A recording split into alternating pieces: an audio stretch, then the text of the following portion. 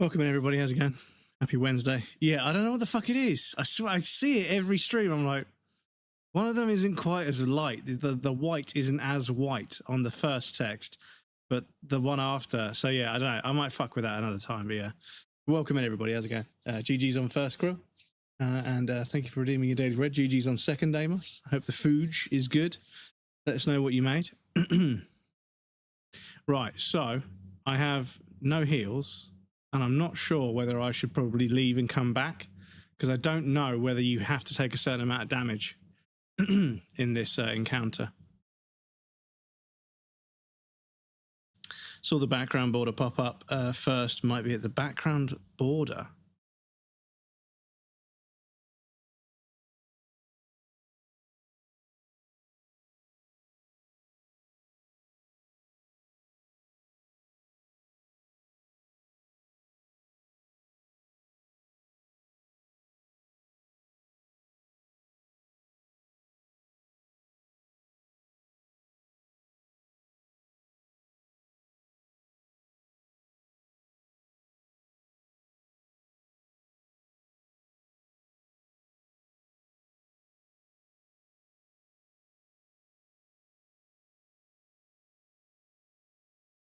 I don't know.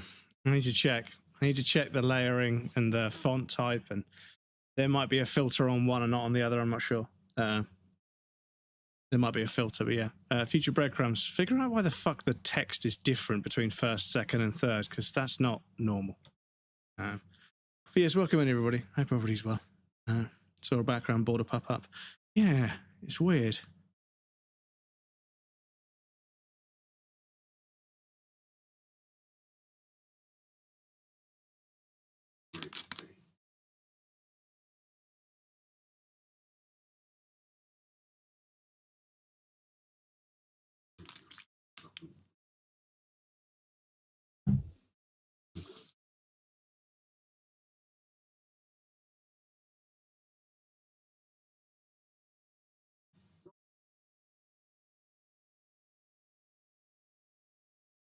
Looks like me while listening to Girl Pop.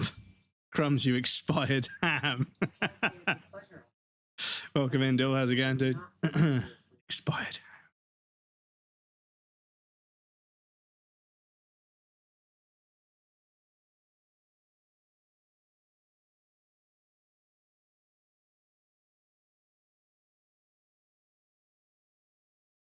Don't cover them? Yeah, no.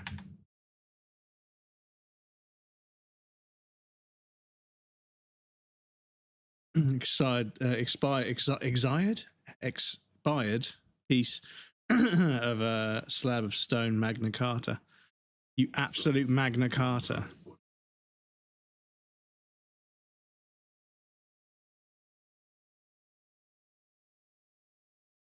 Yeah, no, yeah, this, yeah, no, I need some heals.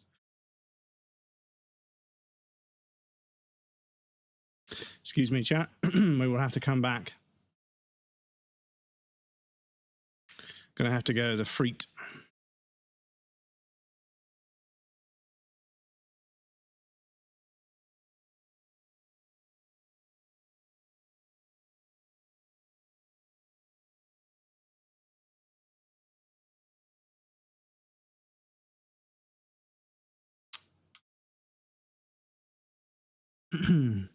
Good, sleepy as fuck for some reason. Maybe shit sleep.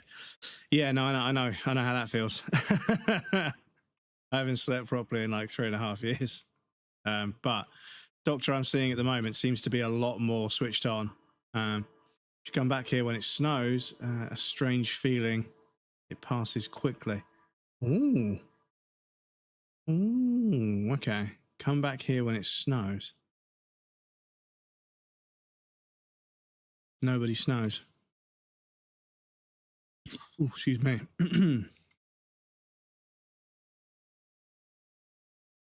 No sound in the game. Oh my god.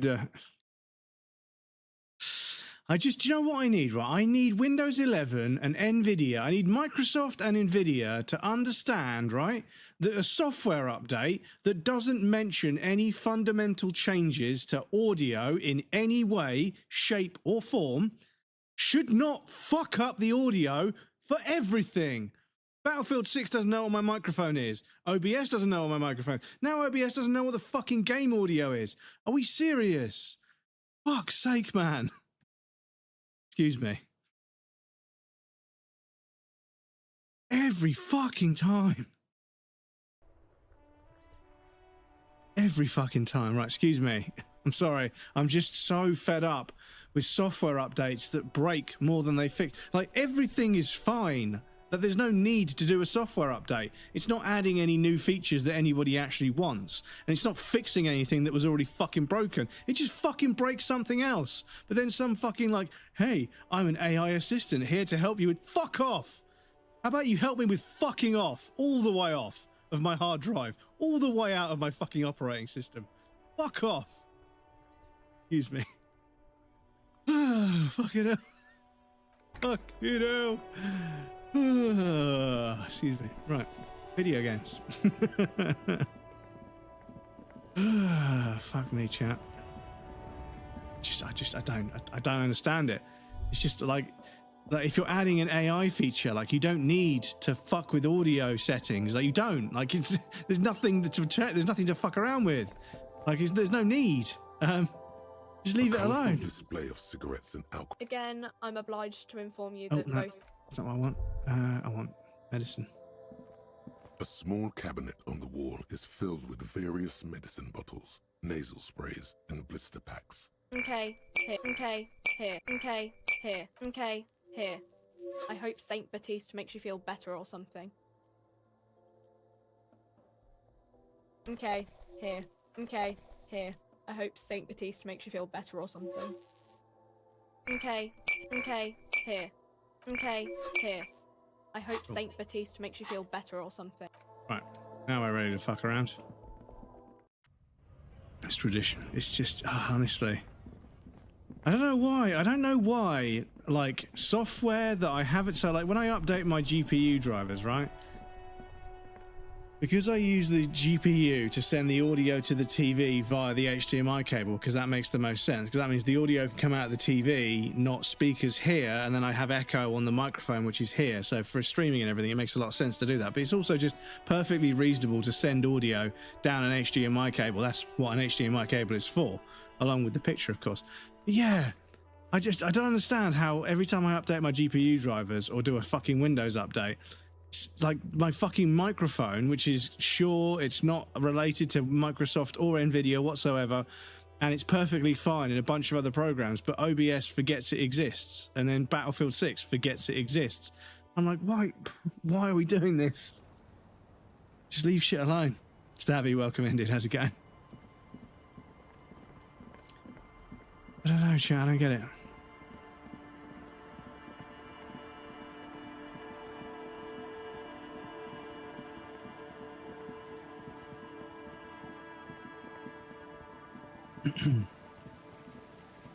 Never update. Wow. I mean, last night I was getting like 80 to 90 FPS in Battlefield. When on a 4080, I should probably be getting about 200, to be honest, like 180, 190. But no, at 1440p, you know, with like, you know, of custom graphics, you know, somebody went on YouTube, went through all of the settings and said which ones actually affect performance. So the ones you want to have turned down to like medium and low. So yeah, I've got all those ones turned down to low, and everything else is just on high because it doesn't make a difference to frame rate. And yeah, I can get like maybe 110 frames a second, so I can't even. Your entire body. Ah shit! I should have saved it. Aggressive white noise fills your skull. A strange pain. Hang on. Did it save just then? 22:59. No, that was a couple of days ago, wasn't it? Sorry, I wasn't paying attention. I need to save before I start the conversation, just in case I fuck something up. Sorry, chat. I'll be with you in a moment. Not many voice acting on that store girl. Yeah, well, they're just a merchant. Yeah, it's pretty classic. God, my voice is giving up already, chat. I have to have the fucking oscillation. Everything's so complicated at the moment. So the oscillation motor on the fan over there broke, right? So I tried to order a replacement. Well, I tried to get in contact with the manufacturer, who were being a complete fucking pile of shit. So Keplin, K-E-P-I-L, don't buy their products. They're a load of fucking shit. Fuck them, right? They tried to palm me off to the reseller rather than, I mean, they're the manufacturer of the product, right? It's their product, right? They tried to palm me off on the reseller, and I was like, are they just going to give me a replacement? So I checked, and the reseller has been dissolved. It was dissolved in February of this year. So I bought it 2 or 3 years ago, and the fucking company that sold it to me via Amazon has been dissolved, doesn't exist anymore. So after them palming me off to them, I fucking went back to them, and they said, oh, what you're going to have to do is take it up with Amazon. And I was like, are you fucking serious? They delivered it 2 or 3 years ago. They've fulfilled their end and their responsibility as the seller. They've delivered the item. There's absolutely nothing they're going to be able to do. So I checked, and yeah, I can't even raise a question or a complaint about it. So I went back to them and said, listen, yeah, the oscillator motor's broken. I go, what are you going to do about this? And they're palming me off. So yeah, K-E-P-L-I-N, Keplin, fuck them. Don't buy their products.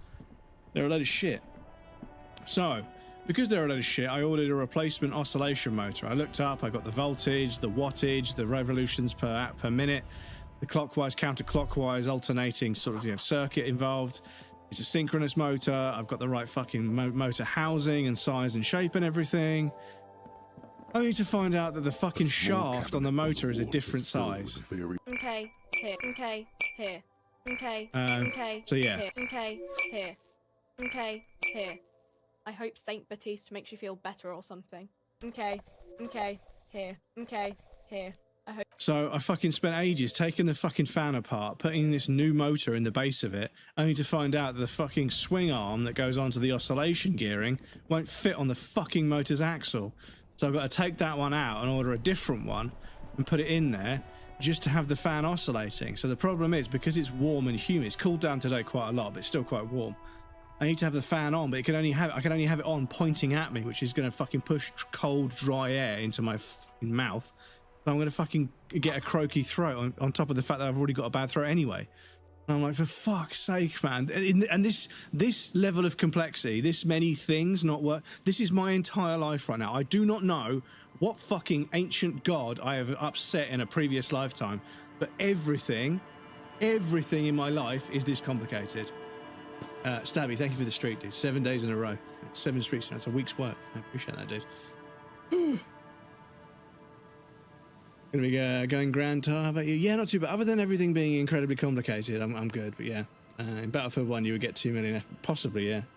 Check Discord, Brummies, Warhammer Lore, Adepta Sororitas are awesome, especially Celestine. Does it still have a warranty? So check if you can sue them and threaten to do so. Well, I'm gonna get in contact with Citizens Advice or Citizens Advice Bureau or whatever. Winter, slow to let go of Rivershore. Flecks some more wet snow from above. The snow falls lazily, making the beach sand paler still, mixing with yeah, I might go to Citizens Advice and say, look, this is the email thread. You know, they're palming me off to everybody and not taking responsibility. The product is only 3 years old. It's only used in summer during the daytime. That is it. You know, and I don't have it on all day. I have it on for a few hours in the hottest part of the day, but other than that, it's kind of annoying. So, you know, I feel like for a fucking £90 tower fan, it's not like a cheap fan, it's like a £90 tower fan. It was highly reviewed, and it is pretty good when it works. It's really good. But yeah, they're fucking mugging me off massively. So I might see if Citizens Advice have got any advice for me as a citizen. Because yeah, if they can say, listen, you know, it's your product that had a 1-year warranty, but based on the sort of, you know, not throwing everything in a pile and wondering why we've got too much plastic waste laws, whatever they're called. You should really replace this item, or you should really fix it.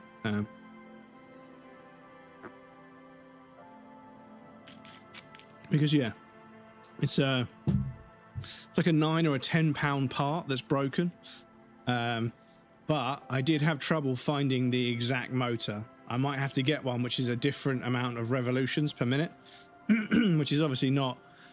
It's not the end of the world, but it will be different. It will behave differently to how I'm used to it, but it doesn't really matter. As long as it works, you know, I can then put it back on oscillate. Because the thing is, I want to be able to put it on oscillate and make it aim at me when I'm across the room.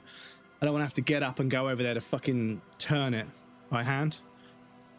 And also I want it to oscillate so it isn't blowing on me all the time. It just occasionally blows the air away from me to cool me down, because that's what an oscillating fan should do. But yeah, it's just one of them. Sue them sounds expensive. Just got to threaten legal action. Should scare them into doing that. Yeah, exactly. This is it. If I could say that, based on what citizens' advice have told me, you are not adhering to regulations about being part of the EU and selling in the EU. You're fucking palming me off on people that it's not their fault. This isn't allowed. You need to deal with it. You know, you either need to say you're going to repair it for a cost or for free, or you're going to replace it for a cost or for free. You know, probably pissed on a native graveyard. Probably do some Warhammer painting, but still here. Enjoy the painting, Stabs. Enjoy the painting. Oh, excuse me. But yeah, this is the thing, and it's like my monitor. I got this lovely new monitor. I want to put it on my desk. My desk is a standing desk, and there's a shelf and a light on a wall mount thing over there to illuminate this side of the green screen. That's all in the way. So if this monitor bashes into that, it's going to break this monitor. And this was like £600, this monitor. It wasn't cheap. So I've got to find a new place to put that arm, and then I've got to move that shelf out of the way so I can have both monitors side by side, because I can't use this monitor for work because I'll burn it in. It's an OLED monitor, and I work with static objects on the screen all the time. And I have a perfectly good IPS, 4K 60 hertz monitor for work that I'm perfectly happy with. I just need to move it along a little bit. But this is the thing. Everything is so fucking complicated. Like the fact I want to get some channeling, some trunking conduit to go across the ceiling to put an HDMI cable, the USB capture for the console, and a couple of Ethernet cables tucked in and nice and tidy out of the way off the floor, so I can then make the floor a bit of a big open space with a vacuum cleaner to just not bump into things. But I've got to fucking do a bunch of shit. I've got to screw it to the ceiling, and the ceiling is concrete, so I need concrete drill bits. Then I need a drill that's powerful enough to drill into concrete. It's just everything has to be complicated. I haven't interacted with anything of any simplicity for such a long time. Everything is so complicated, and it's just, there's always got to be 5 or 6 caveats attached to everything.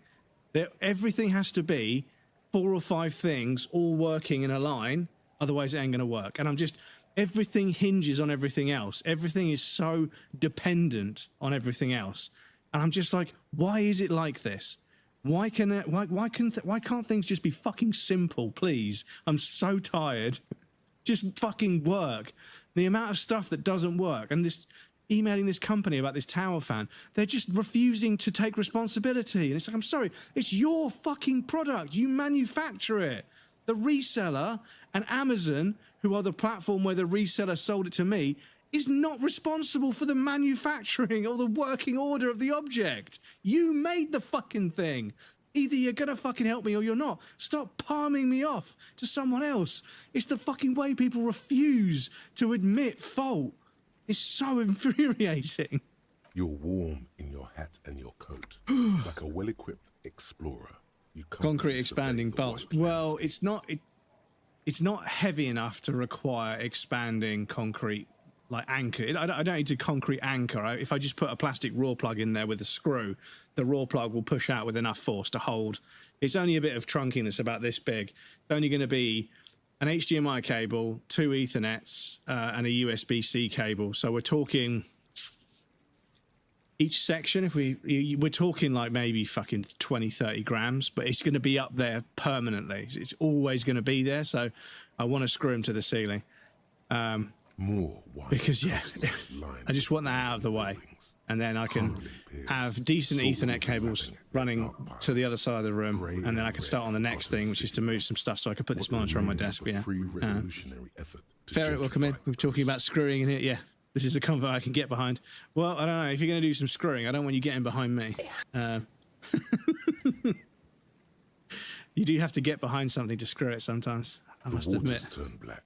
Coal sitting in the shadow of San Martin. A boom. Excuse me. Back when coal extracted from countless shafts. 500k cable expander bolts on my shelves. Yeah, I mean, the TV is on the wall, on a wall-mounted like bracket thing, and the wall is cinder block, and it's not particularly flat. They sort of just built it, and then it's called dot and dab, where you just put huge lumps of adhesive on boards and just push them, and then you sort of make it roughly level. It's not very good. But it's a lot cheaper and quicker than plastering the wall. But anyway, so we had to screw some batten to the wall, and we went through the bracket, through the batten into the wall with these big old fucking 4.5, 5-inch wall anchors that are these giant, great big screws that, yeah, you can like ratchet them into the wall, and they'll break, they'll crack the brickwork if you're not careful, because they're fucking massive, great big screws. But we got it in there, and it's fucking like it's been bolted to the wall for years now, so it's fine. But the ceiling is also concrete. I don't want to destroy it. We had it plastered, so I don't want to destroy the plaster. So I'm gonna have to figure out how I'm gonna make a hole in there. But yeah, like petroleum from the ocean floor and hydropower from not port. No. Everything crumbled. These days, only the weakest remain in Coal City. Their hopes of getting rich linger in the defunct shafts under their feet. Because this structure is only 1, 2, 3. Because it's only 6 stories, and the whole floor plan doesn't go all the way up. It sort of stops and only becomes one side on one end of the building. So because it's only 6 stories, it's just bricks, but it's cinder blocks. But it's a purpose-built block of flats, so it's all concrete, which is good because it means it's sturdy, it means it holds heat, it stops noise. So it is the better way of doing a building of this sort if it's going to be for residences and dwellings and so on. But when it comes to mounting anything on the wall, you need to drill into concrete, which is obviously a pain in the arse. Below the old but yeah, mines, I don't need to drill into the walls very often, so yeah. Rivershaw's underground cemetery. 45 inches, Jesus, that's huge, man. Just asked my missus and she agreed I should marry her. Got about concrete, how fucking durable it is. Yeah, well, yeah, I mean, if concrete's done right, it's remarkably powerful stuff. Obviously, it can't deal with tension, but it can withstand, like, just a fucking absurd amount of weight. Concrete, in terms of, like, how hard you have to crush it to actually get it to fail, it's ridiculous. But if you pull it, it just gives away straight up. It gives up straight away, which is why you put rebar in there. Rebar is incredibly strong tensile strength, but yeah, you can crush it pretty easily. But if you put rebar in concrete, you get modern construction of, like, what most things are made of these days. And yeah, if it's done correctly with enough rebar, yeah, you'll never break that. It's fucking crazy. Like, I've seen, like, in America, proper, like, rebar concrete buildings, and they've got a crane, they're pushing it, and the wall is just doing this. It won't break. It bends like crazy. And it will eventually start to go, and they have to force it, and then one of the rebars will snap, and then it will go. But yeah, they where the Philippian kings were, they're pretty fucking strong buildings. With their doctors and their admirals. Mausoleums. Oh, we wouldn't survive a nuclear bomb. No, probably not. On the double door of the difference between concrete and something else. Concrete and cement. I'm not sure. Is there a difference between concrete and cement? Because, well, I suppose cement's like sand and the brickwork and everything, but concrete is just the fixing and the yeah, I'm not sure. Concrete and cement. Yes, wood is from trees, for instance. Glue laminated timber is crazy strength too. Yeah. Trees, if it can move, but it's like glued together, yeah. That way, is that why rebar is put in there? I thought it was because it helps apply more solid concrete. Yeah, this is the thing: is concrete can withstand the weight of the building, but as soon as it starts to move, concrete just snaps. It won't like give up and go out when you put pressure on it. But if you pull on it, it just gives out straight away. But rebar, like the big old iron bars, they're fucking like really fucking. Well, I mean, I think they're steel actually, but they can deal with a shit ton of stretch. They can like put up with so much force being stretched on them. But if you just put weight on them, they just crinkle and fall apart.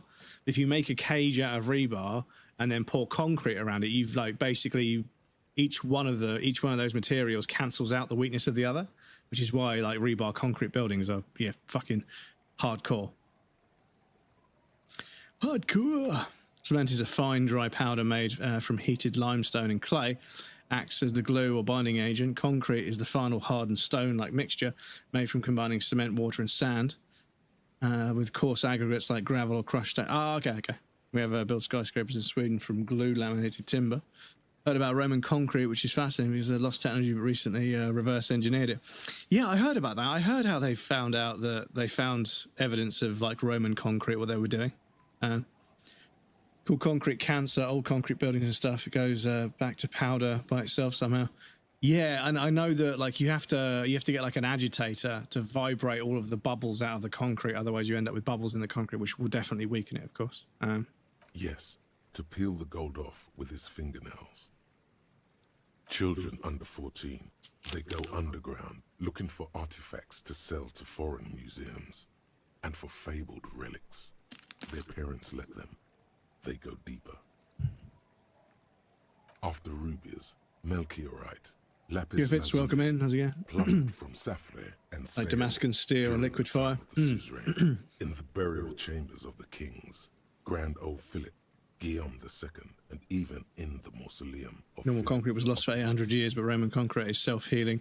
They used volcanic ash.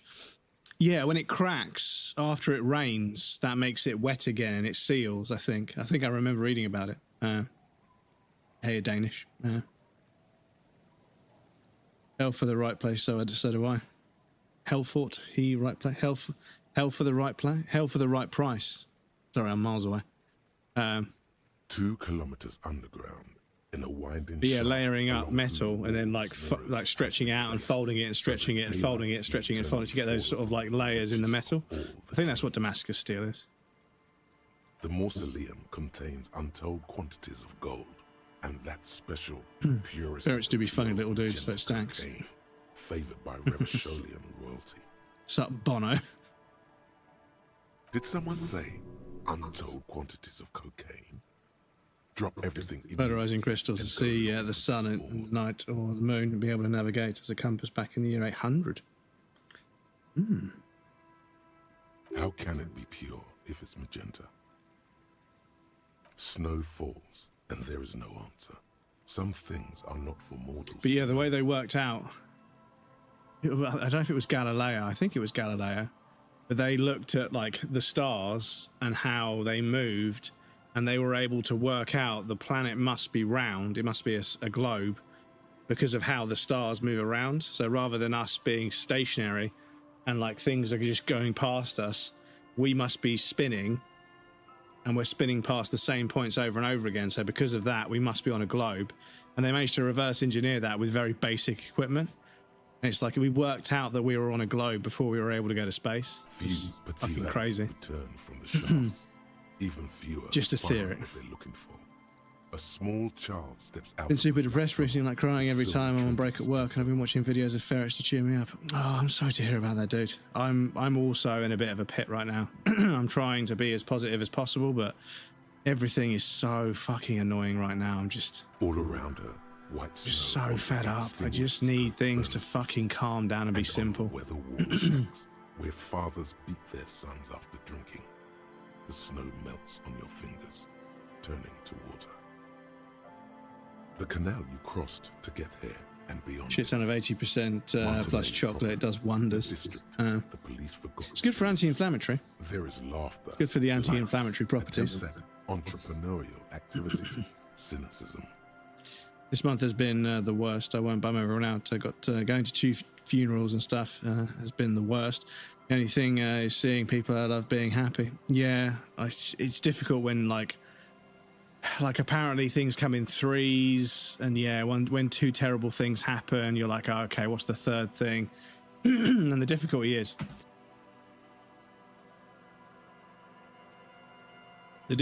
is when your brain starts to become negative and is biased towards being negative, you begin to notice negativity more, and it's such a difficult cycle to break out of. Someone is scraping But snow keep off trying, the brother. windshield Keep fighting. at the roundabout, Keep trying to live every in the day. midst of Keep trying to do which something that you know is going to make you feel better. Even if it serves doesn't, as don't a give up. Just keep doing it. For grade school field trips and a fine perch for winter birds. Well, I added the plus. Activate stem cells too. Ah, okay. Count more advanced than anyone else on the globe. Condolences, Ferret. Yeah, to quote Beaver, you're going to carry that weight. Ferret, that is probably one of the more poignant moments of my childhood when it comes to like works of fiction. And I don't know what you're going to carry that weight means to you. But if you'd like to hear my interpretation of what carrying that weight means, I'd be happy to explain. But yeah, that was it wasn't "See you, Space Cowboy." It was a final message to the people that watch that show. Love to. By reading it always makes me feel better. So, the story of Cowboy Bebop involves a handful of people who have all had something very tragic happen to them in the past. And it's pretty clear based on how they act, how they talk, how they reminisce, how they sort of live, that they are unable to let go of something in the past. And as a result, they are unable to have a future. They are stuck in limbo, right? They're unable to let go of the past, and therefore they can't have a future. And for me, the interpretation I took away from Cowboy Bebop was at the end, Spike, and everybody really, Faye goes and finds her home, and it's demolished, but she lays down in the foundational markings of where her bedroom was to sleep, because she's finally found her home, right? And Spike goes to confront oh fuck me, my brain, my memory is bad and I can't remember anything. Please don't take that as me not caring, but I can't remember anything at the moment. But yeah, Spike goes to face the adversary, whatever the fuck his name was. It's not Knives, because that's fucking Trigun. This is the thing, I remember Trigun from back then. I remember the fucking bad guy in Trigun was called Knives. Can I remember the fucking guy's name with the fucking bird on his shoulder? No. Vicious. That's the fucking one. So, Spike goes to confront Vicious because he has unfinished business with them, of course. Vicious is obviously still part of the syndicate. Spike left the syndicate, so on and so forth. So there's bad blood there, whatever. But he's confronting something that happened to him he's confronting his past, right? The things that happened to him in the past. And when he says to Faye, I'm not going there to die. I'm going there to find out if I'm even alive. Because he has realized that without the ability to let go of the past, he is not living. He is just going through day to day. He's not engaging with life. He's just stuck because he can't let go of the past. And there's other sort of, Ed and everyone else, they all have their own sort of like arcs where they all come to terms with what happened to them in the past and they let go so they can have a future. Ed goes to see their father and so on and so forth. Anyway, at the end of the series, it says, rather than "See you, Space Cowboy," it says you're going to carry that weight. My interpretation is that the emotional baggage, right, the sort of scar tissue, the baggage, that weight that you have on you because of something that happened to you in the past, if you don't let go of it, you're going to carry it. You're going to carry that weight unless you let go. And that's one of the things I've always come back to. When something really bad happens and I think about it all the fucking time and I just can't come to terms with it, I think to myself, you have to let that shit go. It happened in the past. You have to let it go. You have to learn from it as much as you can so you don't make the same mistake again. But you have to let go. Otherwise, you're going to carry that weight and it's going to weigh you down. That's what it's always meant to me. Like all monuments, it's also a warning. 6-story ruins. Maybe if echoes of their love carry through the darkness and of these farewells. Cast a long shadow over the profligate king. Thank you for the bonk. I appreciate that. What's this? Cure Fits gifting a subscription to Ferret. Thank you so much for the gifted sub, Cure. I appreciate that, dude. Ferret, enjoy the ad-free viewing and the emotes, my dude. Enjoy, enjoy, enjoy. Love that quote so much. Grief is the price we pay for love. This is true. This is true. Don't know why reading it always makes me feel better. I'd love to. Is that a cartoon? Yeah, it's an anime. Excuse me. Come on, voice.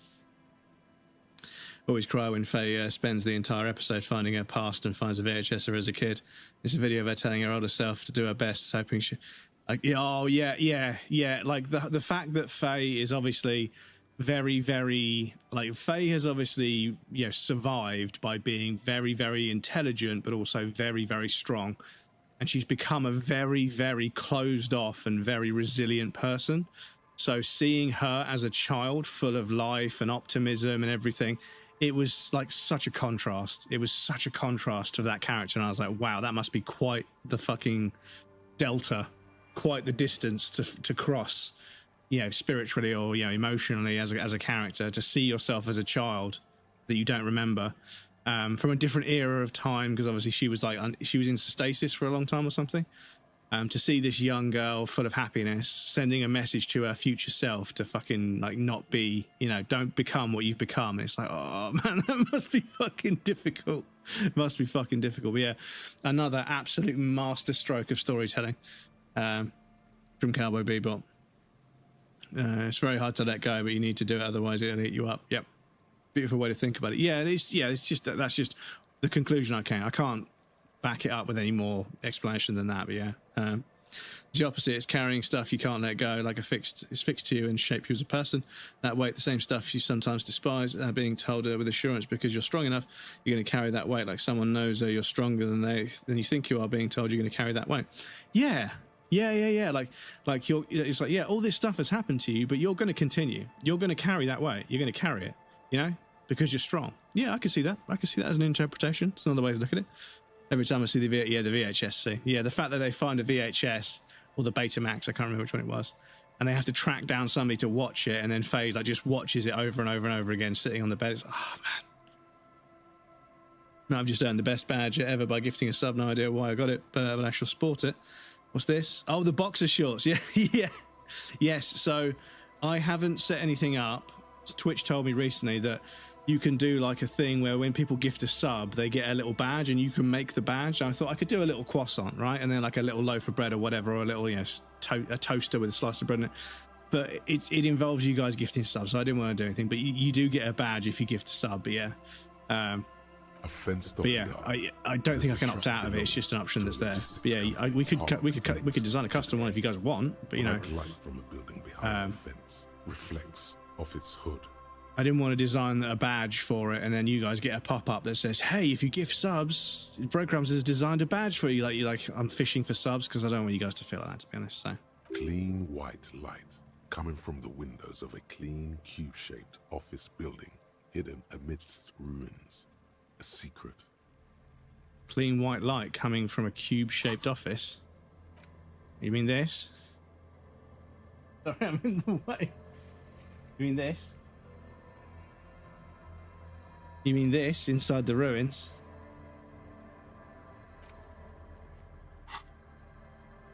The abandoned church, its walls covered with hoarfrost now.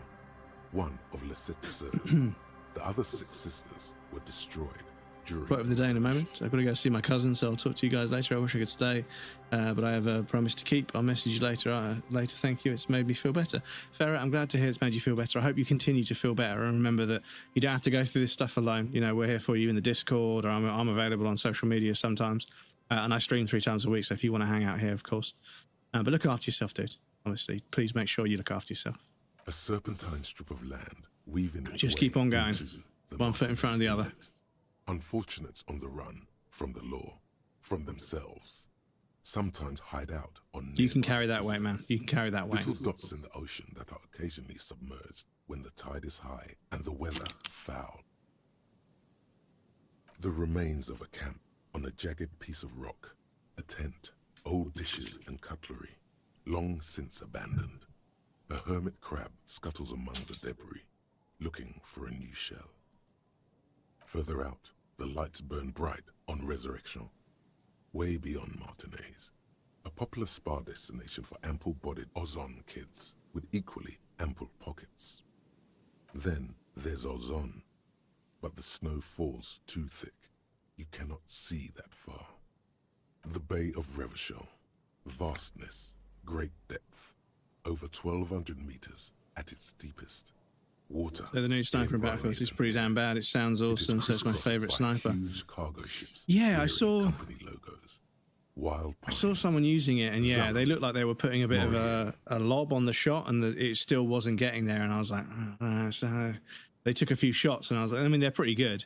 They don't specialize in sniping, but they're pretty good. And yeah, like they were like not able to hit a shot. They were like, okay, I'll just go back to using the mini scout or the PSR or the L115 or whatever. And I was like, and at the fair farthest enough. reaches of the Bay of Revachol, The shadow of bullet the drop and Coalition velocity is warship fine. Really? Yeah, it looked pretty on aggressive. But I mean, the bullet drop is fucking silly for the whole ready game. to unleash They made it artillery so much fire worse. If you were to rise up against the market, But you shudder. I was in. I did all right. 63 for 5. I'll take that. You know, for a crusty old man like me, I'll take that. You know. The raised motorway 881, with vehicles whooshing past one another day and night. Yeah, While but those who reside everyone else was beneath against the bots as motorway well, you know? attempt Everyone to else had the carry same on with their opportunity. You know, lives in that server, the everyone else had the snow same and the opportunity, right? slush. And south of the 881 is the Pox. Was once a park, a place for reflection. And One game at all recuperation time, not for the all time, no. I patients mean, of yeah, the I had a old couple of military matches afterwards that were only like 43 for 3 and 45 for 5 or whatever. But yeah, it felt pretty crispy. It felt pretty good, but killed many children.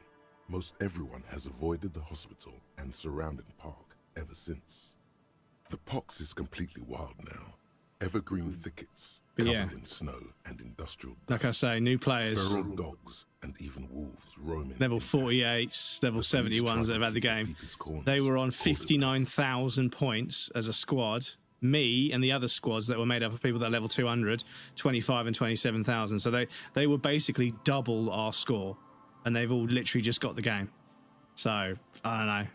I don't know. I can't shake the feeling that something's going on. They're absolutely Heavy drum fucking music destroying dooms lobbies, and I'm like, hold up it just in seems the a bit old odd. military hospital, hoping to find something. Go back to Battlefield 1 like I suppose. Nah. Hastily abandoned Friend discovered this by going to Battlefield profiling game, and apparently my highest kill game is 120 or something. Don't remember it at all. Yeah, I mean, I've broken 100 a couple of times. It obviously doesn't happen often, but yeah. I think I might have moved all the screenshots, to be honest, but I don't know if I can view. That was 69 for row. Yeah, like squads full of people that are level 20 that got the game that day, you know, and they were like, what, 46,000, and like veteran players in a squad were getting 30,000, you know. 59 and 0, 62 and 2, 41 and 0, 32, 53 and 0.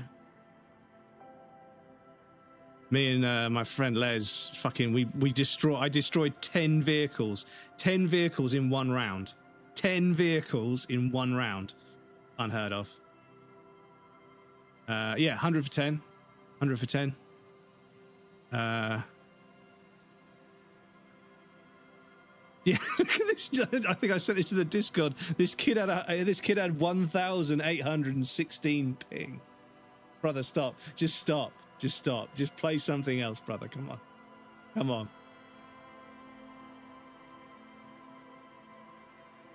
Couple of victories in there, but not many, unfortunately. But yeah, I've broken 100 a couple of times. A line of motor garages with armored carapaces hunched in the cold. A mechanic is hard at work, patching up. About no road, you can play Battlefield 6 for free right now. These are Yeah, the and you know what? 41. Snow settles on the roof of the repurposed silk mill. It serves as your station. Shivering RCM personnel hurry in and out of the main entrance. I did the update, right? And I jumped in and I couldn't get into a server. It couldn't find 8 people to play the aeroplane mode. And I was like, so it's a themed DLC. There's an aerial domination mode, which is all aeroplanes, right? They've got the 2-seater aeroplanes for us to test out. Surely there's servers of people playing this game. It's 4 or 5 people queuing for like 2 minutes, and I just decided to quit and play something else. And I was like, what is going on? How are we not filling servers? It's crazy. The snow continues to fall. To the west, the ocean swells. Fucking Mars. Yeah, I don't know. Brother's playing on fucking radio waves. Well, actually, radio waves will probably have really good ping, to be honest. The guy's playing on Bluetooth or something. Can we ban Krill? No, we can't ban Krill. Krill's been here for fucking years. The stairs descend to Central General. A man named Cooklove Shut it, has a stop. snow-covered stall there in the market across the bridge. He sells kebab infested with fly larvae to your colleagues who believe eating it will make them immune to food poisoning. Snow falls on the utility district, the library, the florist, the Sarah Mauritian restaurant that offers homemade wine, and also on the brothels and drug dens, and the chop shops of the Zemlyaki. All of this built around a lake that formed in a 7 Stream strike. Street Krill. At the Thank you very center much. of I this appreciate lake, that, dude. there is a little ship. There are lights at the bottom of its hull. They are lights directed toward the seafloor, looking for something, like whiskers. A chill comes over you, crawling down your back. The sand under your feet is wet. Somewhere in the south, tarpaulin Bono Bones flap in would the break. wind. Bono Bones. Near, snow falls into dark water. Never broke a She bone. prays, There's a Reddit, though she never doesn't broke a believe. bone. There And is there's always a hum bunch of in people the like, air. whenever somebody breaks a bone, everyone's like, salutations, brother. Like, you know, thank you for your service. We'll miss you. That's all. And there was a female influencer who found r/bald, like for balding men. And like, there's men that are losing their hair, and they post a picture like, "Is it time?" And they're like, "It's time, brother." And there's that meme with like the two guys, like one guy's putting his hand on his shoulder, and someone's redrawn them to have no hair. Like, "It's time, brother," and they shave. Then everybody is supportive under it. Like, look how fucking handsome he is. God damn it, it's glorious. And there's loads of men being really supportive. And this female influencer found it and was like, "This is such a weird niche corner of the internet, but it's kind of wholesome." I was like, "Yeah, it is." Like, there are some subreddits that are incredibly wholesome, but there's also some really fucking shitty toxic people on there now. It used to be a little bit more underground, so you only got kind of like online, sort of chronically online, about 90s, 2000s chronically online, not like now. You used to get people that spent a lot of time online, very autistic, but yeah, there was a vibe to it, and there was a way it worked. There was a sort of a meta to how Reddit worked, but now it's been kind of a bit popularized, and you get a lot of people and just not understanding that different subreddits, they have their own vibe, and you can't just barge in. But it's the same with streams, people barge in. Nick Fist, welcome in. How's it going? Greets Breadcrumbs, have you done voice acting for any games? I play Walking Dead. Mike Michonne. There's a character who sounds exactly like you. Had to come and ask. Absolutely, he really should. There's a character called Michonne. Am I about to get massively? I swear to God. I swear to God, if this is a troll, I'm gonna be fucking furious. I'm gonna be fucking furious.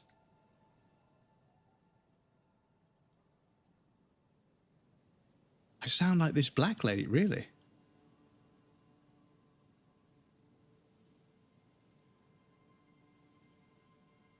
So is it the Walking Dead games?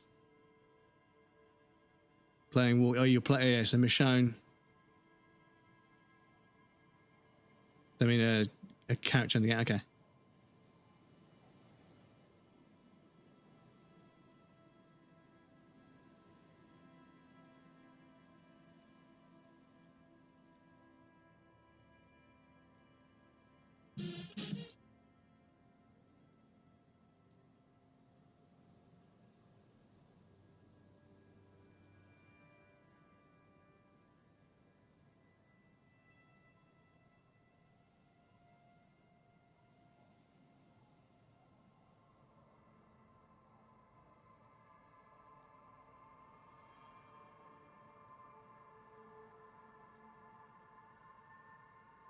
Which was Michonne?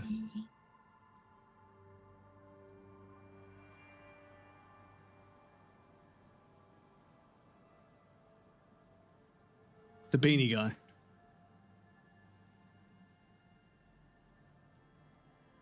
This guy.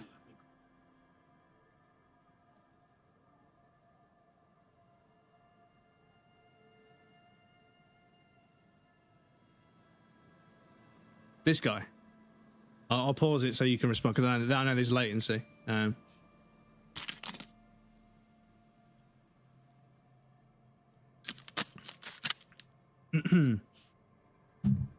You're deaf, sorry to say.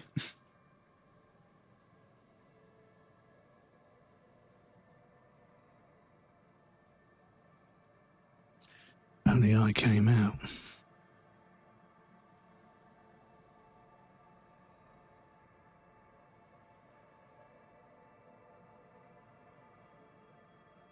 And it got my brother killed.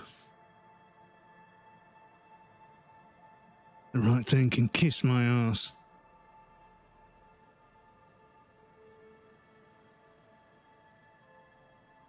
A ways up the coast. So he's got a little bit more of a Cockney accent than I. He's got a bit more of a Cockney accent than I have. But yeah, he's obviously just a British guy with a voice. But yeah, sounds 20%-ish. Sounds like somewhat. Yeah, I think I can hear it, but Crumbs is not that calm. Yeah, I'm not fucking relaxed.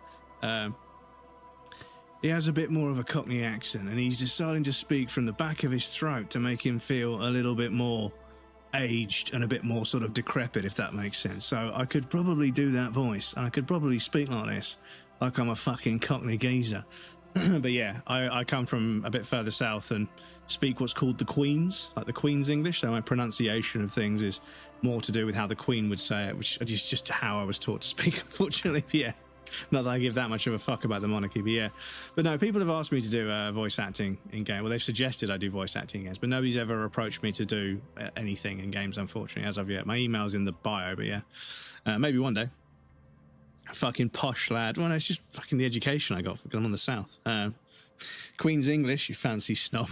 Anyway, speaking of other things that that yeah haven't happened, well, you know, actually no, I don't know. So I can't segue. We've got an ad break coming up. I can't segue into it. I don't know. My brain just went blank for a second.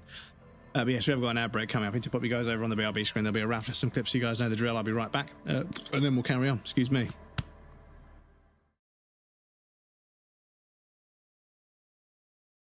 From spoiling those who haven't played, are you going to do a different ending this playthrough? Yeah, I suppose, because I mean, I thought that if you gave them your heart, the very next day they'd throw it away. But no, I thought if you gave them your heart, that would just end the game, and you know that was an ending. Here's a pupper. Look at a little woofer. Look at this. Oh no. No, that is bad. That is bad. Sam, your cargo has suffered catastrophic damage. You Whoops. can't complete the order. Whoops. Whoops, whoops, whoops.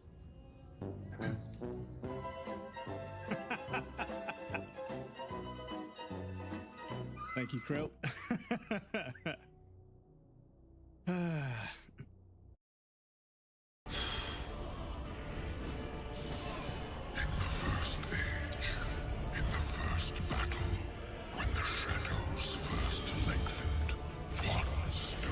Fuck off!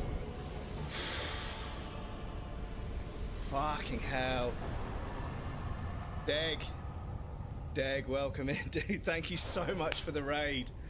Fuck, Bambi. That was for you. Sorry, that was for Bambi.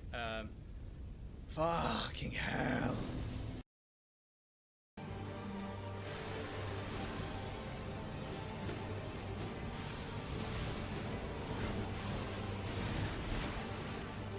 Holy shit, chat. Clip it. Clip it. Dr_James_the_ Yorkshireman says, have you heard of the Rick Astley paradox? You ask him for his copy of the film Up, but he can't give you up. But then he will let you down.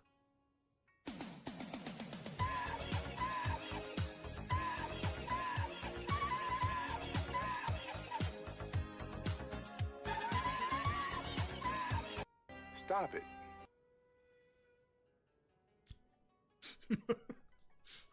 Thank you for the GTS. Can I link something that'll help you out? Yes, because you're a VIP, it shouldn't time you out. If it does, I'll just remove the timeout, so don't worry.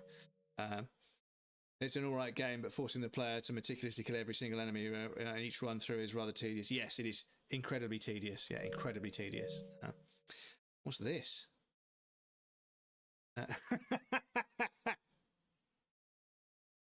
Stop it. Do we think it's long enough? Do we think it's long enough? I don't think Stabby's here, but yeah. What a thrill. When darkness and silence in the night. What a thrill. Searching, I'm melting to you. There's a fear in my heart. For yours. No, I won't. I won't. I won't spoil it. My voice is kind of croaky and I can't sing, so yeah. Supreme. I give my life. No, I won't. I can't. I can't. I'll ruin the song, so I won't. It's tempting. It's tempting. Do you mind? Hang on. Can I? Is this a shortcut? Welcome back, everybody. Thank you for your patience. I appreciate that. 6-7. Right. Excuse me. YouTube is live, but nobody cares about YouTube streams. If you're a small creator. Layer upon layer of sand, poisoned with industrial runoff, the storm drainage, hidden bunkers. Turkle, I need you fucking sweet. I don't speak Spanish. Wonder who Stabby sounds like. Maybe the crazy Irish guy in Braveheart. I can imagine what Stabby sounds like, but obviously, if I ever met them, their voice would probably be a bit different. But my art, and yes, Father, I'll just tell them. Father tells, do not change the subject, just answer the fucking question. Someone stuffed a big old polar anorak into a concrete pipe. You passed the marmalade. You want me to do what? You would probably never happen across it, but who knows? Did I save it? Or which profile did I? Profile did I come across it?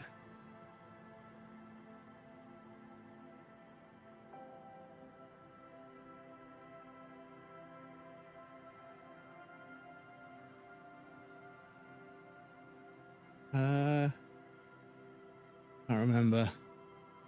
It was this profile on my other one. I'll try and look for it on the break.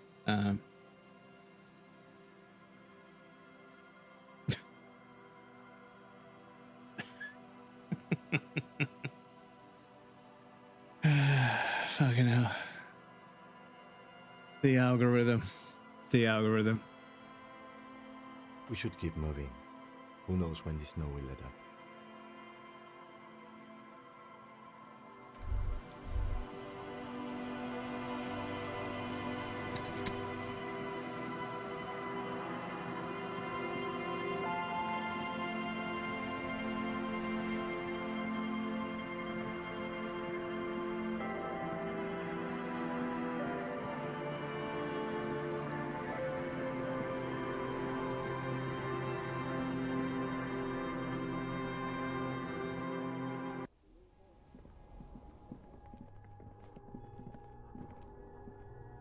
But yes, a handful of people have mentioned that I should do voice acting work, and I was like, I wouldn't be against it, but yeah, I just don't know if I mean, I've been unwell for quite a while, so my voice doesn't sound as nice as it could, I would admit.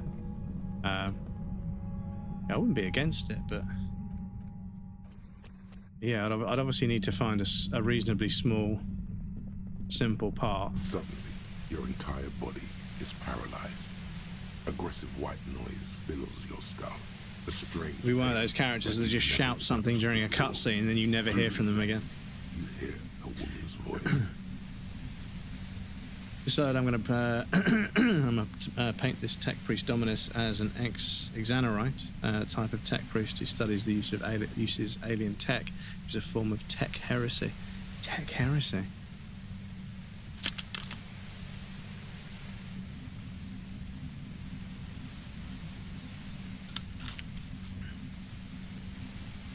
What was that Warhammer game that came out not too long ago? And there was somebody online who had like a voice changer, so like the proximity chat, and he was doing fucking California Girls Were Unforgettable, whatever it is, by Katy Perry. It's like a Daisy Dukes Bikinis on Top, whatever the fuck it's called. But like with the sort of like robot voice. In Space Marine 2. I know you're feeling pretty uncomfortable right now. Don't move too much or fight it. That'll just make it worse. Can't say it's a pleasure, officer. I was really hoping not to make your acquaintance. But here we are. As she says the word officer, you think nobody. That's not going to help. You can't shield yourself from this. It's an entire... Because I was going to say, I mean, Helldivers 2, like it looked like it had all the components for like doing like a Warhammer game, but then Space Marine 2 wasn't that long ago, was it? So don't focus on the pain. Focus on doing your job. Tell her she's under arrest.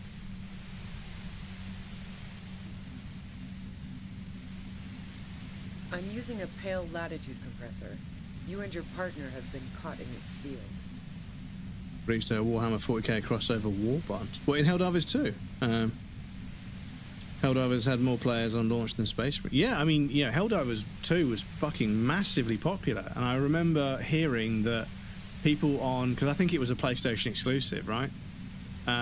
People were saying, like, we need more players. Like, can you port this game to fucking Xbox so we can have some more people to dive with? I was like, the only time you're going to hear people on PlayStation asking for Xbox players to be included. For democracy. It's great because it gives you the Astra Militarum gear, Guardsman gear.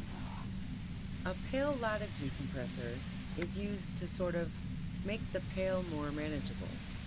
With a lot of these, you can force a radio signal grid on the pale, literally crunch the distance across it. Signals are relayed across a series of repeater stations fixed to buoys. Not a fun job manning those stations. All alone out there in the pale, people lose their minds in just a few years. So, what we are experiencing is a concentration of radio waves. Precisely. This is an industrial strength paraboloid. It's meant for forcing dimensions on something that doesn't have them. Needless to say, the frequencies used are out of this world. At the upper limit is the large prime number generator station. It's used specifically for pale latitude compression. That's why you may be hearing some numbers. But you might also hear, or think you're hearing, local radio chatter. The pale? It's the end of the world. I built it myself. And she's proud of it too, as she ought to be. This is way beyond your abilities. But yes, it did cool down today and it did rain all morning, which was kind of nice. That's illegal. I'm guessing it's patented. But we are beyond that, aren't we? Oh yeah. Way beyond. No. Once I shut down the compressor, the pain will end. It may take a few minutes for you to steady yourself, though. It's a bit like waking out of a very confusing dream. Oh, I have those all the time.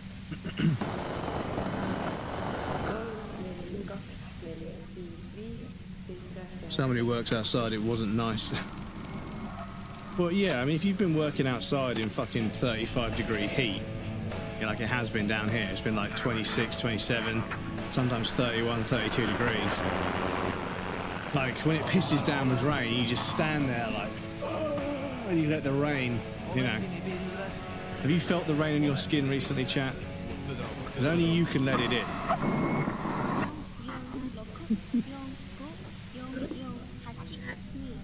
Yeah, I stuck my head in there before using it on you. It seemed like the ethical thing to do. Can't say that I enjoyed it.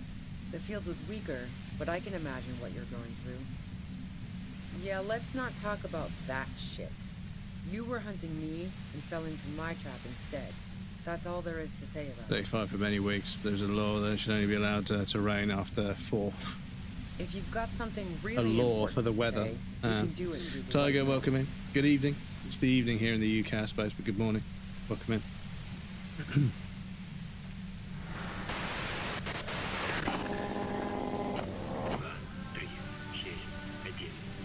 Don't touch that dial now. We're just getting started. Then this. God damn it. Fine. If you really want to talk, I can dial it down. I've also got a gun, by the way. She's carrying a 2-barreled front loader. Remain careful. Well, it doesn't feel much better, but you can form sentences now. Thinking doesn't seem to hurt as much. I heard you in the passages, and I've been preparing for quite a while. Blame late stage meteorology. Well, yeah, this is the thing, is that, like, I've got friends that are brickies, and, like, they'll be, like, 2/3 of the way through the day, like 1,000 bricks down. And it'll start to fucking piss it down. They've got to throw tarps and shit all over the fucking wall because it hasn't set yet. You know, and they could fucking lose, like, you know, if they're getting paid by the course, you know, if they've done, like, 20 or 30 courses, cracking on really early in the morning to get it done before the weekend or something, yeah, they could fucking lose like hundreds and hundreds of pounds. So you found my shack, huh? I'm not surprised. So nice. That's one knife I didn't want to find in my back. I was, before I caught you in the pale latitude compressor. I'm fine now. No, I didn't do it. I only helped stage the lynching, though I doubt that makes much of a difference to you. Who ratted me out, by the way? Was it Titus? No, he wouldn't have broken first. Oh, well, I guess I always knew she was a survivor above all else.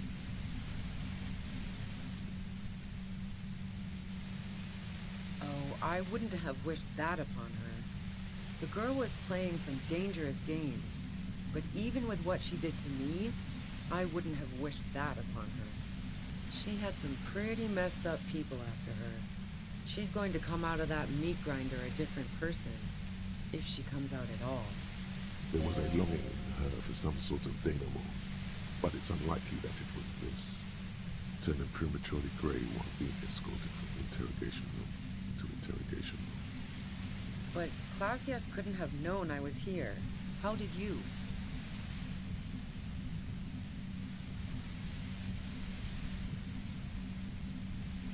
Oh, fuck. Took some convincing my ass.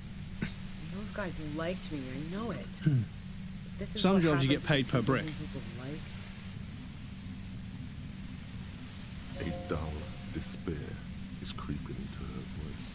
But there's a bit of a shift going on because people aren't learning how to be bricklayers, and obviously the old guys are starting to retire. So yeah, well, this is the thing: is that like a bricklayer, sometimes they're done by the course. So like when you've got like a row of bricks, that's a course, right? And sometimes they're paid by the course because if you finish halfway, you haven't finished, so you can't then lay the next one, right? But yeah, sometimes they're paid by the brick, or they work it out by the brick. They work out how much they get paid per course, and they say, so every brick that I lay is worth £1, £2, £3, whatever, you know? And if you're a good brickie, like if you're quick and also accurate, if you do clean, good work and you're quick and you're not like a massive cokehead, you can earn really good money. Once people trust you and know you work quickly but efficiently but also very well, you can earn some pretty good bank. But obviously you're working outdoors and it's physical, right? You're constantly fucking using your shoulders all fucking day, so you are going to fucking wear yourself out. But some brickies get paid so much they can pay someone else to hod for them, and the hod is like this thing that goes on your shoulder and you stack loads of bricks up on it and you climb the ladder with this hod.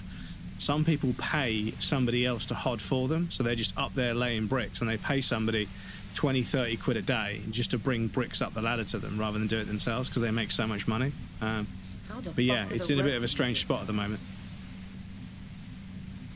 Polish people would be earning bank with that. Oh yeah, loads of fucking trades, loads and loads of building sites, loads of tradies, Polish, Estonian, Eastern Europeans in general, but also Spanish, French, German. Like there's loads and loads of guys that know how trades work. They don't speak English very well, but we need them to build buildings and to build roads and to do all sorts of stuff, you know. And there's obviously certain skills that transfer across. Like, you know, there's a shit ton of plasterers that don't speak a word of English, but you pick them up from where they live. You know, you phone them and you say, yeah, are you at home? They're like, yeah, home, I home.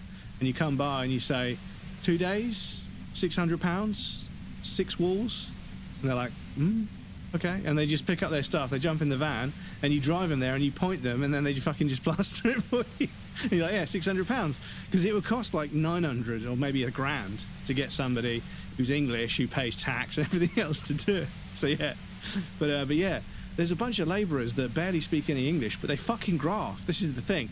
I don't give a fuck where you come from. I don't give a fuck what your skin colour is. I don't give a fuck what God you pray to. I don't give a fuck what language you speak, where you come from, whether you're an immigrant or not. If you graft, you graft. Simple as that. If you earn a living, you earn a living. You're contributing. That's all I give a fuck about. And yeah, they graft. They fucking work. They're fucking nuts off, man. A lot of the Albanians work fucking hard as well. But yeah, like I say, you can't give them instructions, but plastering a wall is plastering a wall. Plastering a ceiling is plastering a ceiling, right? But yeah.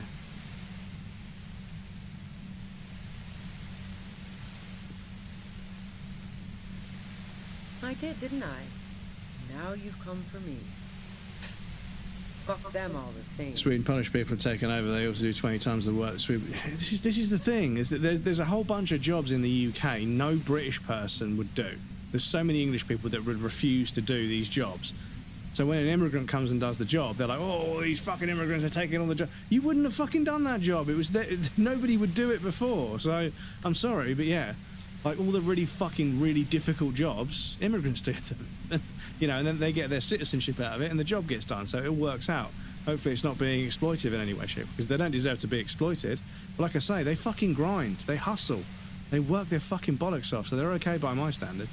What pisses me off is right-wing people who are on the fucking dole. They've been on the dole their whole fucking life, saying that the fucking immigrants are taking their jobs. You've never had a job. You've never even fucking applied for one. You've been on the dole your whole fucking life. You can't talk to me about fucking earning your keep. But anyway.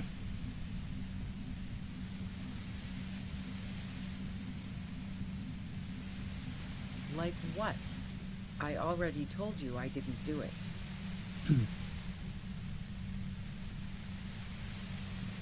Swedes have our culture where it's like, oh, at 9 o'clock we lay down all the tools and go for coffee for 40 minutes, and then lunch at 11, and then another coffee break at 2 o'clock. Yeah, that's why it takes 2 to 3 days to get packages out of Sweden. Immigrants tend to work a lot harder than locals, in my opinion, because they feel like they have to in order to feel worthy of living here. I don't know the word so much use, worthy as a place. Yeah, the thing is, they want to earn citizenship, they want to earn a living, and the thing is, they work just as hard when they were in their home country, but the economy and their prospects were fucked. So they'd rather come here and work hard here because they know it can turn into something, even though things haven't really panned out that way over the last 10, 20 years. There's no houses, everything's way too expensive, so you know, it's difficult. Everyone starts to blame everybody else, but ultimately it's just the government, and the fucking financial sector hasn't really regulated itself properly. Or the government hasn't regulated a lot of the big corporations, and they've kind of, you know, either charged way too much for everything for too long, or they've just fucking bought all the supply and refused to sell it or rent it to anyone. But yeah. Hit level 900 in Fort before the season reset tomorrow. GG. 8 more achievements and Fort is 100% complete. GG. Funny thing in Sweden, nobody blames Polish, Turkish or Asians as immigrants, not even the neo-Nazis blame them. So yeah, I mean, obviously I did a bit of reading, and obviously after World War II, Sweden adopted, and this is just, I've never lived there, so I can't say with any certainty, but what I read was, after World War II, Sweden had a famously laid back, or notoriously laid back, open door policy to immigration because of a labour shortage, which is what started a mass wave of immigration. However, that did change recently, and there was a massive drop-off of immigration, but a bunch of the things people said were being caused by immigration continued to rise because of the change in how they were recording them. But yeah, like apparently the thing with Sweden was immigration is a problem now because back in the day they had nobody to work, so they had loads and loads of immigration to do the labour, but obviously that means you've now got lots of people from other parts of the world that have family in Sweden, who obviously are able to seek refuge, of course, but yeah. Because of post-Nord, because nowadays Poland has even a higher nominal GDP than Sweden, crazy enough. We also look at the SS soldiers and taught race biology theory to German. Yeah, it's pretty gross stuff. Pretty gross stuff. I didn't like him. Hardened mercenaries aren't particularly likable types. Yeah, this is it. Is that, you know, there's a whole bunch of work that needs to be done, and sometimes immigration does that work, and people refuse to accept that, but it's true.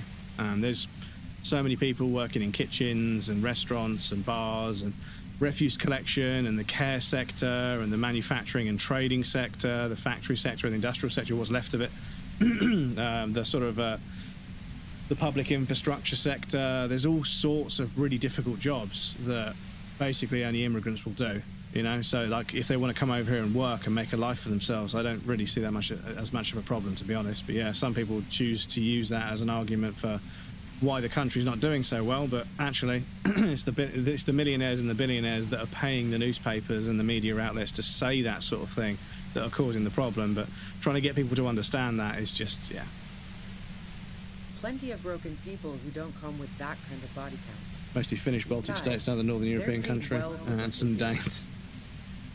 But yeah, like I say, obviously after World War II, there was all sorts of movement. I won't call it immigration, but lots of people moved from various different parts. Because obviously during the war, they moved away to get away from it, and they moved back afterwards. So there was loads and loads of movement going on after the war.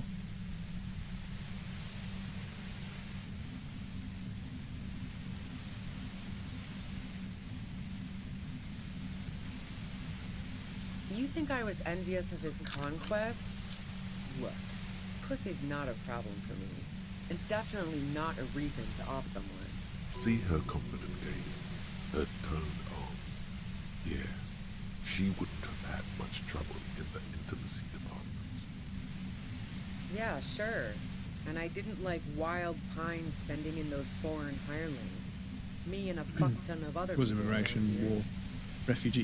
Yeah. Well, you got immigration, you got migration, you got people moving around. So you could call it migration, you could call it refugees, you could call it seeking refuge or whatever. There's lots of different descriptors for it, but the ultimate thing is that you had lots and lots of human beings moving from one place to the other, and then moving back, or maybe not moving back, maybe moving from there to somewhere else. And yeah, obviously war of that scale, it does change the world, obviously. Neighbour is so sweet, she bought a boatload of baby tomatoes. Baby tomatoes, chop them up, olive oil, salt, pepper in the oven, cook them, make them nice and soft. Chuck them in a saucepan, smash them with a potato masher, a little bit of olive oil, a little bit of water, stir that up, give that a nice simmer. Chuck that in a receptacle, chuck some beef mince, and then some chopped garlic in the, chop up some garlic and put it in the sauce, but chop up some garlic and put it in the pan, give that meat a good cook. Take the meat out, put the sauce back in with all the juices and everything from the meat, stir that around, get that simmered. Chuck the meat back in, stir that around, get that simmered, and then yeah, you can add a little bit of cream if you want to thicken it up. I don't think you really need to. And yeah, lovely stuff. Ooh, lovely stuff. I was with the boys the whole night. I hope Lisa they at least angered bothered Lee to yesterday. address She that told him his part. food wasn't as good as the Korean. Oh, the guy across the street. Do you think she was deliberately stirring shit? Do you reckon the Korean guy told them to say that? You mean the length of a toilet break?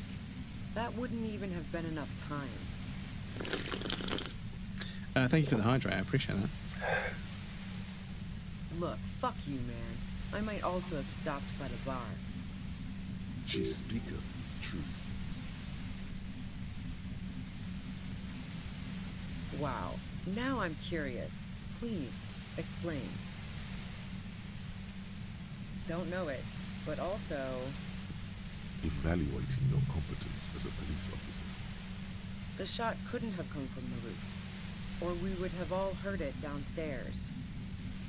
She has a point there. No one mentioned.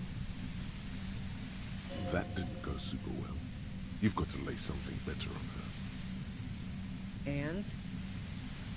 The gun store. Trigger Happy Jacks. What did you think? That I'm going to squeal on my gun supplier? Sorry, I'm not that kind of gal. Sure don't. The breech loader? No. This is such a wipeout.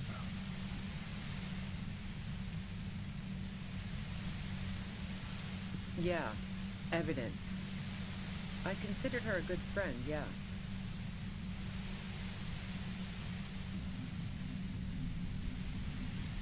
Oh, so that's where you were going with this. That's a very sentimental way of putting it. We both had pasts we didn't want to catch up with us, and we enjoyed listening to music together. Why not go on a road trip? The lieutenant watches her expectantly, occasionally shaking from the pain. Okay, fine. I was into her. Clausy was into me too for a time, I know it. We even fooled around. I think she could have done it. She probably But yeah, picks up after my that, banter. I thought maybe we could make a go of it. Clausia only said they maybe kissed. Someone is lying here.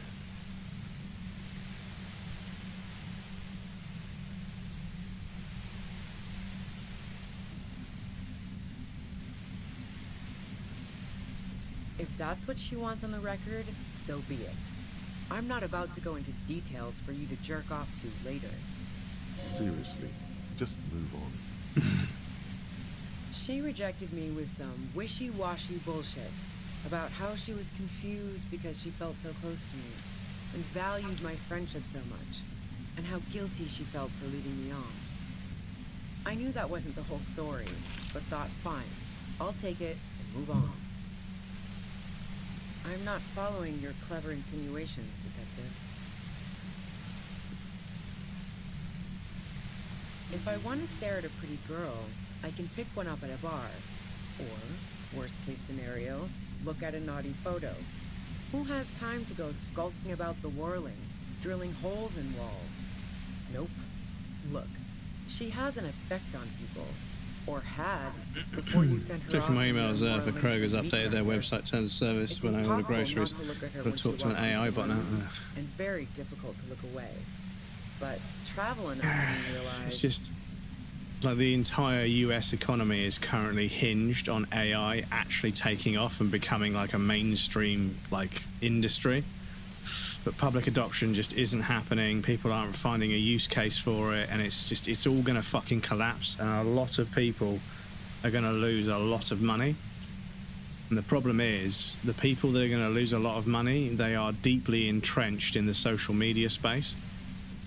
And that means that when they start to lose money, they're going to start attacking people in various different ways. And the amount of misinformation and right-wing bullshit that's going to hit the internet when these guys start losing out, it's going to be fucking for brutal. the same reason that she's everyone's type as an object of desire, she's not irreplaceable. Yeah, one time when we'd both been drinking, I said some heated things about how dangerous her patterns with men were. I was a little worried she'd blow it out of proportion in her head. All the He's drugs a she new was law doing that to make you feel like EU you're living peeps in a need to DeLorean cut water tragedy. usage by 10%, but AI data centers is going to get water, electricity, and land access before humans. This is the thing, is that we were so close. Like, there's so many parts of the world were becoming way more not actually carbon neutral, but they were working towards long-term goals to become carbon neutral over a long enough period of time. Now, I'm not naive. I know that England is very green because it orders everything from China that's not very green.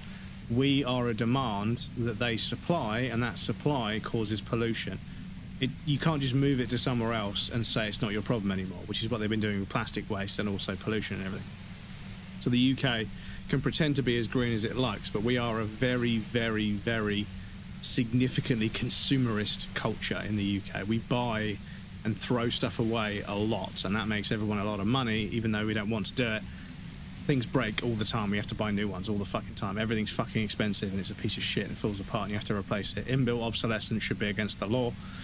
A product should last for a reasonable amount of time. You should be able to expect that when you buy something for a certain amount of money of a certain sort, it should last for a certain amount of years, and if it doesn't, the manufacturer needs to be held accountable with higher taxes and also, fines or whatever, if they aren't willing to sort it out for the customer. And then suddenly you put the onus on the manufacturer to hit these targets, and you incentivize something else. But at the moment, you go out and you spend 250, 300 quid on a washing machine, it lasts for 4 years.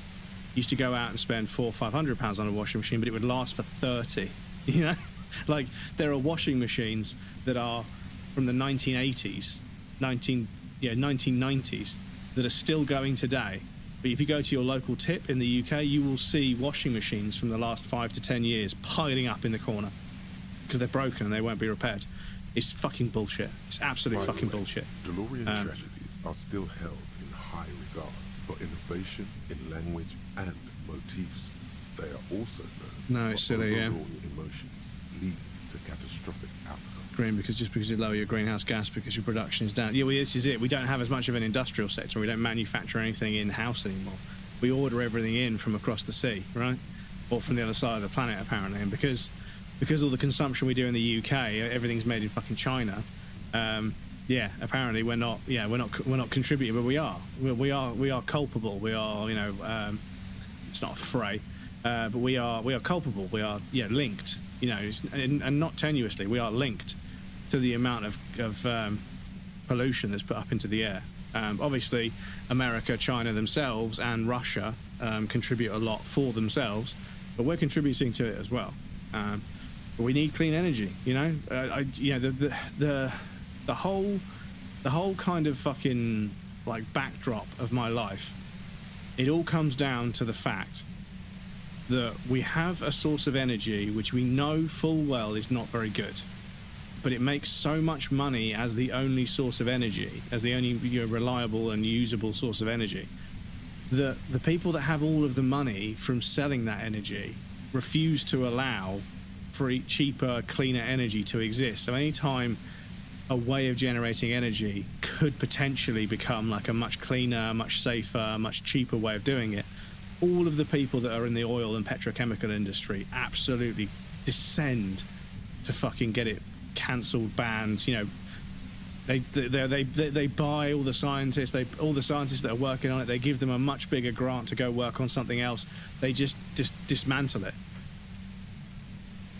because they've got like warehouses full of barrels of oil, millions and millions and millions and millions of barrels of oil, and they want to sell it. They want to sell it at the price that they get for it.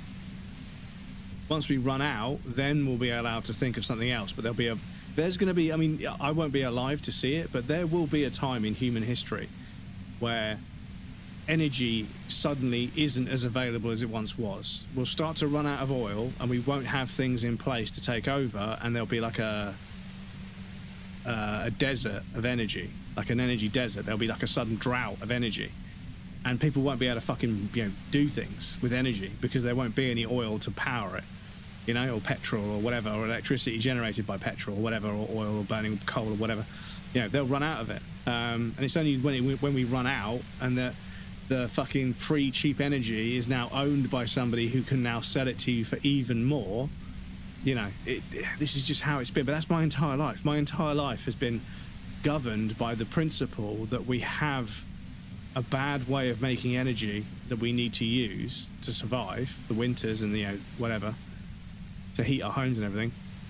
Like the energy we need and we use, we make it in a way that's bad, and we know it's bad, but we refuse to do it better because money. And it's just that's it. That is the punchline of my life. I'll be dead and buried in the ground, 80, 90 years old, and they'll still be fucking trying to find ways to stop people creating energy in a cheap and easy way that's less pollutant. They'll still be using oil when I'm gone. Even if the summers are fucking 50, 60 degrees and the winters are fucking minus 10.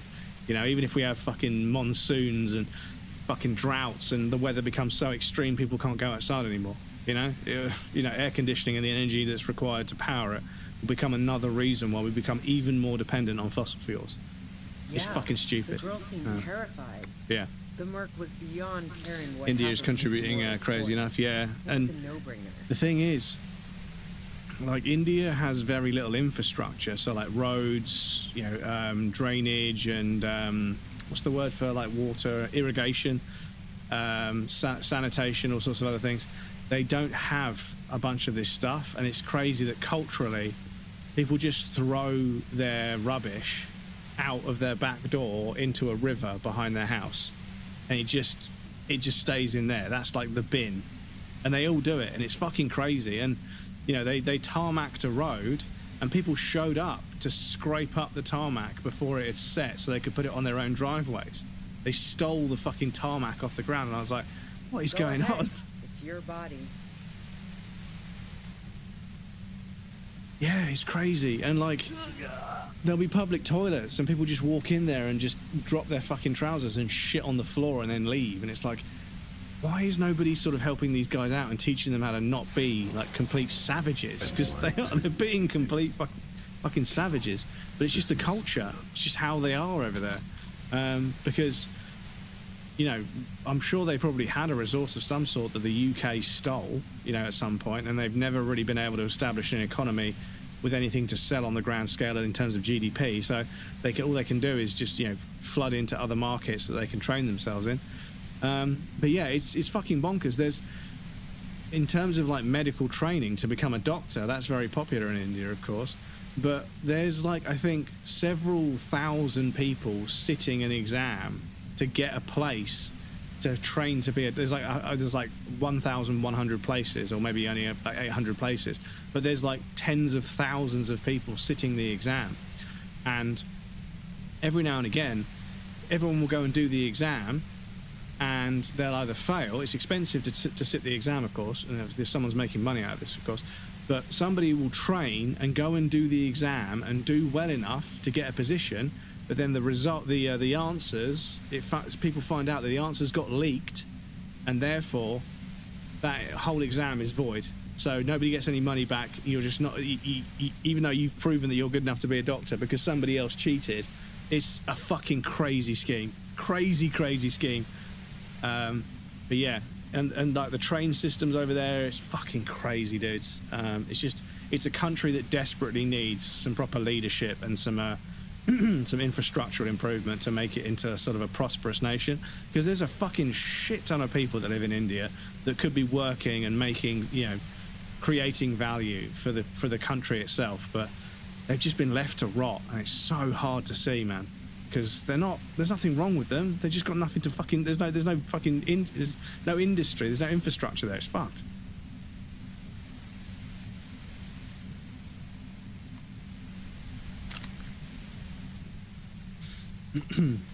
They don't care.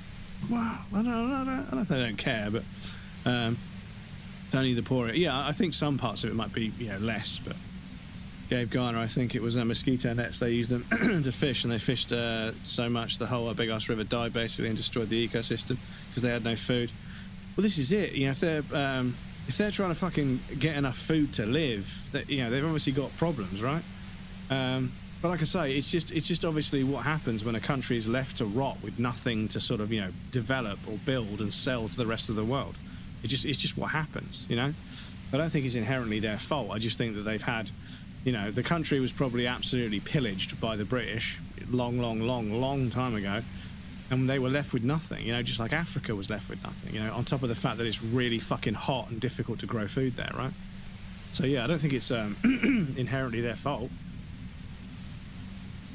I don't want to go down the avenue of thinking that there's some moral failing of some sort. I think it's just that's the socioeconomic conditions you get with a country that's been left like that to rot. It's just everyone's in it for themselves, because of where they live. It's just unfortunately how humans are going to behave. It doesn't matter if they're Indian or Chinese or English or American. It doesn't matter. It's just how human beings are going to end up behaving if they're left to fend for themselves like that. Who doesn't? Oh, you probably mean Claudia's. They need English. Well, they need the English to give back what they there. stole, but yeah. She's got this great antenna. Bill's thought he could have given the opportunity to grow food. Plenty of stuff is produced in India. They're just so corrupt, and they're all slaves.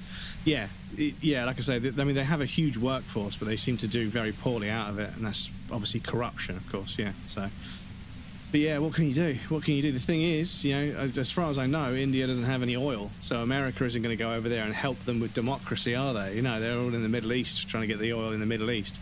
It's funny how America only wants to step in and provide humanitarian aid and fucking democratic infrastructural, amendments and support for countries that have a shit ton of oil. It's so obvious. Yeah, they probably wouldn't take it, yeah. They've seen what happened in the Middle East, of course, so yeah. The view's pretty bomb too, but you might say the antenna was. They have the main oil, but not enough. there, Okay. Yeah, along with Claudia. It's very powerful. I used it to tune into RCM frequencies. That's how I knew to be prepared for your arrival.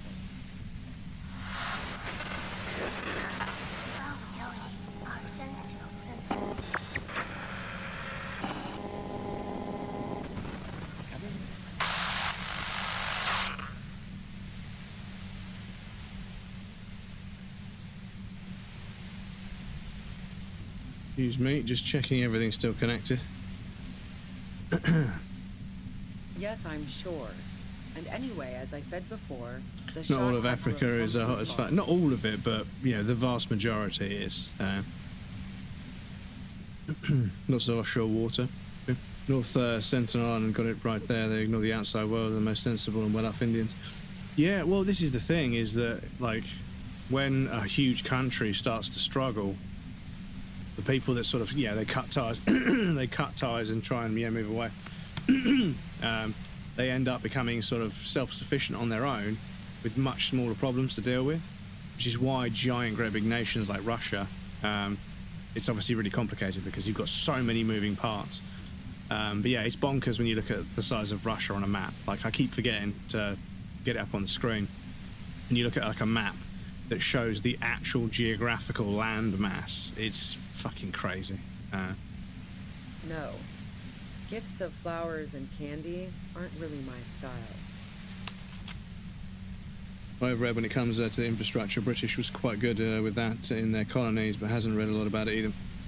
Well, I have a feeling, you know, like, I mean, the sort of the running order of how Britain used to operate was England was a much more temperate climate, and therefore growing food and surviving the summer and the winter and everything, you know, the harvests were more plentiful, and then obviously the people that lived and settled in England with all the northern invasions from the Vikings and everything, but ultimately the climate and the temperate climate and the amount of rain, the amount of open green space that isn't like mountains and stuff, growing food was easier in England than other parts of the world, and therefore human beings, and we're talking hundreds and hundreds of years ago, human beings were freed up because we were able to mass produce and irrigation and mass produce food. It was one of the first industries, of course. That freed human beings to do other things, right? Now, other parts of the world with a much less temperate climate, with a more harsh and unforgiving climate, growing enough food to survive took everybody's hands on deck all the time, right? So there were parts of the world which were inherently at a disadvantage. There were groups of human beings who were at an inherent disadvantage because they had to spend all of their time being able to grow enough food in bad conditions to support the group of people that, you know, existed there, which meant England was developing cannons and warships and muskets and sabres and bayonets and military procedure, while the rest of the fucking world was just trying to fucking grow enough corn or maize or whatever to fucking eat to survive, right? So when England showed up to fucking conquer the fucking world, a bunch of these places had like basic sticks and tools and shit, and they were fucking barely inventing the wheel because they spent all of their time trying to grow food, right? So imagine the redcoats show up with fucking muskets and cannons. You know, when we didn't conquer anything, we just fucking took over. I'm sorry. Like, I have absolutely no fucking belief that there was any kind of fight whatsoever. I have a feeling that we showed up with much superior firepower, much superior dietary, feeding your soldiers and everything, and we just took over because they couldn't fight back. And then after taking over, if they had a mine where they were mining diamonds or tin or whatever, if they had spices and herbs and everything, we took all of that shit and we fucked off back to England, right? And we left them with nothing. No resources, right? So now they're not only trying to grow enough food to survive in a very bad, unforgiving climate, they don't have anything that they can prosper with to sell to the rest of the world. They have nothing to offer the global stage in terms of global markets. So their GDP doesn't exist because they can't develop industry or manufacturing because they're too busy doing irrigation trying to grow enough food, right? Muskets were an entire Europe thing. Yeah, other parts of Europe where it was, where they had the time to work on these things. We're talking like, way before like civilizations really got started. We're talking like, people had to grow food to live, right? So a lot of countries were on the back foot. They were a few steps back, right? And they couldn't go any further than that just because of where they were born. And we fucking came along and took a whole bunch of stuff, didn't really leave them with anything, and then we fucked off. And they said, when we disassembled the British Empire, we gave all these countries their own sovereignty and gave them back, right? We left them with nothing, and that's just the history. So we left them with nothing, and those countries have been rotting from the inside out ever since. It's not necessarily their fault. I think we have to acknowledge the fact that we left them at a massive disadvantage when we did what we did, and that's the history, because there were other parts of the world that didn't want anything to do with us. We left. They fought us back, and we couldn't take over, right? And then obviously World War II and World War I and World War II happened. That obviously fucked everything up. Not to mention the fact that a lot of the geopolitical tensions that exist in the Middle East are over territories which we fucking drew the lines on. We drew the map. The English drew the map, right? Because we were conquering the world. So we decided what goes where, and people have been fighting it ever since. So even the fucking geopolitical tensions that have absolutely nothing to do with the British Empire and how the massive reallocation and movement of resources from certain locations of regions of the world, we created these borders that people have been fighting over for fucking hundreds of years. We created that border, you know, we created that divide. So yeah, there's a hand. So much of the friction that exists in the world, Britain had a hand in some way, and I refuse to ignore that. Just because England has a bunch of money and we've got all the fucking PR and press to say, oh, we're the best fucking country, I refuse to accept it. We need to show accountability for the things we did. And I wasn't alive then, you know, but it's my country, you know. People acting patriotic like England saved the day over and over. We did a bunch of awful shit. Otherwise we wouldn't be as well off as we are. I'm just being honest about that. But yeah.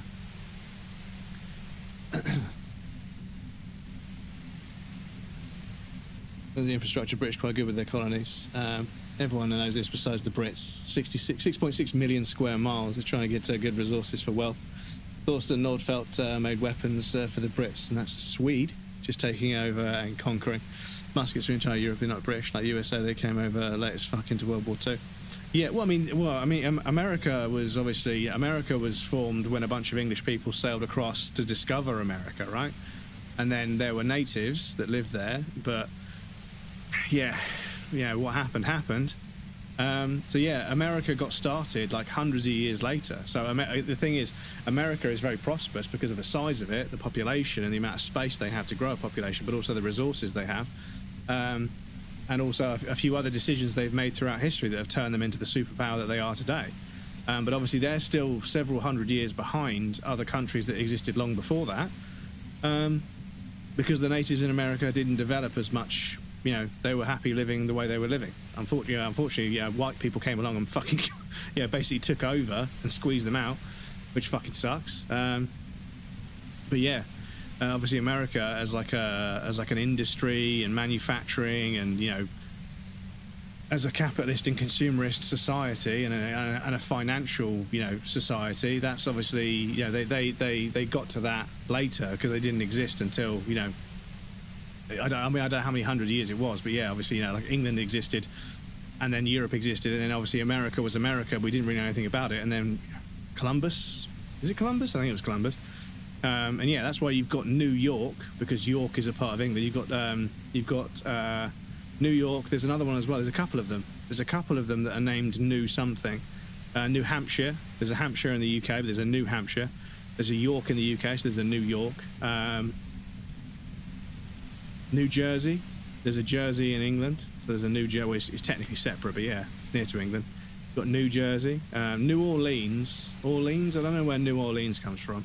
But that's not one. But yeah, obviously you've got settlers from England going over to America, which is why I presume that's why they speak English, because obviously they're from, but yeah, obviously that country got started a lot later than the rest of us. So even though they are very advanced now, there was a time when they weren't as advanced. Anyway. Grow food to live was like 1900ish though, but yeah, I get what you mean. In some parts you did really good, like Hong Kong and stuff. Yeah, I mean, it wasn't all bad, but we definitely did some bad shit. And I think burying our heads, pretending that England is perfect, it's this naive patriotism that doesn't float with me. We need to be honest about the history. You guys created Israel. Yeah, this is it. We drew all the lines on the map. We designed the map and said that this is the Middle East. This is this, and this is this, and this is this. This is where they. And people have been fighting over it ever since. And we came up with that system. So, if they're fighting over it because it doesn't work, it was our system that we came up with. You guys didn't discover them. Columbus found the Caribbean, and Vikings found Northern America. Vikings went to what you now call Newfoundland and named it Vinland, and left again. It's our island. It's New Orleans. Orleans sounds French. Sweden was the first at Manhattan after buying it from Indians, and the Netherlands came, fucked us over and built Wall Street, and you guys took it. Yeah, because there's I think, again, I need to fucking find the video because I can't remember anything, which is why I keep looking up videos to show you guys, because I can't fucking access the information in my brain. But yeah, there used to be a wall, and now it's a street, which is what I think that's why it's called Wall Street. Or there was a wall that they knocked down and built to build a street through. I can't remember, but yeah, that's why it's called Wall Street. USA, Spanish and French, only small part was British. No, it ain't perfect. Nobody protects England is perfect besides the English. Yeah, exactly, this is it. the pre-Americans. Yeah, this is it. It's, you know, you've got people in England, they're like, oh, but we fucking saved the world when we beat the Nazis, and blah. It's like, brother, we fucking basically just like went after a bunch of people with muskets and fucking cannons. We went after people, and like we took all sorts of stuff. And like the fucking National History Museum, dudes, the National History Museum, which has got all sorts of stuff which is not national, it's from all over the world.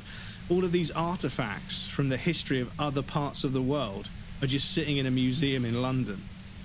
Like, there's incomplete displays of historic artifacts. There's historic artifacts in museums in parts of the world to talk about the history of that part of the world, and one of the statues is missing because it's in a fucking museum in England. It's fucked. We just went and took a whole bunch of shit to go put in a museum so we could look at it in London. It's fucking, yeah. So now I'm leaving revolutionary symbols around? Come on. I never did understand why, when someone dies, a hothouse's worth of flowers has to die too.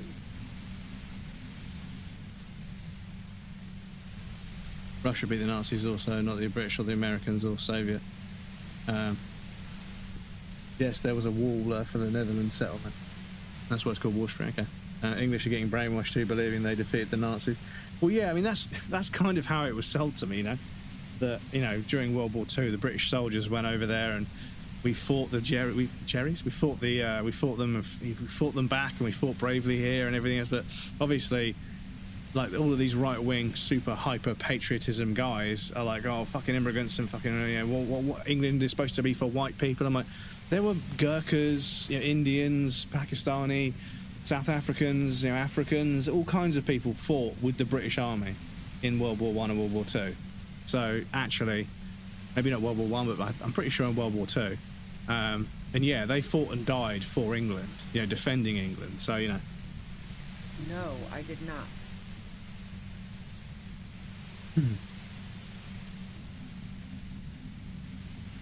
Not really. It's part of our history. You want to know why? Because we stole it historically.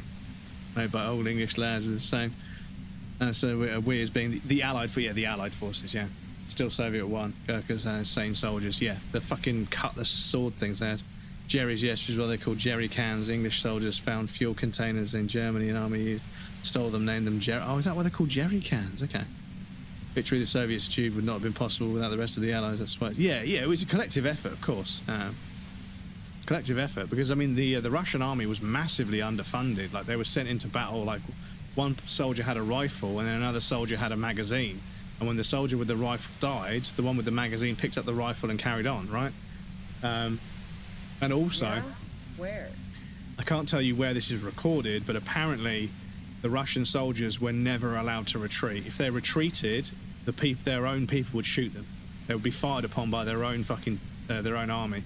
If they retreated, they had to push, regardless. More questions before doing anything.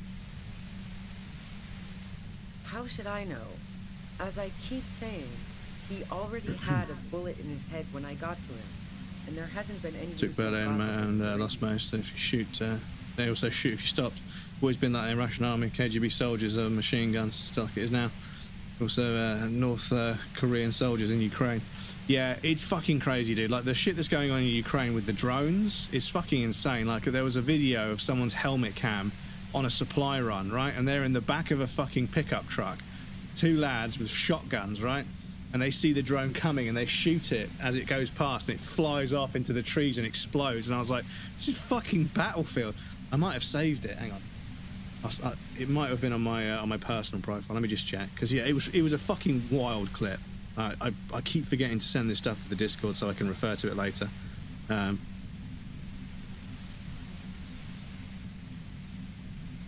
keep forgetting. Got an ad break coming up, so yeah, 2 minutes, okay. It was fucking wild. Yeah. Let me send this to my personal so I can show you guys. What was the other? I can't even remember the other one we were talking about. Yeah, and like they've got like a point system where when they take down soldiers, the video footage, they then submit that, and then they get points to spend on more equipment to then buy and more drones and And it's fucking terrifying. It's fucking terrifying. But yeah, this shit is wild, dudes. They're on a supply run in the back of a truck, right? And they must have like buckshot because nobody's hitting anything from there. It's just like some fucking battlefield shit. It's fucking wild, man. Like, it's fucking crazy that shit's going on in the year of our Lord 2026, in the big old 2026. Pause that there because we have got an ad break coming up. But yeah, always been like the Russian Army KGB soldiers on machine guns, still like it is now. They also have North Korea soldiers in Ukraine. Coward war compared to World War II. Also the one where they shoot a drone down from a heli. Yeah. And like, I mean, the other clip was it's a pedestrian. The guy's obviously a pedestrian. He's got like a little truck with a little table set up as like a merchant. And he's running around the truck trying to avoid this drone. And he falls over and the drone goes zzz, and goes behind the truck and then it explodes. And I was like, this is absolutely disgusting. They're not even like shooting at each other anymore. They're not fighting a war anymore. They're just fucking flying explosives into each other. It's it's disgusting, like absolutely disgusting. In the year 2026, we've still got armed conflicts going on. We can't, all this democracy, all these politicians, and we can't sit down and fucking agree on anything. It's just, it's silly. Anyway, the ad's going to start in a second. I'll pop you guys over on the BRB screen. There'll be a raffle and some clips for you guys that want to hang out. Please feel free to get up and move around, grab a drink or snack. You won't miss anything. I'm going to take a break as well, but yes, we'll be back in a moment and then we'll carry on.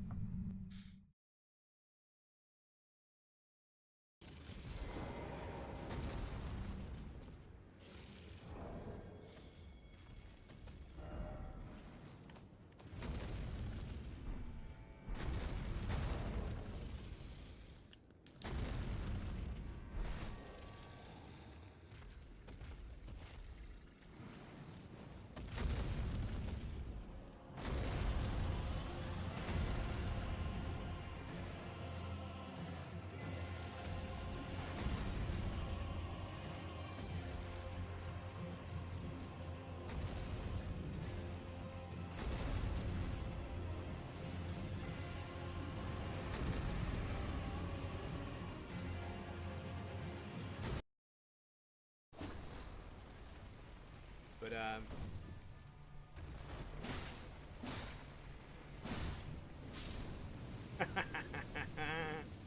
rolled out the way at the last second.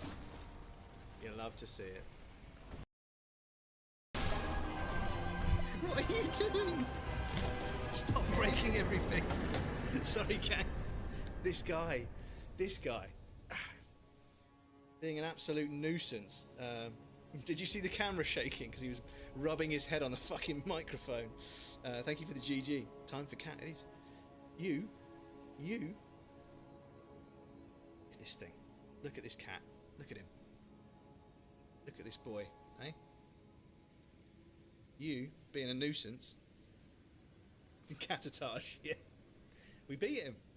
We beat the boss. I know somebody called Ben Dover, and his mum is called Eileen. Oh, God. You called your son Ben, and your surname is Dover. Come on, Eileen.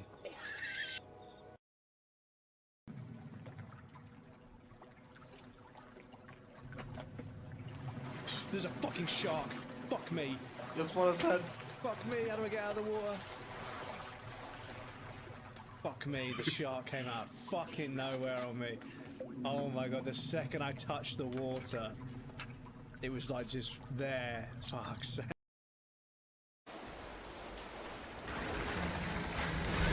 Oh wow. Oh fucking hell. We got folded like a fucking omelette. Fuck. That fucking folds. Oh, my lower back hurts just thinking about it. Fuck. Okay, maybe we will take the grenade launcher with us. Maybe we will. Maybe we'll actually we'll equip the shotgun. Let's see what the shotgun does.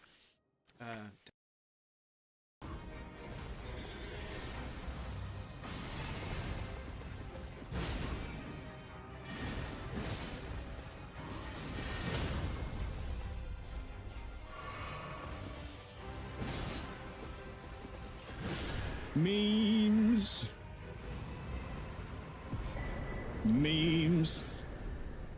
Do we get the sickle? Okay, cool. Right, well, yeah, that was a lot easier than I thought. Oh, no. No, that is bad. That is bad. Sam, your cargo has suffered catastrophic damage. You Whoops. can't complete the order. Whoops. Whoops, whoops, whoops.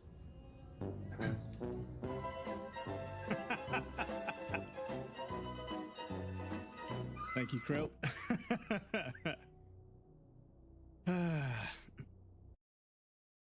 We played Mortal Kombat. Oh, Pep's taking a little while to go away. Welcome back, everybody. Thank you for your patience. I appreciate that. Flamin and Citron being... Yeah, there's a film about Flamin and Citron. I think I've got that on my list somewhere. Excuse me. Russia just needs to be reset, honestly. Turn it off has been my... Yeah, I think every country needs to fucking reset, to be honest. Just can't seem to fucking... behave ourselves in one way, shape or form.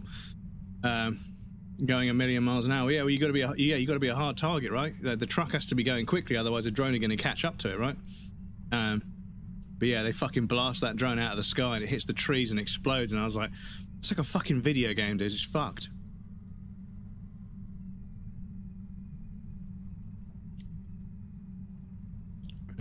And by there I mean in the war. Yeah, like Stabby says, it was a collective effort. It was a joint effort.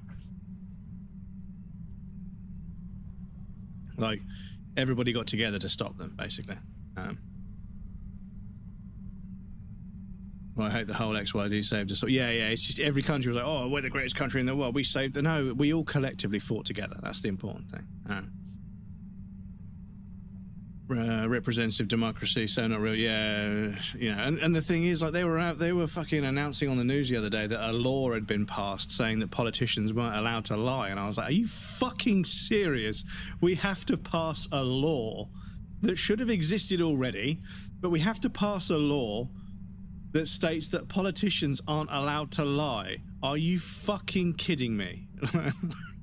Fuck's sake. No wonder we are so fucking cooked. We have to fucking make a law to stop them lying, but also that law should have been in place. That should be part of the oath they have to take when they're sworn in or become a fucking politician in the first place. But yeah. Lost soldiers, won battles. Yeah. And Putin dies. What happened? Well, someone worse takes over. Guys who press the big red button. Well, this is the thing, is you've got... Excuse me. You've got a bunch of salty old white men arguing over things and sending their young, you know, not their young, but the young of their country, the youth of their country, to go and fight in a war. It's pathetic. If you ask me, the leader of the country should have to fight to the death with the other leader of the country. That's how you should solve a war, rather than going to war. All right, those two duke it out, you know, under certain conditions to the death, and then yeah, that's how it goes. Let's see how many fucking conflicts people get into when it's their life on the line. Exactly. Every country involved with the Allies, yeah, which was like 3 or 4. You know, you guys had a plan to take Russia after 1945. Denmark had our resistance that worked with the Allies, got orders and supplies from Allies, take out high-ranking Nazi officers coming in. Yeah, it was a joint effort. Joint effort, of course. So I didn't finish the job in Denmark. Sorry, somebody just popped in. Who was... sorry, Ivysaur, welcome in. Hello, one are we today? No body investigation, hardcore run. Welcome in. Nice to meet you, Ivy. Please tell me you're not an AI, because you're just saying, you're just asking me about the investigation hardcore run. You're basically quoting my stream title back to me. So please let me know that you're not an AI, because yeah, that seems like you're copy pasting. Please don't take that as rude. It's just I'm very, very sort of sensitive about bots and stuff. They ask about the tags or the titles and stuff, and I have seen that you can do a shout out for somebody and an AI will scrape their title and then talk about it in a message in the shout out, and I was like, it's kind of interesting, but also it's feeding it into an AI, of course.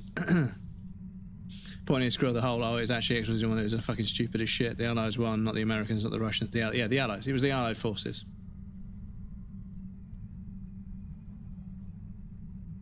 Denmark is doing just fine, thank you very much. Switzerland doesn't need reset, it worked well for 800 years. No, you need Sweden to stop exporting and making gang members. I think, yeah, like I say, I think a lot of countries need a reset, to be honest.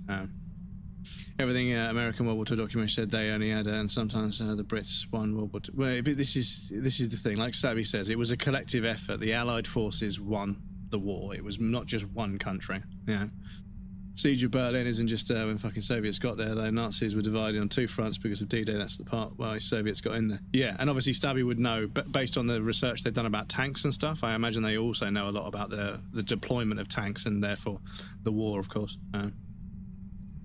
Can you still vote for Switzerland? You have to go back. Yeah, I'm a vote on a Swiss referendum next month of the Greater Neutrality.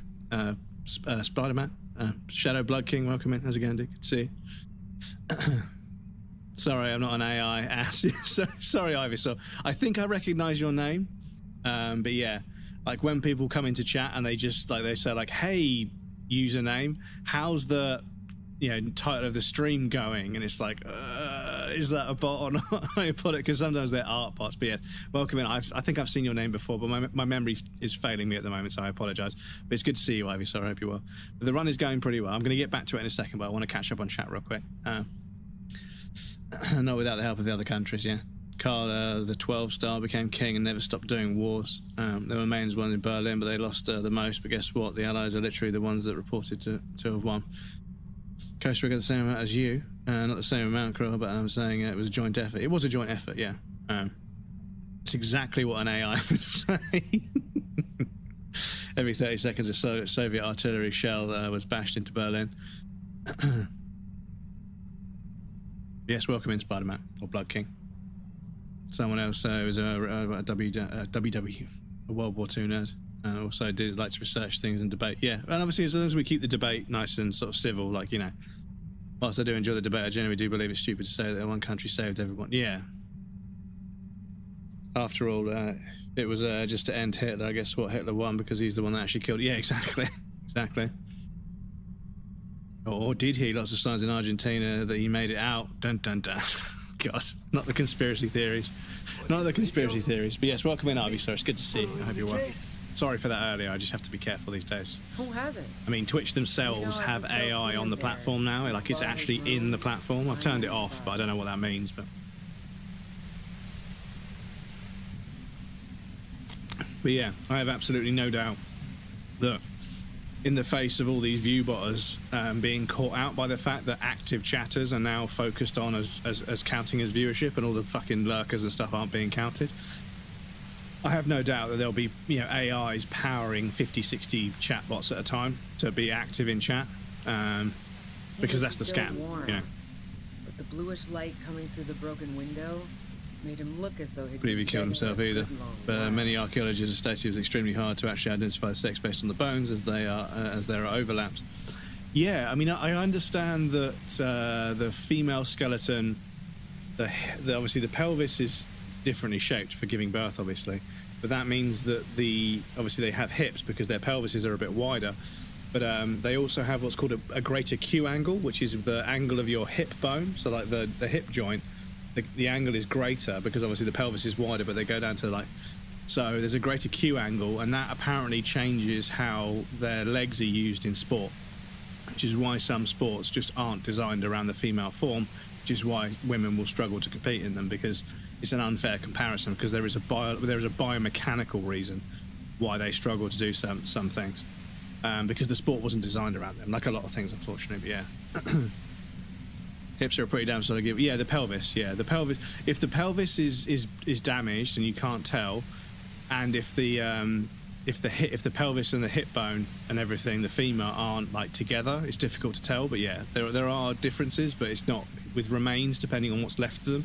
It's not always easy to tell. But there is loads of bones, like metatarsals and bones in fingers, and clavicles and ribs and everything. Vertebrae, there's all sorts of stuff that can be quite similar, especially if it's been, if they're remains and they're fucking hundreds and hundreds of years old. The decay can sometimes make it difficult to tell. She eyes you warily, as though gauging your sincerity.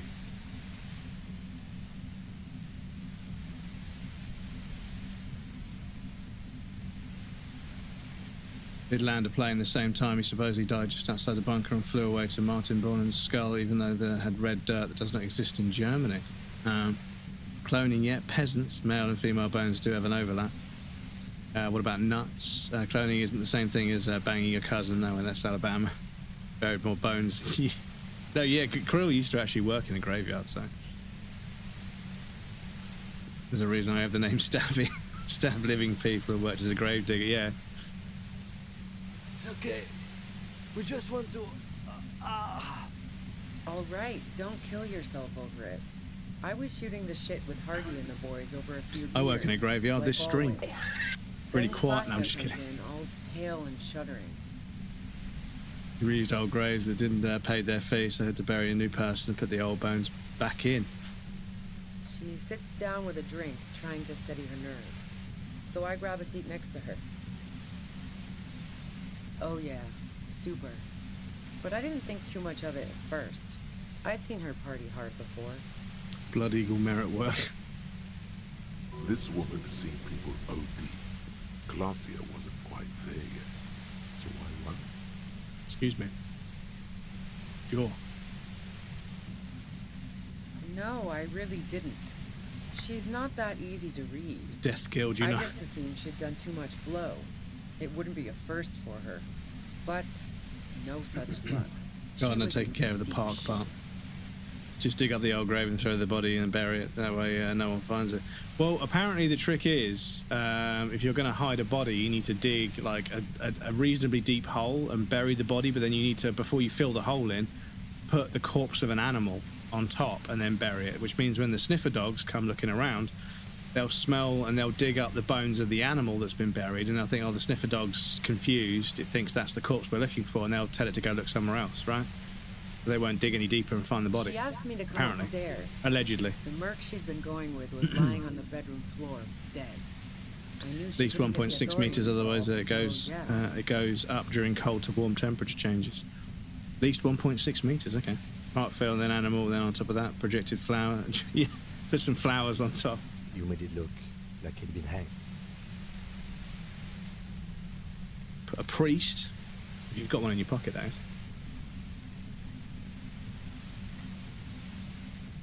What? No. Faking a lynching was her idea. Yeah, in cold blood. It really surprised me how quickly she was able to get a hold of herself once we got up there. It was like she was another person. The party girl was gone. They get below the point where the dirt stays solid 7C all year round. Oh, okay. Piss water. She asked me to help her drag him into the shower. Yeah, I wonder if the so she beer could in wind Grand the Theft Auto shower 6 is head going to be in called his Pisswasser. to Because fix lividity. was it called Pisswasser in Then 4 she and dressed him 5, while or I was it went just to get the 5 that it party was called Pisswasser?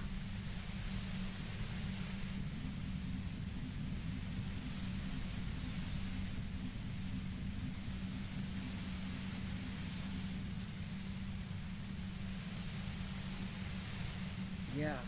I wasn't sure whether to admire her. I'm going to talk with models and plans to dig mass graves if Sweden got invaded. Yeah, and like that's the thing about the London Underground is when they're planning to like dig tunnels for the London, they keep finding plague pits, just fucking like just giant, great big holes where they've just piled bodies in, and obviously they've been sat there festering away. As I So keep telling you, cops, bit dangerous, I didn't hear but yeah. anything downstairs. No gunshot, nothing. But Excuse even me. if this is true, weren't you worried the lynching might lead to... which is why people bury their beer in their garden as a natural fridge. They also dig down 1.6 meters in the dirt, so 7 degrees C, perfect beer temperature. Yeah, so one theory is that, like, so I saw an architectural, this was obviously somebody's, like, architecture project at college or whatever, because it didn't make any fucking sense. It was interesting. But they basically dug a giant, great big pyramid, like, down, and then they made, like, dwellings all the way down. And yeah, I couldn't resist. I was like, what if it rains a lot? Do the people on the ground floor just become like, do they drown?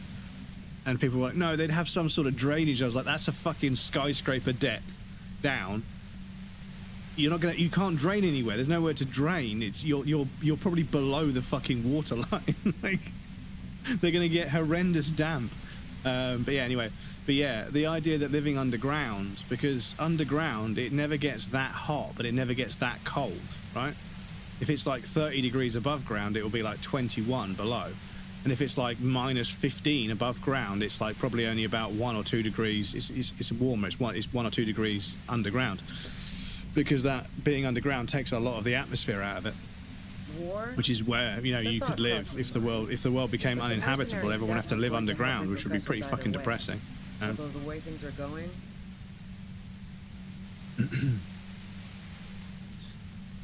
Krill will base out our bodies and make a blood eagle too. Don't mess with me, so Krill's going to off us all and bury us.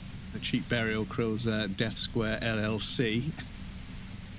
Not going to off me, he needs someone to fight with. You won't blood eagle me, sure, Bono. I need to fight for eternity. Blood eagle because he enjoys taking the piss out of me, therefore I have a purpose. Yeah. Swedes and Danes are perpetual war machines, therefore cannot kill me. Crows eat you. Only when the crows eat you. Also, a lot of people don't know me. She doesn't want. Well, we only know as much as we've told each other. I mean, you guys know a bit about me because I talk a lot. Yeah. She doesn't want the guilt. No one knows my screen name. Went to a Cold War bunker that's in a nearby forest to me. I walked around the whole facility in just 2 giant circles underground at 2 levels, with a 150-meter long entrance tunnel that takes a sharp turn. Very interesting place. Yeah, like going and seeing like a bunker where people, because there are some tube stations that have these giant like rotating, like the tube shape of the station, right? You've got the tube that trains in, but you've got a bigger tube that the station's in. It's got these giant round sort of metal doors that they can be sort of like, yeah, they're probably inoperable now, but they used to be able to. And yeah, they were to prevent flooding in the event that the place was bombed, because obviously during the Blitz, or during the bombings of London, not specifically just the Blitz, but yeah, the bombing of London, the various bombings of London, everyone just went to the local tube station, right? Because it was underground, it was concrete, it was reasonably safe, and yeah, people stayed down there for days at a time.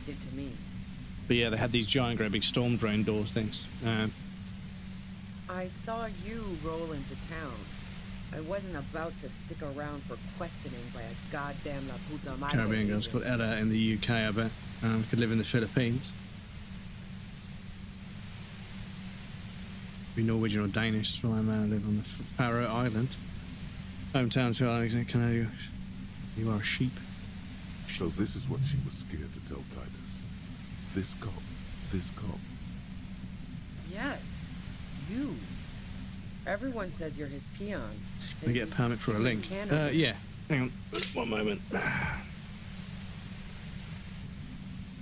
Nope.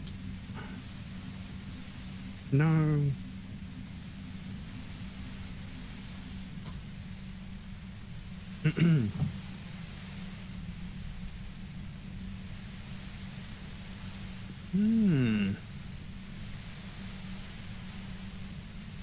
Yeah. There's fucking 50 to 60 meters underground.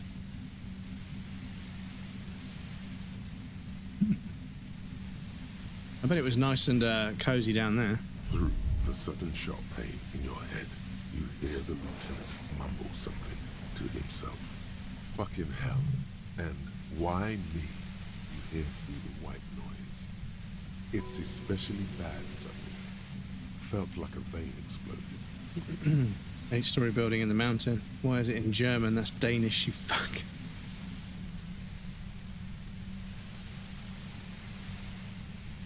Everyone in Jamrock. The cops, the criminals. Why do you think I'm holed up in here with a goddamn death ray waiting for you? If she knows that about you, she must know your real name too.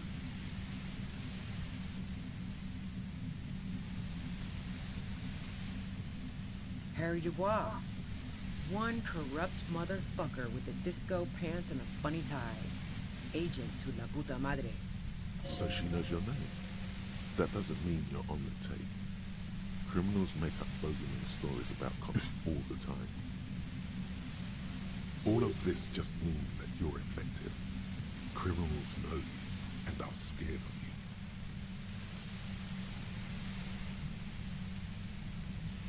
you. Right. Sure. You don't know. Yeah, sure. She doesn't believe I'm sure La Puta Madre himself will explain it all to you soon enough. You know what I did. I fucked him over. And now I have Harry Can Opener in my lair. Fucking Titus.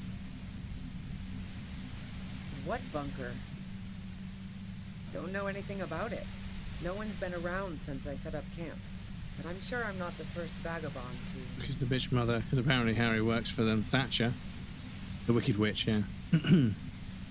Yeah, I had a tour under there and seeing a communication room, the sleeping areas, the air filtration systems where the Queen would have slept, and finished in the cafeteria where we ate some food. Ah, so they got a fucking cafeteria there. Imagine that's your job. You work 50, 60 meters underground every day. Because I've always wondered that, right? You know when you go somewhere to like some random fucking like thing that's in the middle of nowhere, there's like a road out there and that's it. And there's people that work in like a cafe or a gift shop or whatever, or the ticket booth or whatever, right? And they've got to commute. They've got to drive all the way to this fucking place in the middle of fucking nowhere. And that's it, they're at work. There's no point leaving because it's going to take you 40 minutes, half an hour to fucking get anywhere. So you're wasting your lunch break, right? So yeah, they're there all fucking day. I was like, damn, like imagine, but then again, I used to commute for like well over, like almost 2 hours, like well over an hour. I used to commute by bus to go to Brighton from where I live. And then I used to commute by train for like an hour and 45 minutes to go to London to work. Luckily, I work from home now, but yeah, it just it was kind of interesting to me. Like I was like sitting there in this old sort of museum that was out on a fucking hill on a mountain, like in the middle of fucking nowhere. It took fucking like an hour to drive up there. Well, like 45 minutes to drive up there. I got a bit lost, so it's probably about a half-hour drive if you knew where you were going, but obviously I wasn't driving that fast, so. But yeah, good half an hour, 45-minute drive, and I was like, these people, like, they work in the fucking cafe and the gift shop and the ticket booth, and there's cleaners and all sorts of stuff. I was like, they must travel to work every day down that fucking road. I was like, fucking hell, it's just, yeah. Whereas me, just go work in an office, but... Yeah, we definitely need some heals for this conversation. Fucking hell. 24 degrees centigrade. Calm. Breathe in. After the pain recedes, it's a little clearer.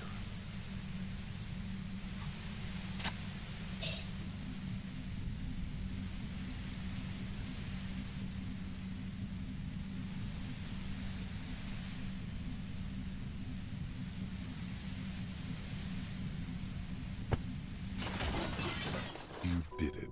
The compressor lies broken on its side. It's quiet in your head again.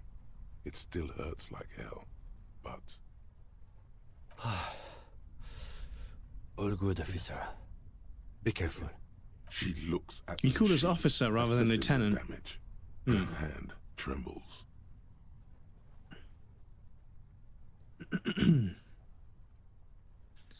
Old cans, mate, went for realism now. It's new food.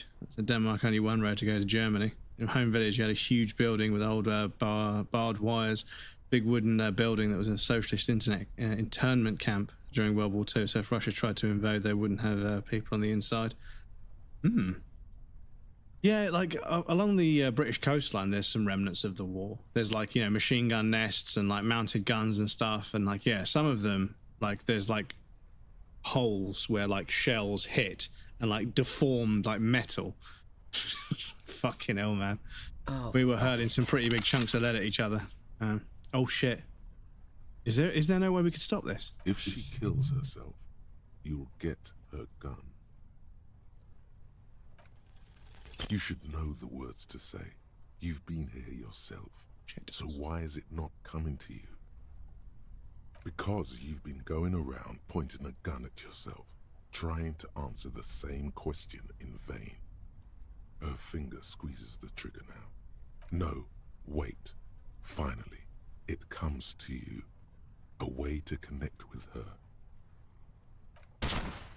She flashes you an incredulous grin.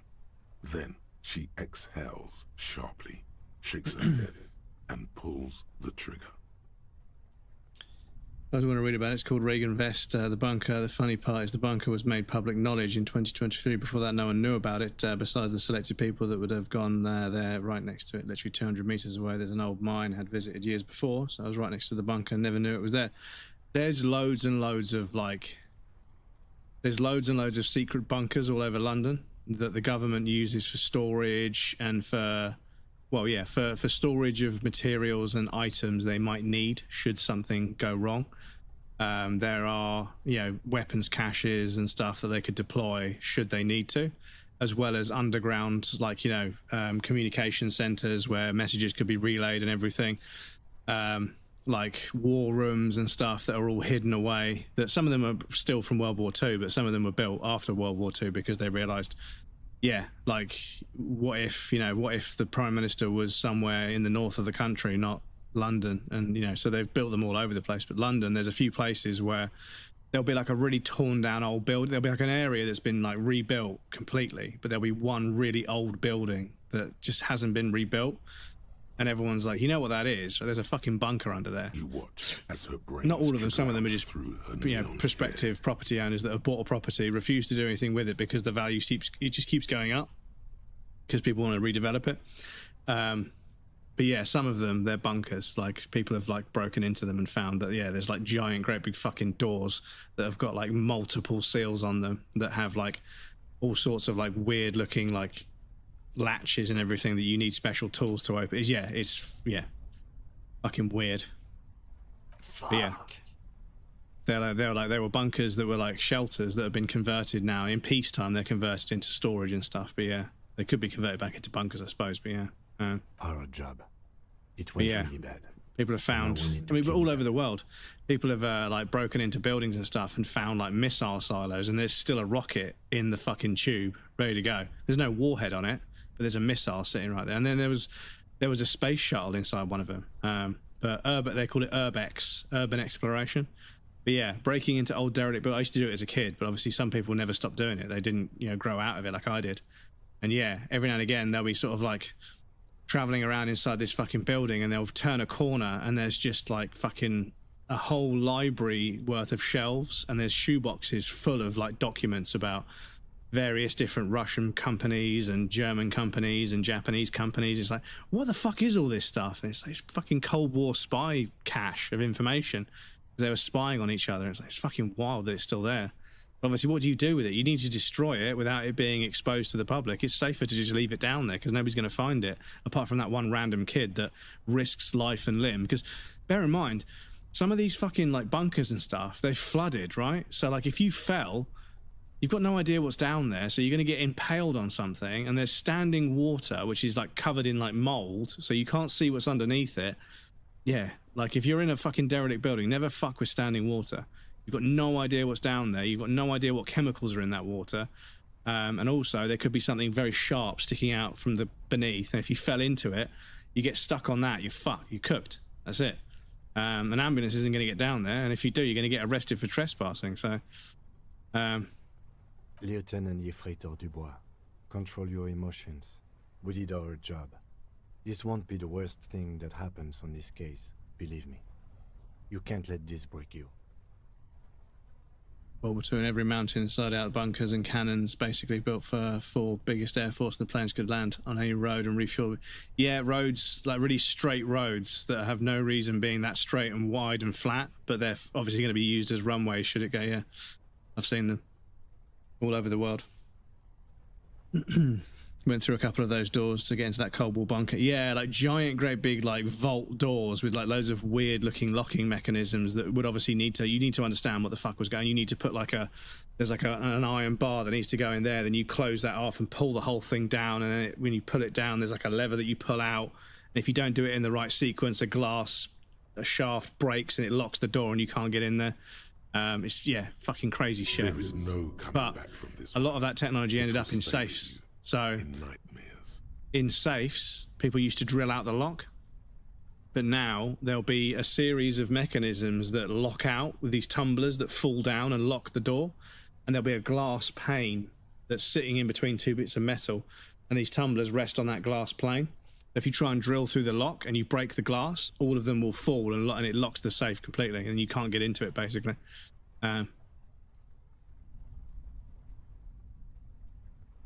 We clean up. It may take days for processing to pick up her body. We need to move it somewhere. That tent there.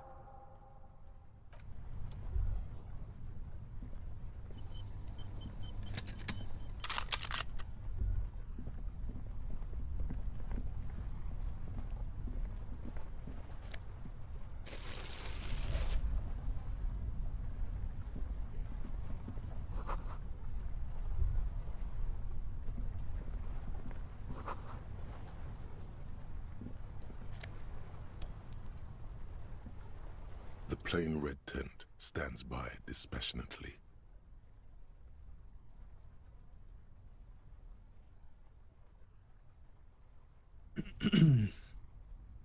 Kazakhstan, place is still active, very illegal to go into that the space shuttle.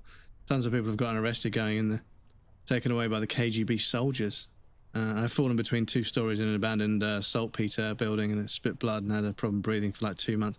This is the other problem, is that if you're breaking into like a fucking abandoned building, you've got no idea what the dust on the floor is, because sometimes there'll be chemicals that have been like broken or spilled by vandals, me as a kid basically, and those chemicals then dry and leave behind like a dusty residue.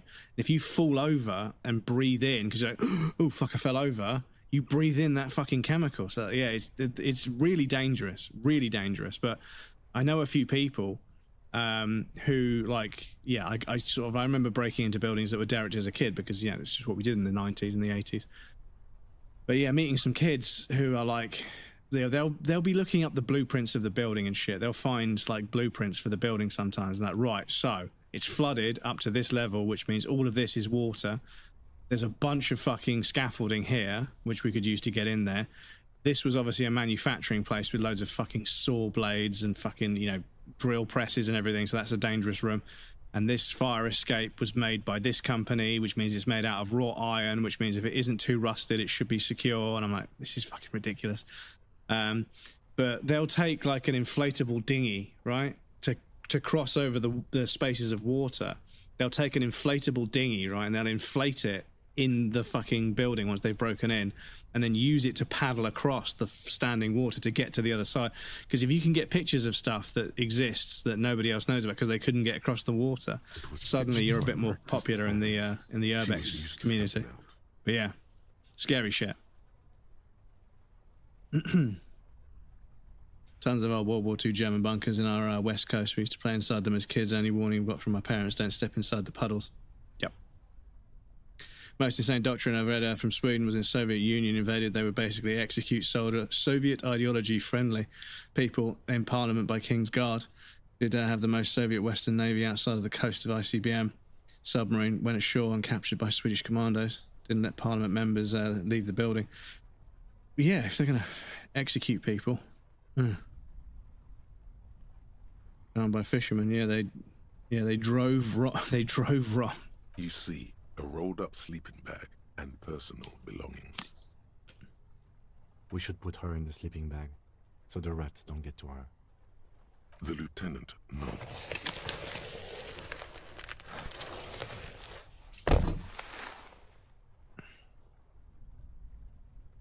There she lies, cocooned in the sleeping bag, surrounded by empty cigarette packs, books, and half-read magazines. Magazines? You should look through them.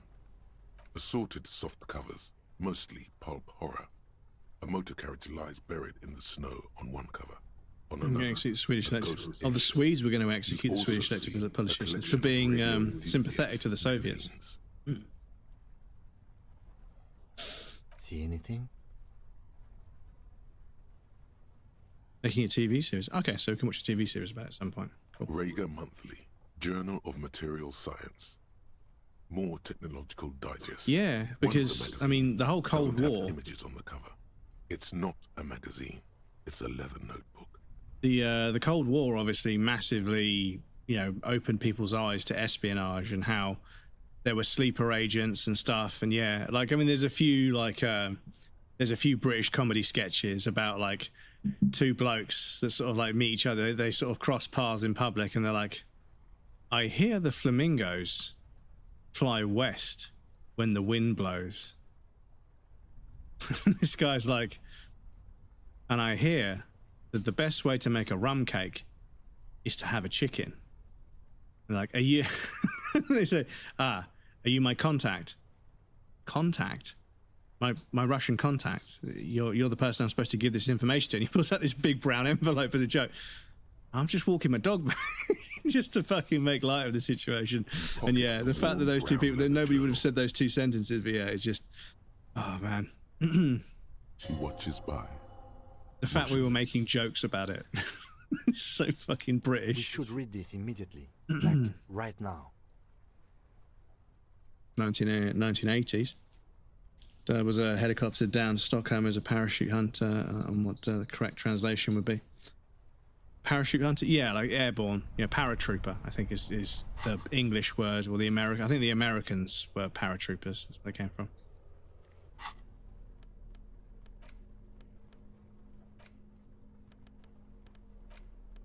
A thick journal.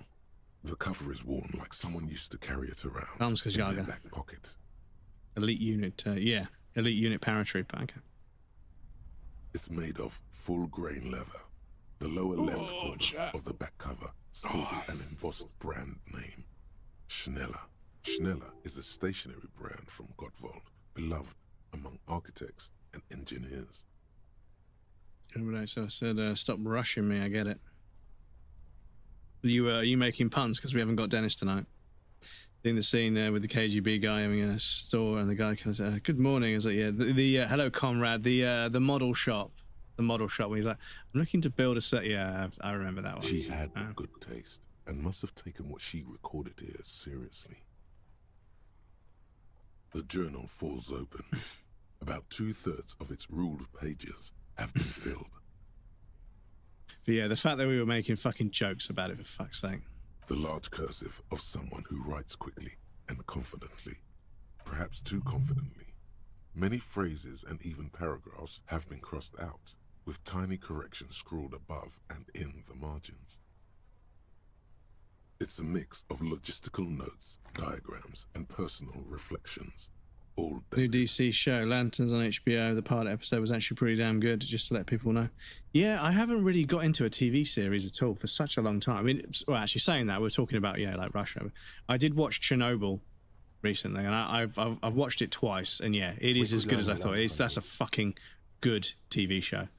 But I think it's because it's not too long. It's longer episodes.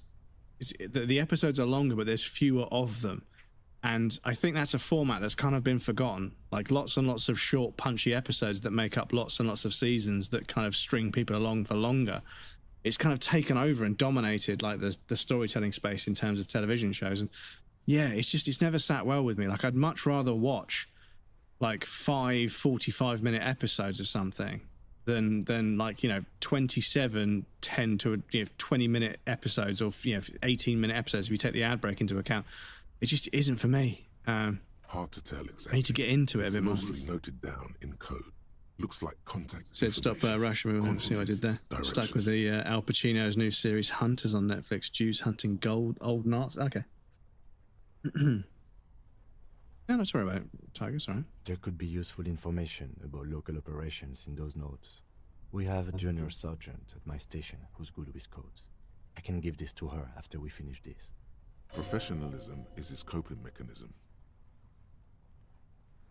Excuse me, Bubba. Esoteric radio technology.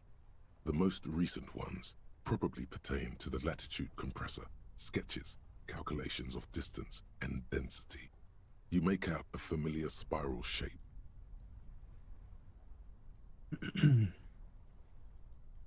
The Russians here, they also have a very dark humour. They don't take offence.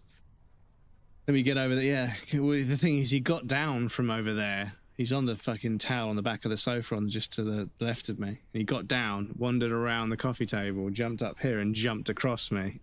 Just to sort of get my attention. Short, wry observations of people and places. Probably a way to pass the time. And now on he's the road. looking the other way. Also, what appears to be He's grumpy because I'm not attempts playing with to him. sort through some difficult decisions. Move for fuck's There are sake. a few passages with many questions in them. The first entry is from August 2nd of last year. It reads simply, I know my position is precarious. All I can do is make myself as useful as I can while looking for a way out. Remember, no one is indispensable. I don't know why I feel like yawning, chat. I had a second coffee today because I yawned at like 2:30. I was like, I'm yawning already, and I'm fucking playing Disco Elysium, which is a very dialogue-heavy game. Which if you're tired, it's like, oh. I thought I'll have a coffee to wake myself up, so I had a fucking coffee at 3 o'clock. I'm still. Nothing on March Anyway. 4th. March 5th, though, well, That's bound Twitch to come removed my back and bite me LGBT in flags. the What the ass. hell? Yeah, that's a I'm bit bad at strange. this. Uh, Loyal to a fault.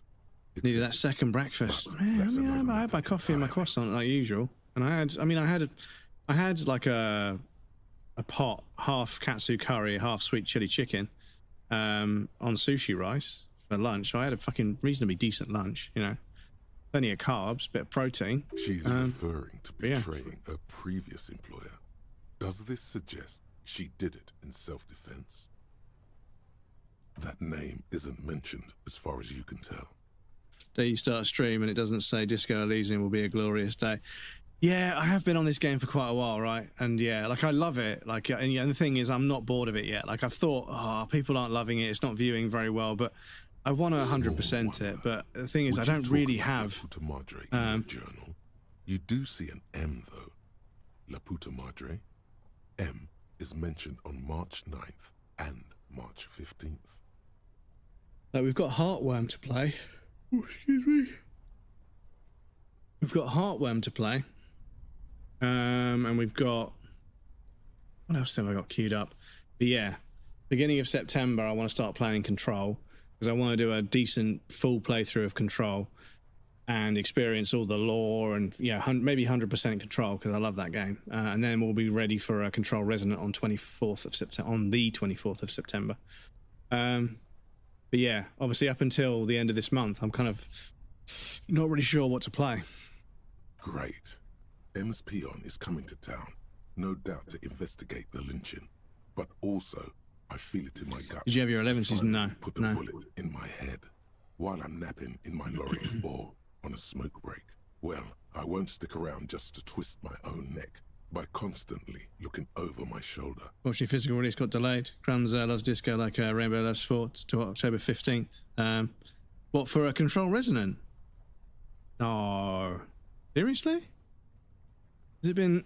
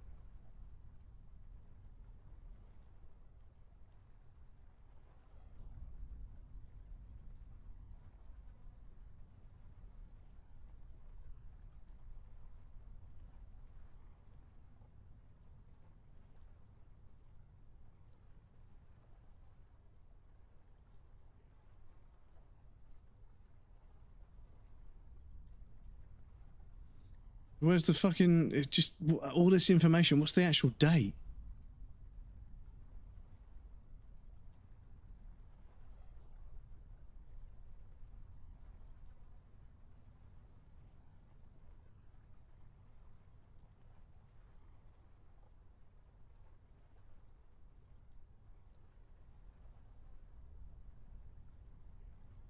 Control Resonant will be launched digitally worldwide on September 24th.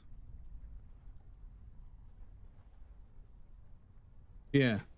So, I think we're okay. Because, yeah, I mean, I'm going to double check I've got it on my wish list. But, yeah, I'll be pre-ordering it, like, just a day or two before.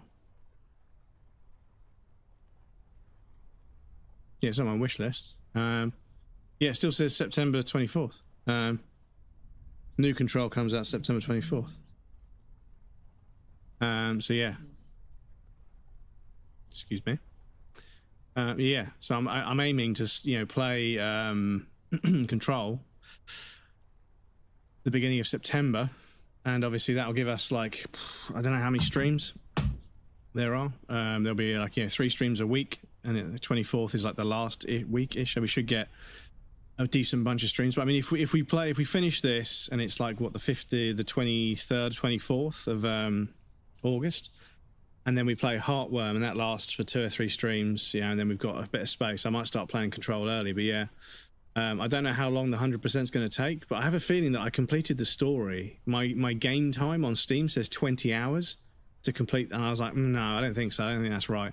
I think I've played it more than that, but Then again, isn't that what I've been doing ever since I got the call?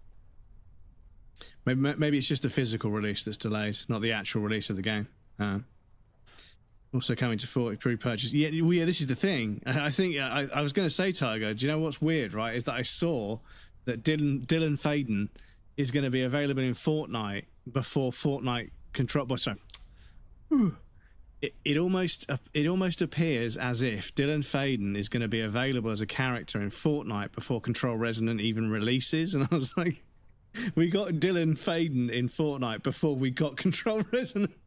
That's how eager and how fucking like overarching Fortnite is. Every character ends up in that game eventually.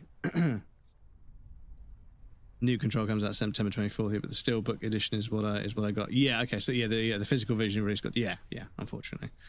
Sonic bundle is 3.400 V-bucks, so $30. Yeah, I saw people doing like running on loop the loops and stuff, and I heard the bzzz, and I was like, that's a fucking Sonic sound effect. But yeah, Call her personally. Things played out just as she had feared, except you didn't shoot her. like I would like to get the physical edition, but I'm not waiting until October for the physical edition. You know. Maybe it's the old you, or maybe she was just paranoid. Been holed up here for 3 days now. I'm used to being alone and all, but I don't know when I'll be able to leave, or if I'll be ratted out. They will rat me out, of course. I've made Turn it the fan point off to quickly. believe in the best in people. Just have the fan off for a little bit, see how warm it gets, because it's now But 20 degrees, experience tells me, 8 o'clock-ish, so. did M feel truly betrayed by me? I was feeling threatened. He'd have to know if he threatened people, they'd take measures to protect themselves. Even I know that. Economic measures, first of all. Gotta make a living, right? I can still hear his voice in the receiver. Taste the plastic.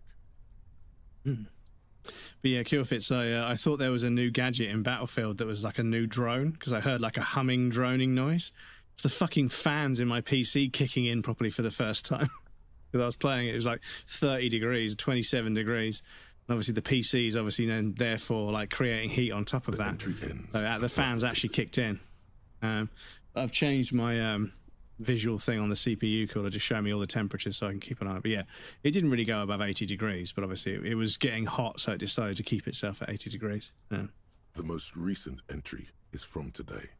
It reads, even when I leave here, if I leave here alive, what's my next move? Staging a lynching is a crime, even if I'm not accused of murder. On top of that, forever on the run. Not really my idea of the open road. Man, I was really looking forward to winning. I don't think she killed the mercenary. It looks like she might have been framed. This whole thing was a detour, and a fatal one, he thinks. Don't get emotional.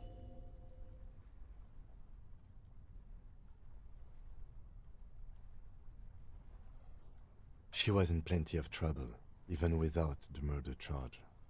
Just throttle down. It's a nasty Really intense CPU games, my CPU sticks at 80 and just throttle. Yeah. And my MacBook has been pretty slow for like weeks and months. And I think I might have put it in the Discord, but I took the back of it off and just blasted so much fucking dust out of that thing, and it's performing just like it used to now. So I'm glad it's not actually getting phased out as early as I thought. I thought they were phasing it out because it's 7 years old now, but now it's fine. It works again. So, but yeah, whole thing. My fans actually kicked in. It was like, ooh. I was like, oh, those fucking fans are going. But the top of the case don't half get warm. Fucking hell. Like, it's almost a little bit too warm to touch. Like, you know, I could put my hand on it and it feels like it's about to burn, but it never does. It's just that hot. So it's obviously like 70, 80 degree air, right? So it's going to be 70, 80 degrees-ish. I was like, yeah, it's pretty fucking warm. No, I don't think you are. Ask someone in your precinct if you want to be sure. Gonna watch some series and just chill before shit work day tomorrow. Yeah, enjoy yourself, Grill. Thank you for hanging out, dude. Hopefully you can find something enjoyable to watch. Just finished that. I got a new one, The Mentalist. I think I've heard of The Mentalist, but yeah. Stargate Universe. Okay, there's always Born Slippy. The head of a major Jamrock gang specializing Choose a in fucking drug big production and television. trafficking. Choose life. A very bad person. I wish I remembered that whole speech. It's so iconic. He's not 100% sure you're not indebted to this very, very bad person. Claudia was the one who pointed the finger at Ruby. Perhaps she was trying to steer us away from herself, or maybe she had an accomplice. Either way, we should go back to the Whirling, see if we can find out more about her time there. One thing is for certain. We have business back in the Whirling and Rags. Questions to ask. We should get to it.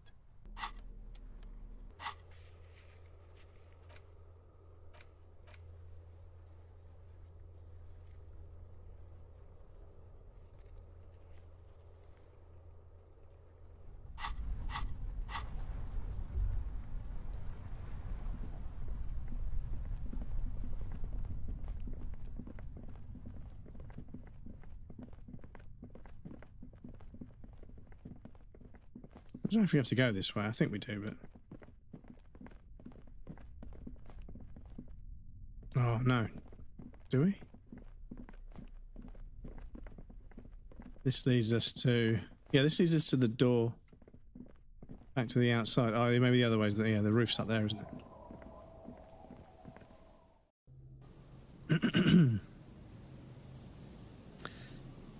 Okay, Bono. Thank you for the luck, Krill. I appreciate that. GTA 6 has been getting a bunch of leaks since yesterday. Some hacker group wants Rockstar to say sorry about no marketing, no physical release, otherwise they're going to leak more footage. It's actual real footage from like 2 or so years ago. Yeah, I heard. And a few people have started saying that if Grand Theft Auto 6 was to flop, like to bomb really hard, like to not sell, it's already sold like fucking ridiculous amounts. But if it drops and everybody hates it and everybody complains about it and it doesn't do well, people are saying as sad as that would be, it would be good for the gaming industry. It would be like another big sort of nail in the coffin for the way games get built today, right? Rather than everyone trying to copy Rockstar at a slightly smaller scale, make everybody in the gaming space start to focus more on smaller studios, like less than 100 people, games that are taking longer to build, but obviously with less people that are more passionate, that are getting paid better. The industry could be a lot better, but yeah. They already earned back the money, probably. Yeah, well, I mean, I don't know. I mean, I need to see the figures because it was like, was it billions? Did they spend billions with a B, or was it just like, several hundred million? Because Red Dead was like, what, 8 or 9 million or something? I can't remember the figures. My brain's really bad with numbers at the moment, but yeah. 3 billion. Pfft. Fuck. 3 billion with a B. Fucking hell. 3 fucking billion. Holy shit, dudes.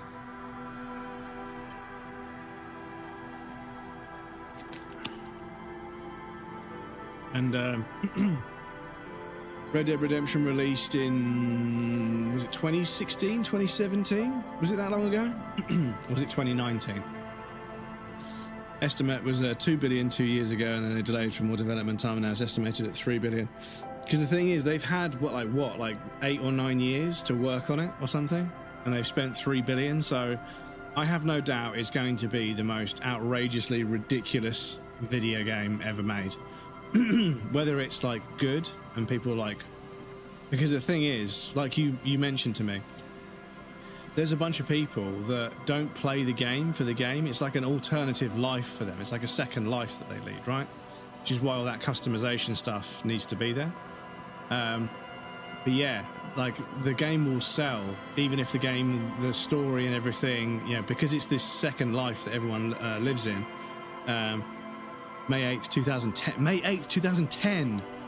So 16 years they've been working on, they probably took a break for a year or two. So they've been working on over 10 years, right? It's got to be 2018. Okay. So that is 6, 7, 8 years. They probably took 2 or 3 years off, right? They probably took 2 years off, and they've probably been making Grand Theft Auto 5 content. So, they probably didn't start work on 6 until a few years after that. So they've been working on it for like what? 7 years, 8 years maybe. But 3 billion, that is insane. Me and a friend were playing Civ 6 a few years back. He went to Japan, I went to China. For some reason, Gandhi declared war on China, Japan. So I decided to get involved. Eventually, Gandhi came to me saying all I wanted was peace, so I gave him peace by helping him into the ground by nuking him. Be at peace. Gonna be absolutely fucking amazing on every... Yeah, it's gonna be fucking ridiculous. So assuming they only have one dev team. Well, they don't. They have multiple teams. North, San Diego, Rockstar. So haven't they closed a few of them after that? Now they got the game done. Red Dead. All that was Red Dead Redemption. Assuming they have some teams working on different games. Yeah, but I mean, well, I mean, if they were going over budget, I imagine it was all hands on deck, right? I imagine a lot of other projects got fucking shelved to get GTA 6 done because that's the breadwinner, right? That's the big one, right? Anyway, we do have an ad break coming up. I need to pop you guys over on the BRB screen. You guys know the drill. There'll be a raffle and some clips for you guys to hang out with. Please feel free to get up and move around, grab a drink or snack. You won't miss anything. I'm going to take a break as well. But yes, I'll be back in a moment and then we'll carry on. But yeah, people are saying that if GTA 6 flops somehow, it will realign people's expectations of the gaming industry and people will stop looking at these big AAA projects and start focusing on the smaller projects, which ultimately it usually end up being the better game. Obviously, GTA 6 is going to be what GTA 6 is, but yeah. A lot of these big AAA games that aren't GTA level, they're getting a bit tiresome, to be honest. But yeah, yeah, I'd be shocked. But the gaming industry would benefit from it. But anyway, I'll pop you guys on the BRB. I'll be right back in just a moment. To be to get hit, so.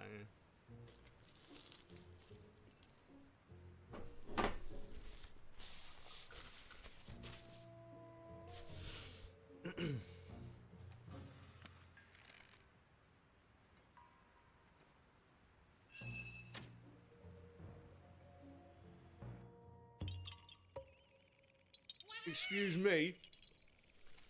Excuse me.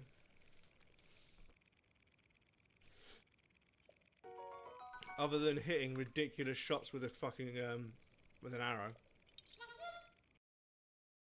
Where are you? Can I summon? Oh, I can't summon you. You're not one of the ones I can summon. So where are you? Come on. Yes, come here. Come here. Oh, no, don't fucking...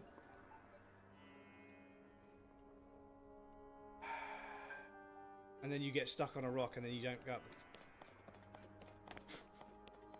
Stop it. Fuck's sake. All I need to do is just push a button and... Fuck's sake.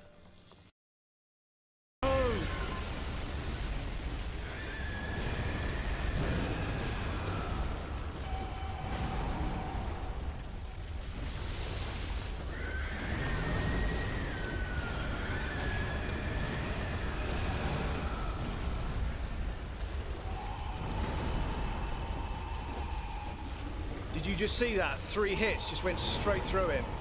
Nothing but air. Ridiculous. Right, will this catch on fire?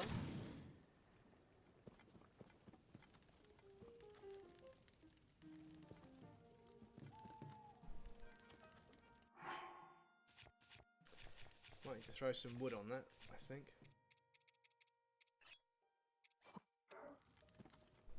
Oh, game. Come on. Fuck's sake. I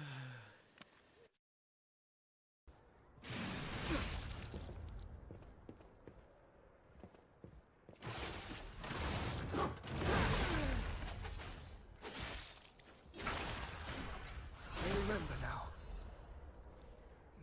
When it works, chat. When it works, it works. It's so fucking cool.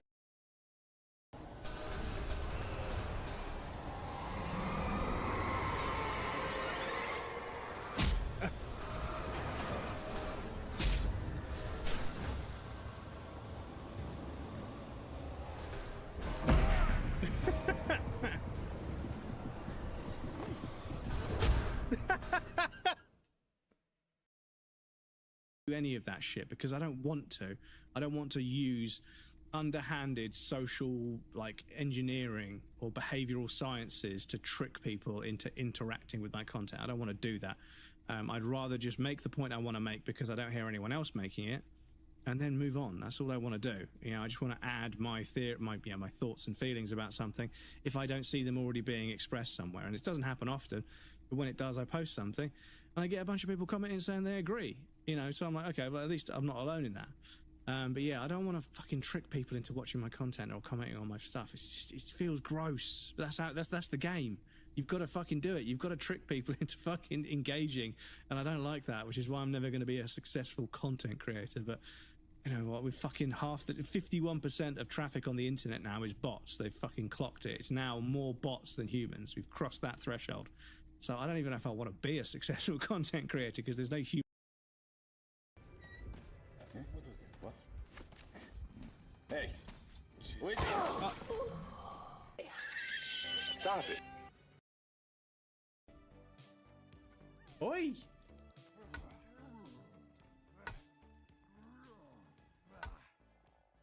Oh shit.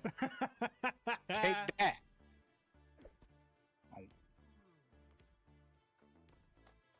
Oh, I don't think she enjoyed that.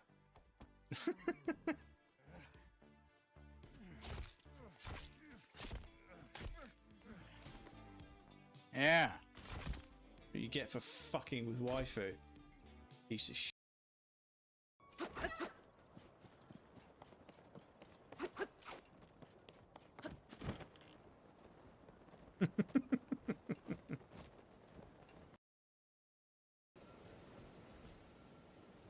Eat off there. And then do this business in here. Oh shit! Fucking hell. Fucking hell. Excuse me. Hey, Hammond. I cracked the secure files. DC was here for more than just a mining term, huh? What do you mean?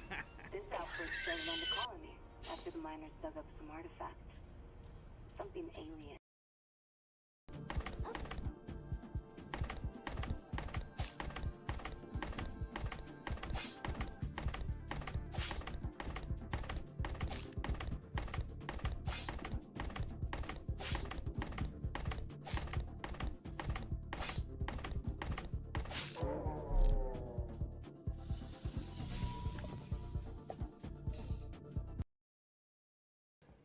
So I got to run past Marguerite.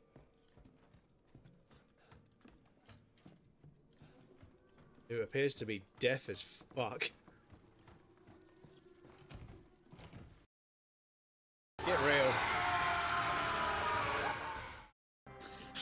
Welcome back, everybody. Thank you for your patience. I appreciate that. Is there like a bit of a lag with the clips? Are the clips fucking staying like playing while I'm on this scene? Hang on.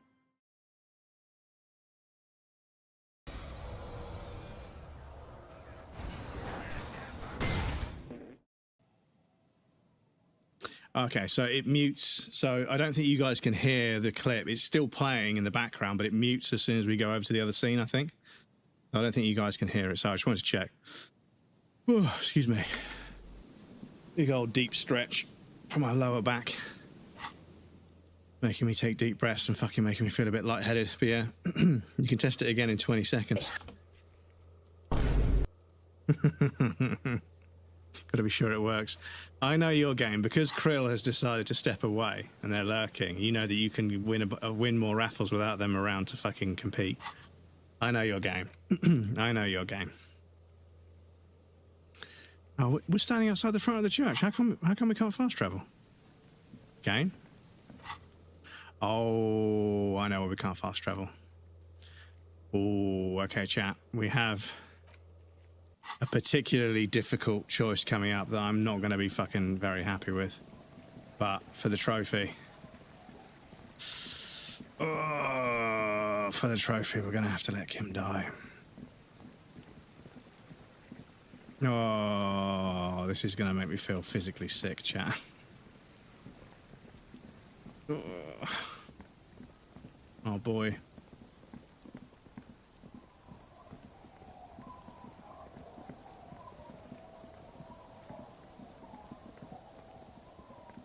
Hang on, can I speak to Idiot Doomsprower again, just quickly? Oh, for goodness sake. I always forget you can't walk through there. Excuse me. Pressing my luck with that one. You said you were going to gamble all again. Makes Tabby very angry, so it could be worth it. Fan back on. It's not quite cool or dry enough, unfortunately. The humidity is still a thing.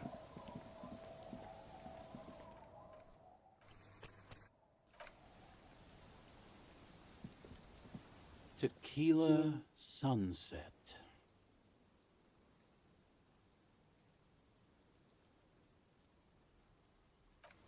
No, okay. He's got nothing to say.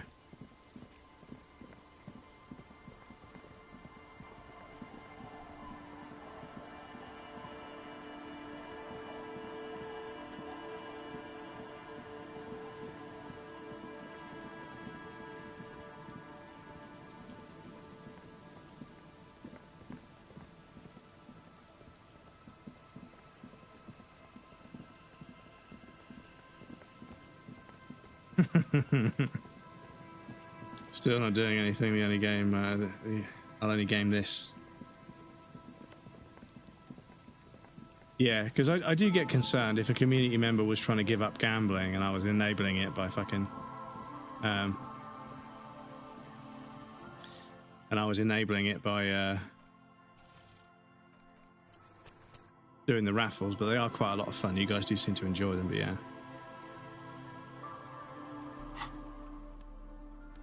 The trouble is, I mean, I'll put the tie on. But yeah. What's the skill check? I can't remember.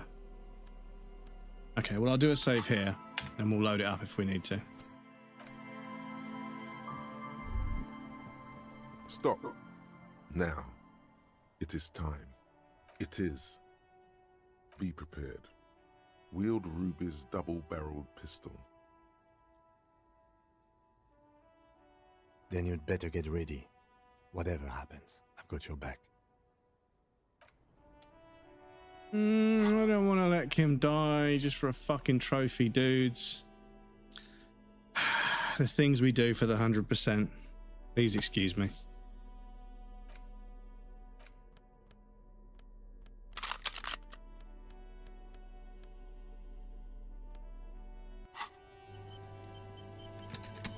Game auto saved as well.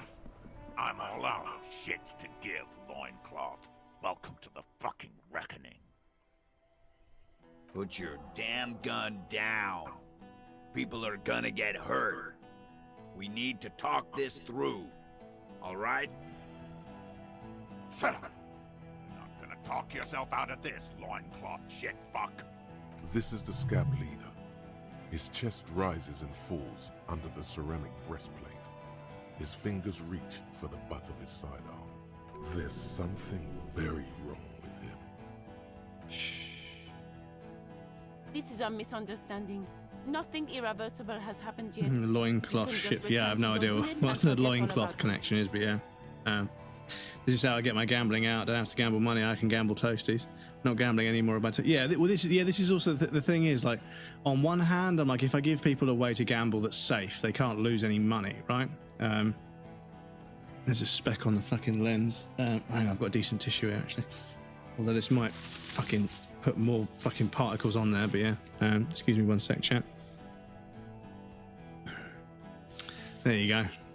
Good chat. Good chat. What the fuck was I talking about? Yeah, gambling. Sorry. My fucking brain. The second I stop talking about something, it's gone. I have no short-term memory at the moment. That's the problem that I had with my memory when I was a kid. I can create micro scratch. It can create. Don't use paper tissues on a lens, by the way. It can create micro scratches. Yeah, I'm not scrubbing too hard. I'm just gently, obviously, if I was to because obviously I think if there's particles on the lens and then you scrub, it's not the actual tissue, I think, but I think if there's particles and you scrub them on there, yeah. Woof. But yeah, no, it's looking pretty clean. But yeah, I know that obviously with body paint, paint work on cars and stuff, if you start polishing before you've got all the dirt off, you can polish the dirt into the paintwork or the lens, I suppose. You'd like to think the glass was strong enough and hard enough, but it's glass at the end of the day. The crypt it's expensive. is merciful. willing to spare us if we just forget about our murdered and humiliated commander. You are all drunk. Come to your senses. You won't gun down 7 people in the middle of the street. This isn't a frontier town or a jungle outpost. Easy, Lizzie. Let me handle it. I know guys like this. I'm sure we can come to a peaceful agreement. Ain't that right, fellas? Peaceful. Nest in your abdominal cavity like a little wild mouse. The masked man's words are barely intelligible, but you can hear them. Fuck. There are 3 of them. I was hoping there would be less. This third one, he is the most dangerous of them all, heavily armed. My plan is not to get killed, but we have to intervene. If this turns into a firefight, we should take him out first. A sound strategy. He's the leader.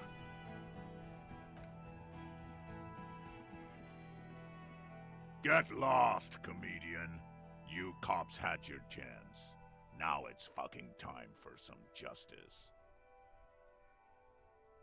Pig fuck!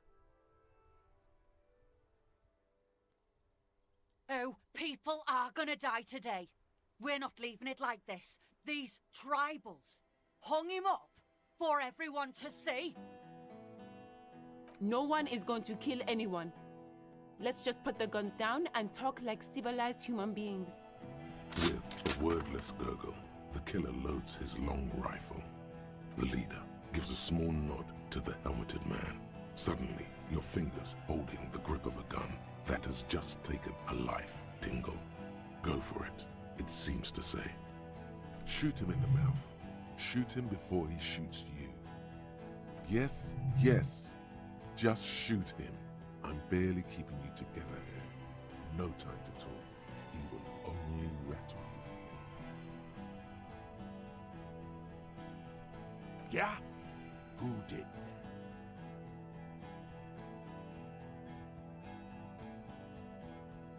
How fucking convenient.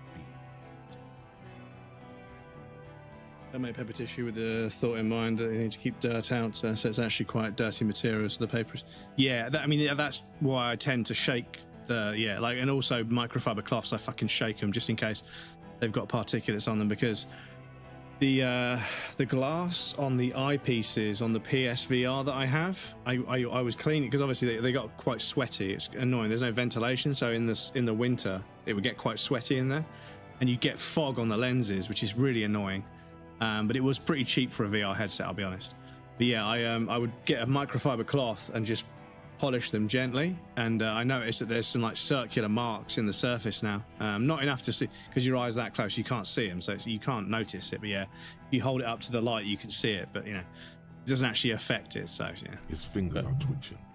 That's a draw. Embedded in the paper, not on it, but in. Oh, okay.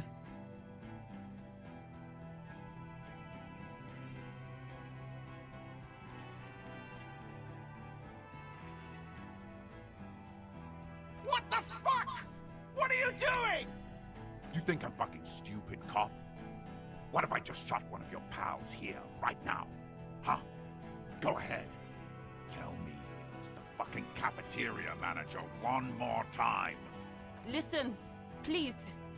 This cop and this drumhead cop marshal won't decide who... The Hardy Boys confessed to hanging him, all together. Titus said, "We took him out back and hanged him." He said it loud, in a public place. You're lying. DePaul heard A Kiel Model 40 revolver, 8 rounds in the barrel. The gun slowly sways in his hand from the inebriation. You heard wrong. She and these men have been helping us find the shooter. Fucking liars. The shot rings in your ears, a low, tinny ring. Then the Hardy Boys yell something. The young woman stands and looks behind her. The shot has flown over her head. crashing a small pane of the glass window behind her. I missed. Not true. He purposefully over-aimed and shot the window. You had him second-guessing himself, only for a second. Do not assume he will miss the next time. I know what I heard, Corty. They said they killed him. They said it was a good way to end a Sunday night.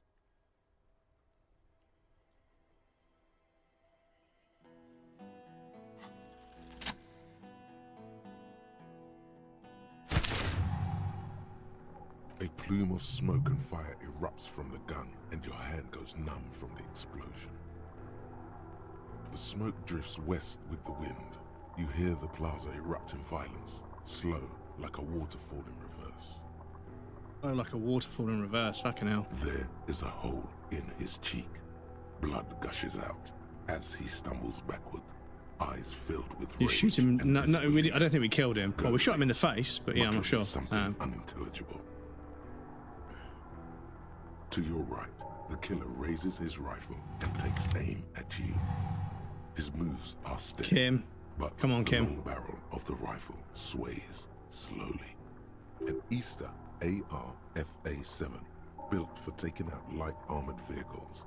It will devastate you. You leap left.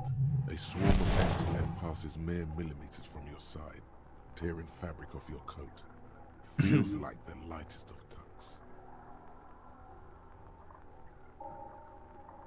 The man tilts his head, trying to see through the clearing smoke for the next shot. Watch out. To your left, Nepal is about to take a shot too, at Kim. God, please.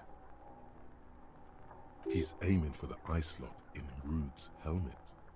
An extremely difficult shot. 2 shots ring at once. One from the lieutenant's pistol, and the other from Nepal's. It's aimed at the lieutenant, but it misses. You hear a scream behind you. Blood gushes from the helmet's eye sockets as Rude staggers back, disoriented. The sounds coming from his helmet are not human. An unbelievable shot from the lieutenant. Glenn, dying in a puddle of blood behind you. His mangled torso has 2 gunshot wounds. Blood gushes out of them like red geysers. Oh God, watch out. You see 2 crazed eyes stare at you through all the smoke and the panic. With blood gushing from his face, the man raises his pistol at you. Then he squeezes the trigger. The look of vengeance, framed in blood, lips shaking. This is the last thing he'll do on Earth. But he will do it. He is your end.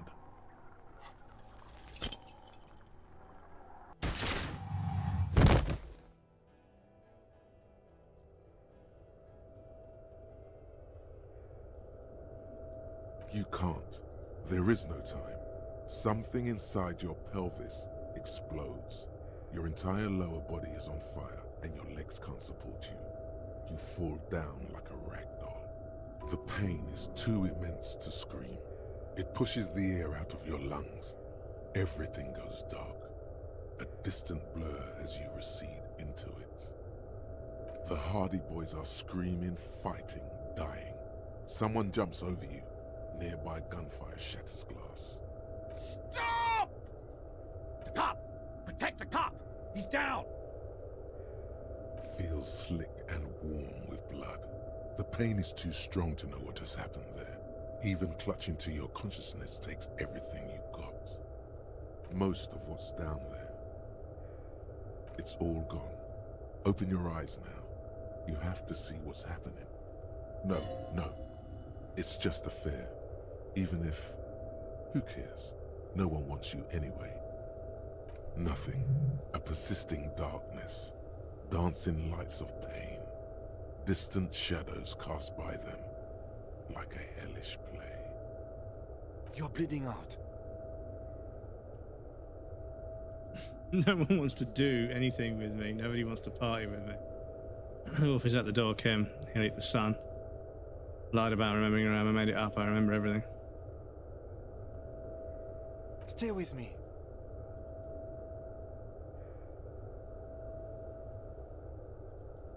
Yes, keep talking. You hear me? Stay awake. But you can't. It's so hard.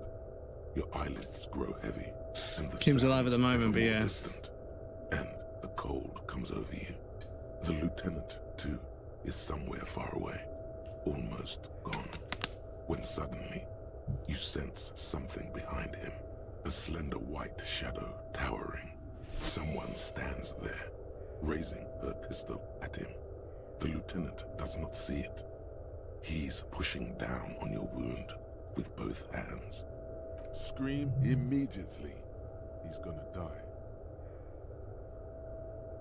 It's not all dark yet. As you're leaving, she is in there too, with you. You can feel the slender figure move, like a snake.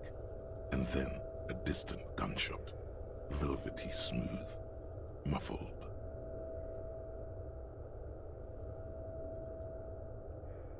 A big pillow falls on you, cold nylon and blood, slumped on you as the lights go out. All the lights and the sounds of the world disappear. This is death. One more door, baby. One more door. Brother, you already were a ghost. Up there, screaming along with all of them, scaring each other, haunting each other. It's the living who are ghosts. The dead are silent. They don't rattle windows or write letters in blood. The living do. Leave them behind. Rest. Living who are ghosts, the dead are silent. They don't rattle windows or write letters in blood. The living do. Leave them behind and rest. Of course. I know you do. Everybody leaves when they get the chance. Go on, keep falling. Deeper. Take the door. He's not taking it. His body is not taking it. Oh God, no. He's not disintegrating. Amos, welcome in, dude. I'm so sorry. instead. This is fucking... Honestly, this is one of the hardest platinums I've ever done. It's not even a platinum, it's on Steam. It's the hardest 100% I've done. It's one of the hardest 100%s I've done. Some of the choices I've had to make have been so gut-wrenchingly unfair. Horrible. And rotting. And being disinfected. And smelling of drugs and feeling saliva in his mouth. Drifting in painkillers. Thrashing in his bone sleep. He can't go. Not before the case is solved. There is a radio in the distance. A radio of the world. Playing sounds. Good morning, Elysium. Soon you will return to the world. Hours turn to days. Soon we will get up again and go through it again. Finally, we know what the infernal engine was outside. The clarion call. The engine of a Caprice Canadian. No, it was him.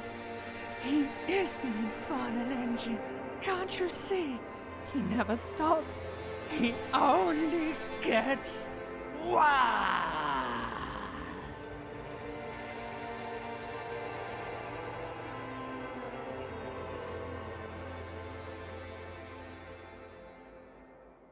You see Kuno's familiar shape in the foul pants. It turns double, then triple, from the pain. He says, Coinslot's dead? you can barely hear him. The pain is so bad. Kuno just told you your friend is dead, and you're crying about pain.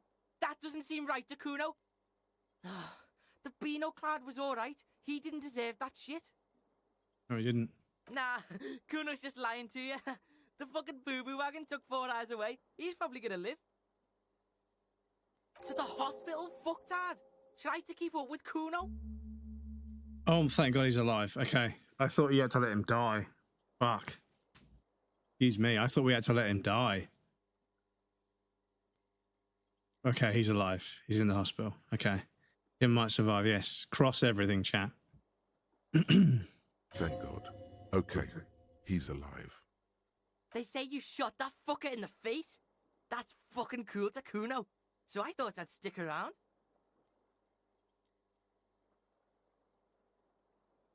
Sure, Kuno's gonna help you with that.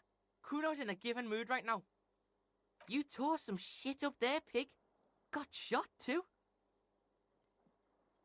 How would Kuno know? Kuno's not a fucking doctor. Pretty fucking bad, Kuno thinks. But you're one lucky pig. The doc took the bullet out and said you'll live. Are your legs attached to Kuno?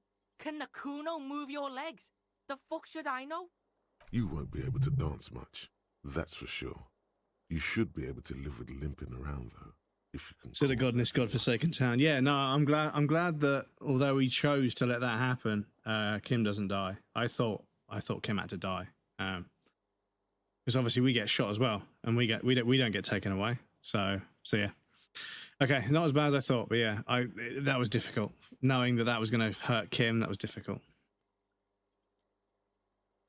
You keep asking all this weird shit from Kuno that the Kuno has no way of knowing about. Kuno did? He didn't.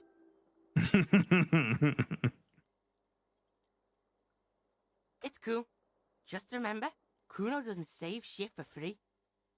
Yeah, some cunt from your station came over and knife fucked you when you were sleeping. Nick's fuck leave, I think he was called. Said he was a doctor, then fucked off and told me to phone him if you shit yourself. If he did triage and left, you must be relatively stable. We're detecting druamine in your bloodstream. It's a potent morphine-based painkiller. The good doctor must have given you some. It's gonna suck when it wears off. Why, in the name of fuck, would Kuno be it? Kuno's fucking smart. Kuno wasn't in that fuck pile. Kuno knows when shit goes south, unlike you.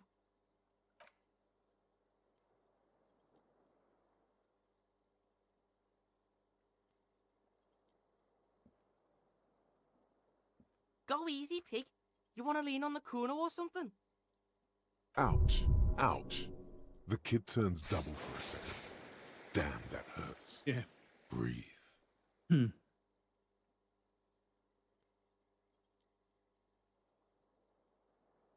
Bert Helsing Ultimate abridged in the fucking mouth. $120 for a Microsoft Xbox controller. I'm glad I'm on mouse and keyboard. Yeah, that's a lot. That's a lot for a fucking controller. But yeah, I suppose it depends on the controller, you know. You feel like you're about to fall over. So, how is it?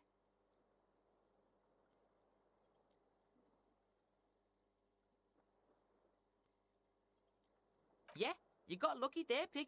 Maybe now Kuno can show you what real, brutal, hard music is. Still, you see something akin to respect in his eyes. Baby Beard was in here. Was probably a bitch to clean this shit up. Baby Beard. Is he talking about Gar? Baby Beard. That Baby Beard. The cafeteria manager. Oh, fucking hell. Yeah, fucking Baby Beard. Cleaned all your shit up. He's like your fucking mum now or something. 2 days? Kuno's been out longer sleeping off the speed train. 2 days is nothing. 2 days is nothing to the Kuno. Some of those Union goons got fucked. Now the whole harbour is in lockdown. Even Kuno can't get in there. Rich bitch? Yeah, probably. Boat's gone. Kuno'd be fucking fine too if Kuno had a boat. The big fuckhole. Yeah, he's drinking downstairs. Kuno's not into that. Yeah, that's what Kuno said. No one goes in or out. Shit's paranoid Happy now. to pay €200. I gave the DualSense Edge again. Best fitting controller I've ever had. Yeah. I mean, Sony have been, fucking kind of making L decisions. But yeah, the DualSense is a really nice controller. I've never used an Edge, but yeah, like I haven't used my PlayStation for a while. I let my fucking subscription renew. I should have cancelled it. But Signalis was free this month on console, and I was like, fuck. And Big Walk as well, and I want to play that with some No friends. problem. Kuno shares the info. The fuck you asking Kuno for? How would Kuno know? Kuno's fucking 12. Tough shit, pig. All Kuno knows is the harbour is Normal in DualSense feels so lockdown. damn cheap, cheaper than the Half Xbox the hardy One bitches are controller. dead, and even your company bitch left. He's really been keeping tabs on you, the Hardys, even the company rep. Kuno thinks you're fucked, but I can help you. What you got? Bounce that shit off Kuno. Again, something in him is shifting, changing. Yeah, what? What, Bells? Fuck, pig. Kuno doesn't know about this flower shit. Kuno's not feeling it. Huh? That could have been there for years. Kuno thinks it's a dead end. Walls are full of holes in here, pig. Even Kuno knows that. There is no telling when it was made. He had a point there. Huh? You want Kuno to be a yes man? Or you want me to tell it like it is? Walls are full of holes here, pig. Even Kuno knows that. There is no telling when it was made. Yeah, what? What fuck, pig? Kuno doesn't know about this flower shit. There are fucking footprints everywhere, pig. Pigs are too into this footprint shit. Kuno just saw footprints outside on the sidewalk. Shit ain't nothing to Kuno. What now? Will Pig, you ready to walk, Will Pig? So, listen, Pig. Kuno's been thinking about shit and, Kuno's coming with you. Help you wrap this shit up, final style. Final style. You fucked everything up. Now Kuno's all you got. Terminal Kuno. This scene is dead. Kuno's out of here. Might as well be a pig. Big up fucky fingers on me way out. Big up fucky fingers. He is a free thinker, beyond the box. Can't argue with that. Drug asset detected. Kid would make a half-decent sharpshooter, no? He is streetwise, knows the neighborhood, knows the people. He could be useful. Accepted the Kuno like a motherfucker. What are we gonna do now? Yeah, debrief Kuno. Let Kuno know the plan. Ballistics. In Clausia's room. Do it properly. Bitch next door. That's what Kuno's thinking too. Good call. Let's rock it, pigman.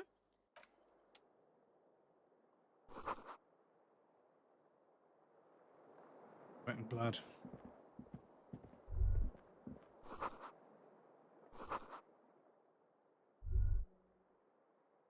Doors open, we can go to Kim's room, okay. Triggers are better on the DualSense, just the plastic feels such worse than on an Xbox controller. Yeah, I mean, like I say, like Sony have had so much experience in the peripherals, you know, business for such a long time. They do excel at that sort of thing. They do absolutely excel at making items that are nice to hold. So do Apple. You know, Apple know about items and how they feel in the hand and everything.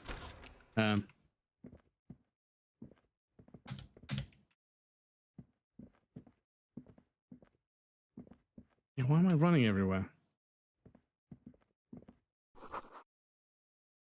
Have I got caps lock on? Oh, I have. Bugger. That's interesting. Because okay, let me save the game there. 1 sec, chat. I need to close the game and then take caps lock off and then load the game back up. Please bear with me for a moment. That's interesting.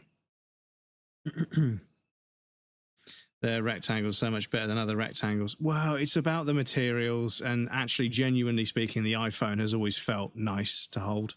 But yeah, it's a product design thing. And yeah, like certain companies do a very good job of product design. They know what feels good to use in the hand, and other companies, they make something that looks nice, but it doesn't feel nice to use. That makes sense? But you're experiencing with that controller, right? You know, you're using it and then everything else feels like a toy, you know, because they know how to make something feel good in your hand. So yeah, it's a thing. There are a handful of other examples that I wish I could remember, but it's like not so much now, but back in the day when you got into a Mercedes or a BMW, like one of the good ones, like everything felt better, superior in some way. These papers bear the stamp of the RCM. They appear to be not anymore. Everything feels like plastic because it is. But yeah, finished. You may have notes on this and other recent cases. Like if you were to take, is it a Sony mirrorless camera that you've got? I know we spoke about this at length, but my memory. No, it's a Nikon. I think you've got a Nikon. Yeah, Nikon. So if you were to use like a Fuji, you know, like a cheaper mirrorless camera, you'd be able to feel it, right? But Nikon, Canon, yeah, they make cameras. They make things that you hold in your hand. Nikoff, yeah. But yeah, certain companies that make peripherals, they tend to excel at making products that feel solid, weighted, quality, you know. And then you've got other companies that make products, but they also make things that are handheld, but they don't really think about, you know, they're trying to do the cheapest thing they can, and you can feel the lack of design, if that makes sense. The child. Dom's unfinished. Dom's unfinished too.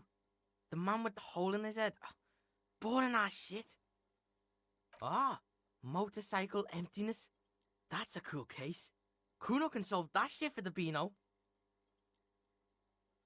No one tells Kuno what to call something. But the Beano was alright in Kuno's book. Kuno's pig. Very little. This is a daily write-up.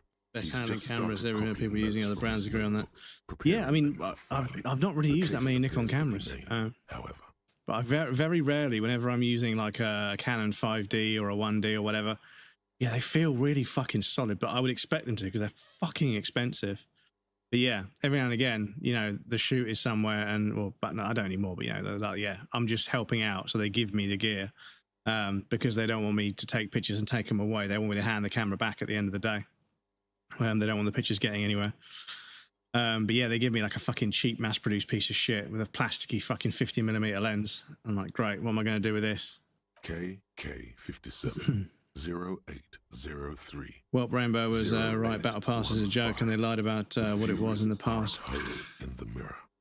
Yeah, like we've just had a massive update to Battlefield 6, and there's like a few Battle Pass like paths you unlock by playing the game. And I don't tend to buy into all that stuff, but I've got 950 Battlefield coins saved up because I just, you know, I do the challenges just so I have something to do.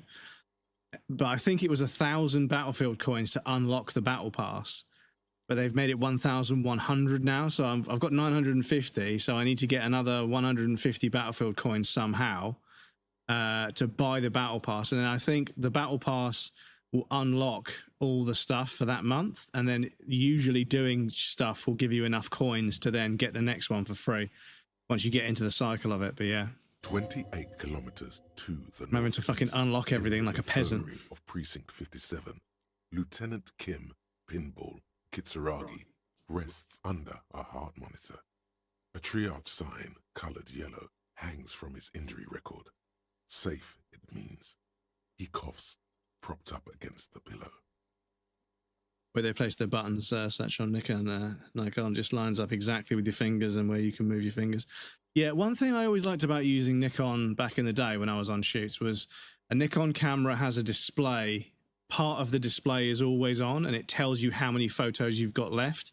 My Canon cameras never did that. But yeah, the Nikon camera, they have the circular eye thing that some people like.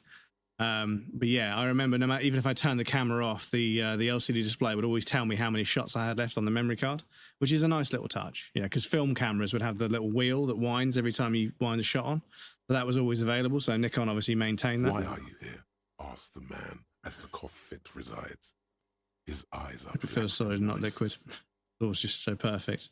Showed at Kingdom Hearts, Pac-Man, Sonic Egg, none they really revealed Battle Pass. It was just Sonic. Use a circular on high-end cameras and square viewfinders on the. Oh, they do square ones as well. Okay. I mean, yeah, I suppose most of the cameras I've been using, my friends have been using, are pretty high-end, I suppose. But yeah. Lieutenant Freighter, sir. I am his partner, says Satellite Officer Jean Vicmer, standing in the doorway. Then why are you wasting time here? Coughs Kim. He's out there in Martinez, unsupervised, without cover. You need to get there. His cough gets the best of him. He grabs a glass. On his right-hand side, a little blue notebook, open at case notes. He went with the Furies. Perhaps the internal strife it implies was not so off after all. Or perhaps to honor your wishes, or for some other reason. Hard to say. Oh, so he did choose the name with the fairies. Okay.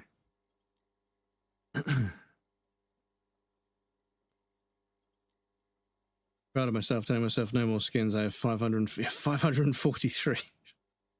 Circular ones allow you to screw on a viewfinder. In that way, you can just pop it off if you accidentally hit it. That way, it can't just pop off. Oh, so you can screw. Oh, okay. So there's a thread on there. Okay. Because yeah, you can get like rubber, like eyepieces that you snap up. You lift them up off the camera. But I think you have to take the hot shoe off first. But I've never needed to do it, to be honest. The man with the hole in his head. We've been playing it since 2017. Yeah, it was fucking 9 years. Almost a decade of Fortnite. Cases, titled Crossword Puzzles 2 to 2000.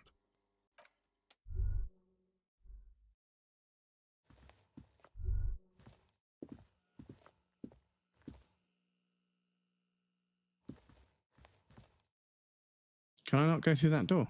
Okay.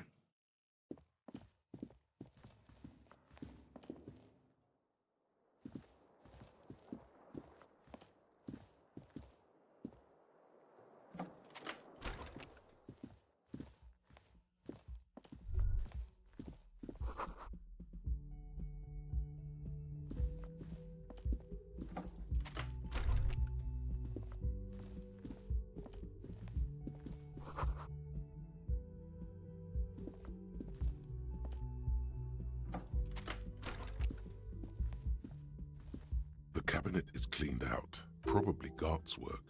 After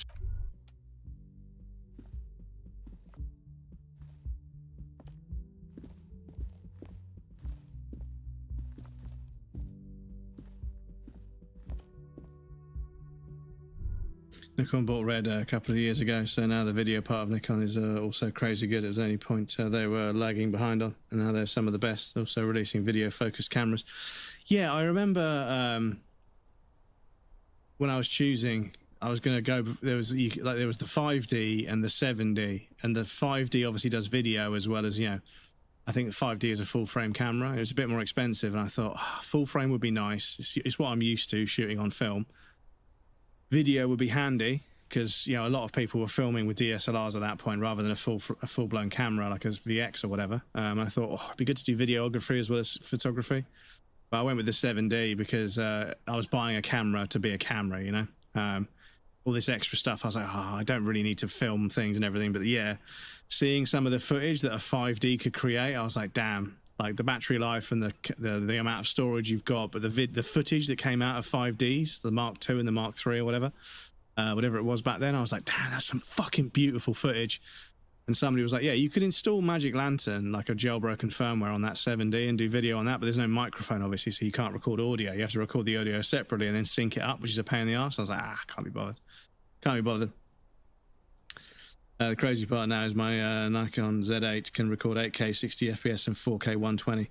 4K 120 is nice. I mean, I think my iPhone does 4K 120, but nowhere near the bit rate or the fucking color space that you can do on a camera like that, of course. But yeah, even my little iPhone can film at fucking like massive fucking video sizes these days, which is pretty crazy. But it must be doing some trickery because it's a fucking tiny little camera. There's no way it's doing that just raw. Light from the desk lamp reflects off the glass in an untarnished golden halo. The glass is pristine and utterly silent. Shit, I know this. Kuno gets this shit. Ballistic shit. Science shit. Golden light melts away into the blue, glassy darkness of your mind. In it are two neon-lit shapes, a man and a woman on the single bed. A two-hearted spider. A two-hearted spider. I suppose. Oh, it's got 8 legs or 8 limbs, but 2 heart. Yeah, okay. Like the witness said, the man is kneeling, the woman is on her back. It's the night of March 4th and a shot has just been fired. The man looks directly at the woman. The shot's possible directions converge in his mouth, a ray cast from somewhere outside, entering his brain. From the roof outside, location A prime. The glass fractures around the bullet hole, shards face inwards like a corona behind the woman's back. Can record 4K 120 in RAW. Yeah, RAW. So you've got loads of like control in post, whereas this is obviously compressing it into I think it's called high efficiency video format, I think. There's an acronym for it. So with the back camera, 4K 120. 4K 120, it doesn't say. But yeah, I know it's recording in a format that but also I can double tap. There's a one-time zoom. There's like a 0.5, 1, 2, and then there's like a thing after that.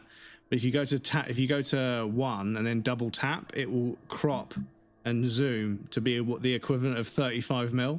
It's a really nice little touch from 24mm. Is it? I can't remember. Oh, it's photoing. Yeah, so I can double tap.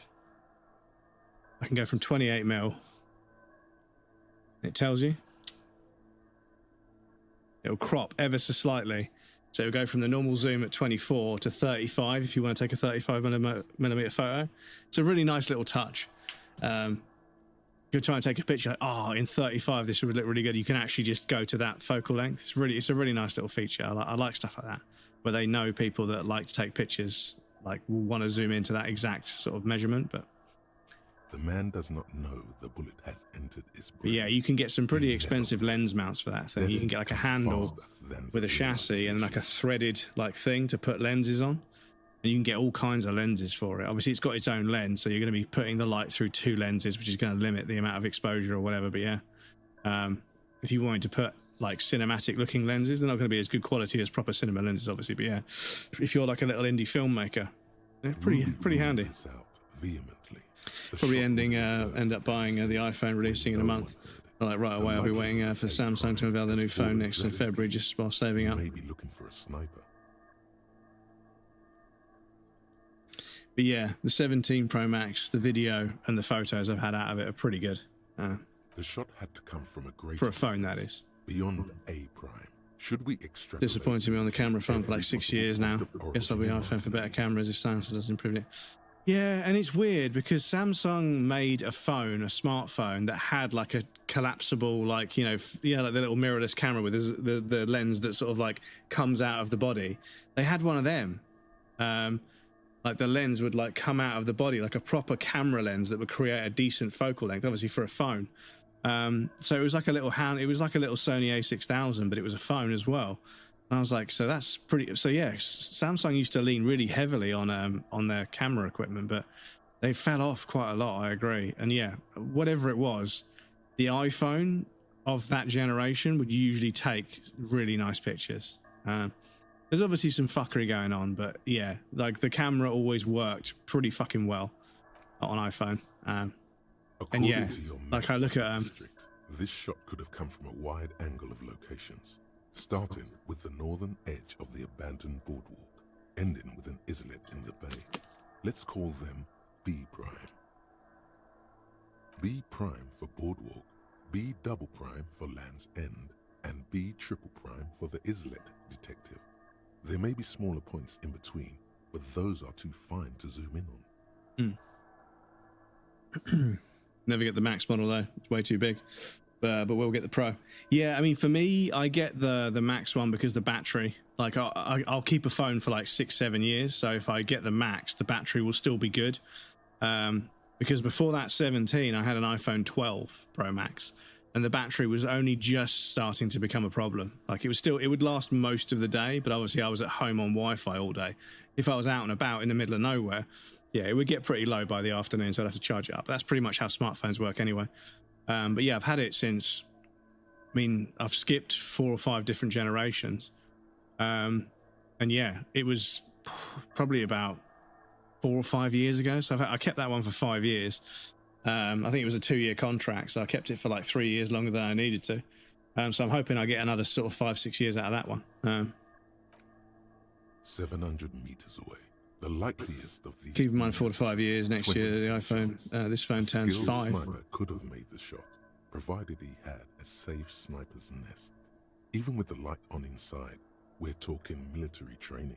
At that distance, the perpetrator would have had to take wind direction into account. This would explain why no one heard the gunshot. The bullet came from far away. 1.2 kilometers away, the least likely of these positions. Let's say 3%. A truly skilled sniper could have done it, possibly from a tent. No, too far-fetched. 1 kilometer away, an unlikely point of origin. Beyond the docks somewhere, on an islet in the Bay of Martinez perhaps. There are islets there, badly charted as they may be. See, this is the thing. These angles, they're coming in like that. It feels as if it would have come across from over there, but we don't. It doesn't face that way, does it? Well, we can't get over there, can we? We can only get to sort of like the church and the fishing village. No, this is the fishing village, because I feel like the angle, it would have come from the fishing village. Then again, maybe we're going to get a boat from here to there, or to there, and then we work our way in through the fortress, and then we go up here. They made the shot from there, but it looks like the angle's all wrong. But the shot would have been a small miracle. 5% likelihood. There is an extremely narrow. To charge this phone 2 times a day now, it had a crap battery from no. Yeah, this is the thing. I get the maxes because the battery always lasts for fucking ages. I mean, I've been using this phone all day. Spotify on my lunchtime walk, and this is probably a year old now. And I've still got 72% left of my battery. So I've been using it to go on social media all day, taking pictures and videos of stuff out the window sometimes, taking pictures of Artie, Spotify streaming music on my lunch. And yeah, it's only used 28% of the battery. So yeah. The battery's still pretty solid, just because there's just more of it. So it's just, it's not the reef. And had it come from the coast, you would have probably stumbled upon it while you were running around over there. This leaves the island in the bay. Islet? Like a gimp island? I think you're onto something. The shot could have come from there. Kuno's got no fucking clue. You need to pick this shit, cop style. Cool shit, Sub-Zero shit. Kuno's listening, you got his attention, so what's next? The boy squints, looking into the cold distance across the water. The lead is flimsy. You might as well go around Martinez, looking under every rock and talking to every person. But what else is there? To do, you mean? Nothing. Harbor's closed. Everyone's dead. This scene is dead, pig. Yeah, why fucking not? Just one question, though. How are you gonna get to the island? Kuno has his ways, but that ain't for your fat old ass. There's this lady in the village. She... yeah, there are boats there. You go, do shit there. You'll get one on the coast.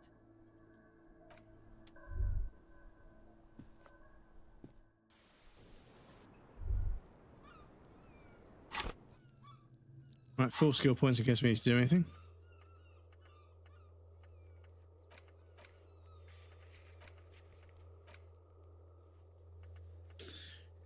Right, need to check the monument.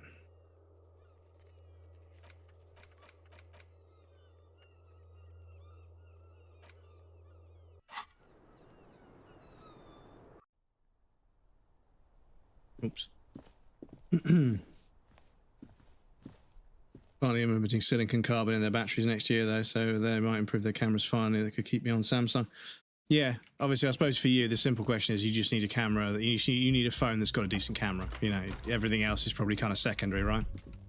But yeah, I've been using iPhone for such a long time. And like I say, my MacBook, my watch, my earbuds, and my phone all being Apple means they're all just fucking programmed to just work. And it's such a simple thing, but it helps me out all the time. So many times I want to get something from my laptop to my phone or my phone to my laptop.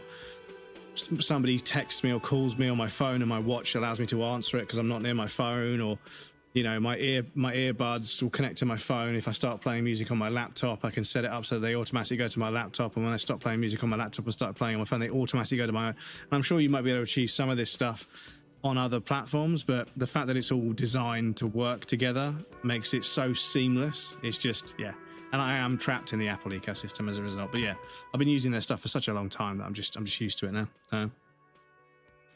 Care about anything else but the cameras. It bothers me I have to spend all the money on the top model phone. Yeah, the camera. Yeah, this is it. Because I've got a friend who's like really into like screen technology and stuff. And yeah, they have to buy the best phone you can get because the screens are crap otherwise. And they're like, when I'm using it, I can see the pixels and everything. It's fucking, I need an 8K or a 4K phone. And I was like, oh, fuck, yeah. This is it. Obviously, you want a phone that has what you want, but they put all the best stuff in one phone. That's the most expensive one. But Apple are experts at this. Apple take like really meaningful stuff away from the one below, and then they take something else really meaningful away. So they make it, and their pricing, they price the low run really close to medium, but then they make the medium way worse than the top. So you end up just buying they're very fucking clever with their products. Very clever. The way they box them up, the way they sell them, they're very clever. But anyway, got an ad break starting in a second. I'll pop you guys over on the BLB screen. You guys know the drill. I'll be right back, and then we'll carry on.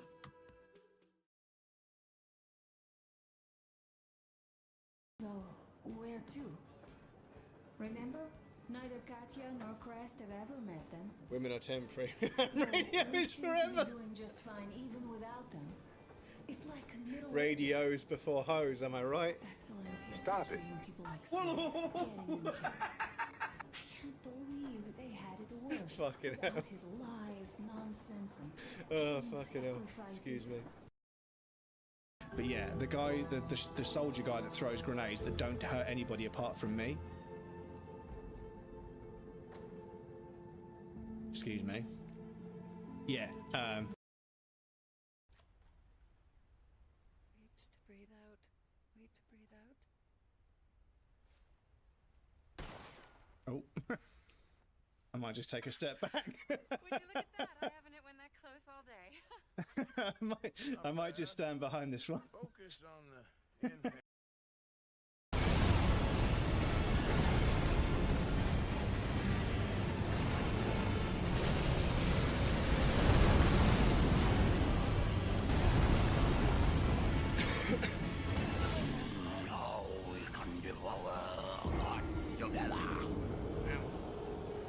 Game, are you broken?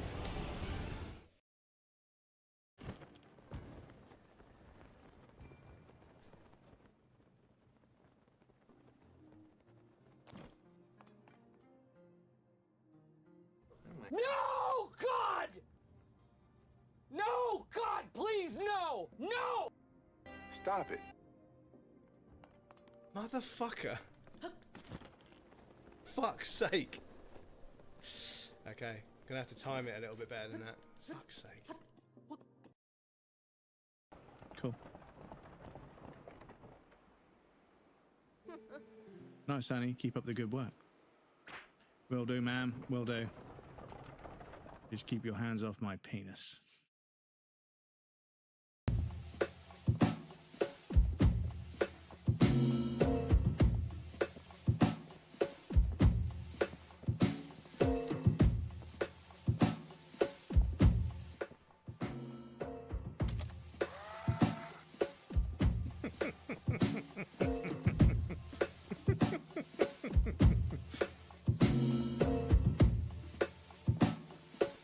Wait, no, no.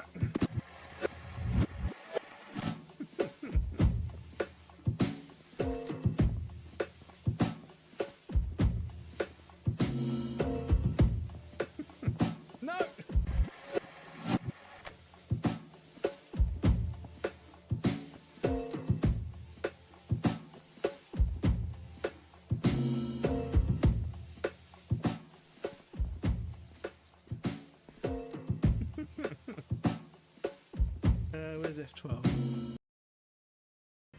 Whereas when you stretch them properly, the ear stays nice and fleshy the whole way round. And it's just a patience thing. You know, people try and stretch them too quickly, and in the process, they stretch them too quickly, and it goes off center. If you imagine that, you know, the flesh tunnel is basically stretching a hole, giggity, if you stretch that hole and then you leave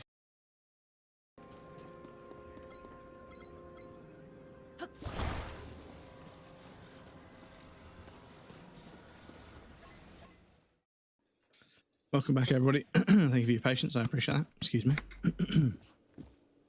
Right. Where are we walking to? Get saved down there just in case. Oh, you're up. It's good to see you back on your feet. Did you like your room? I cleaned it for you. Fucking cleaned it. What a dick. Dancing around in his maid uniform. Kuno forces an unnatural smile.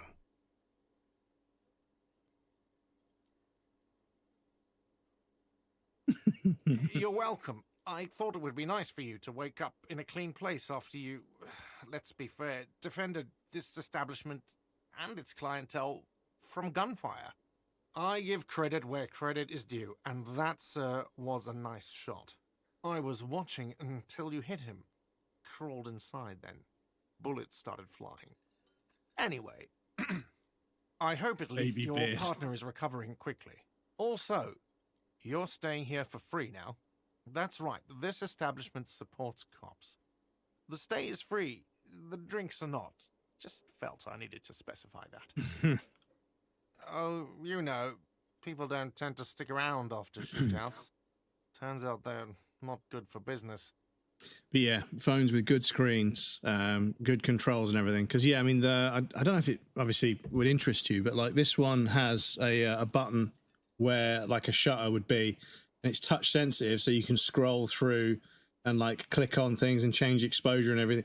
You can actually program it to do all sorts of stuff when you're taking pictures. So if you were going somewhere and you knew you were going to have to change exposure or shutter speed or whatever, you can set up the menu to when you like push it or tap it or whatever, you can control it. So it's a nice little nifty little button. But they took away the switch. Like there used to be a switch for silent and not silent, which I used to appreciate, but now it's a button I have to hold down rather than a switch. But yeah, it is what it is. I don't remember everyone who comes here, and many people wear sunglasses inside lately. Must be a fad. Yeah, I was. Yeah. That's because I'm a bad ass.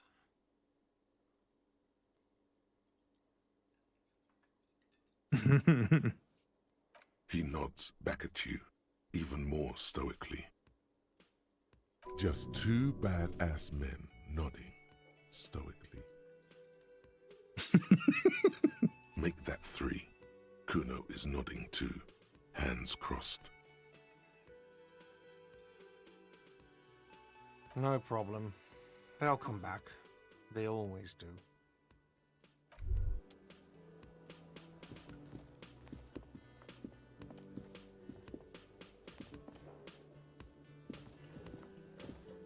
Gendarme.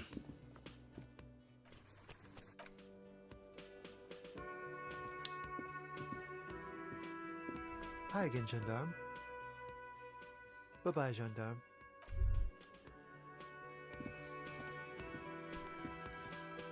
Oh shit, have I still got the gun in my hand? Excuse me. Let's put that on. I forgot I was still packing heat. Excuse me.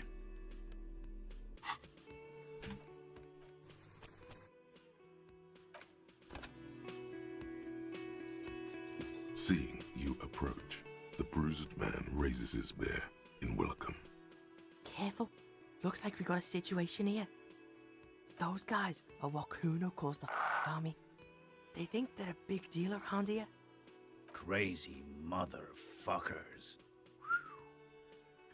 Didn't think you had that fury in you, but I guess I've misjudged a lot of people lately.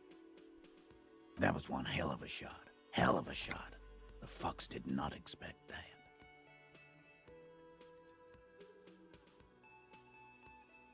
I guess what I'm trying to say here is, thank you for intervening, Capo. That was mighty brave of you. Situation diffused. Situation diffused, he declares with undue authority.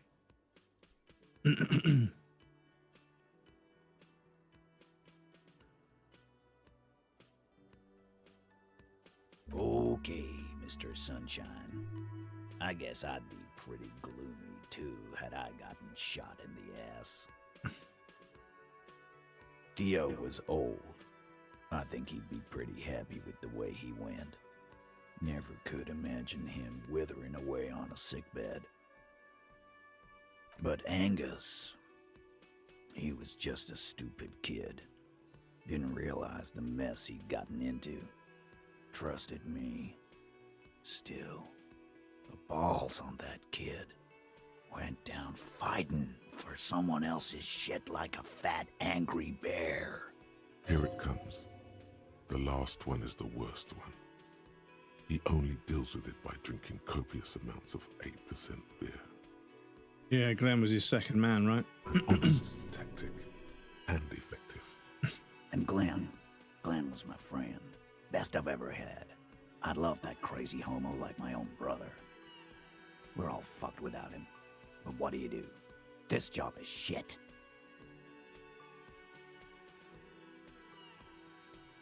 Dennis, that poor little rat is dead too.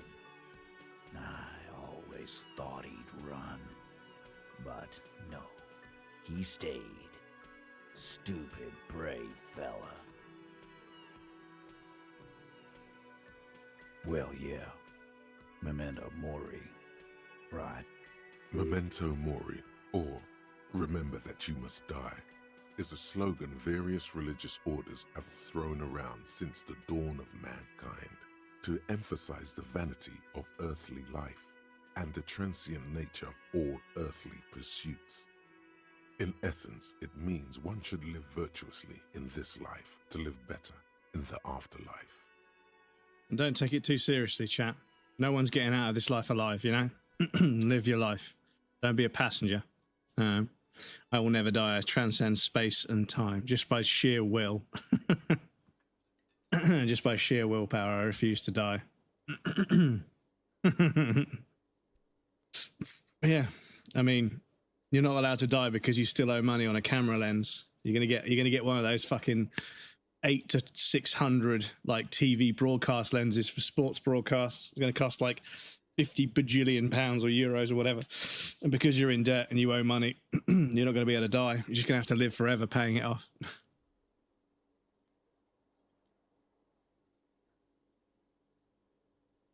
Sure it does. Live every day. They just keep like you alive. It's your last. 'Cause you might be dead tomorrow. I only buy cash. It's a rule I made for myself. I don't buy in cash and be able to live afterwards. I can't. Yeah. Fair enough. I guess I'll take a closer look at our union members. There's bound to be some ambitious fellows there who'd love nothing more than advancing social democracy by busting some heads. Might even ask Tibbs if he's tired of replacing windows and maybe wants to have some fun with his brother. Anyway, don't you worry. As long as Kufis is dying. Fuck, that guy owes us money. Stick a fuck ton of adrenaline in and steal someone's organs to keep him alive. He's right. The numbers are replaceable. In an organization of thousands of men, there are plenty. Because like people that die with loads of debt, it's like it's fucked up, right? In America, if you die with debt, that debt is passed on to your spouse. And I think also the medical debt of dying in hospital, right?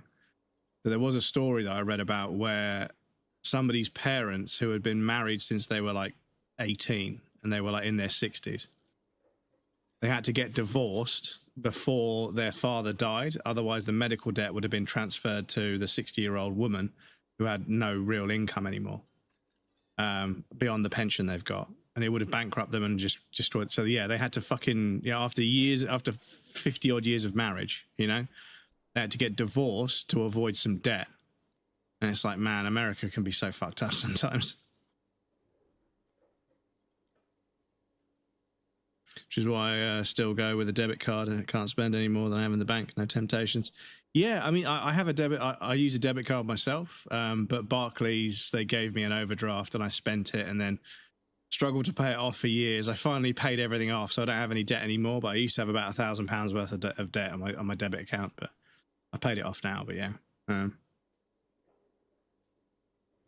Which is often why they get divorced before one of them. Yeah, it's so fucking sad that that's the case, man. Like, it's so fucking sad.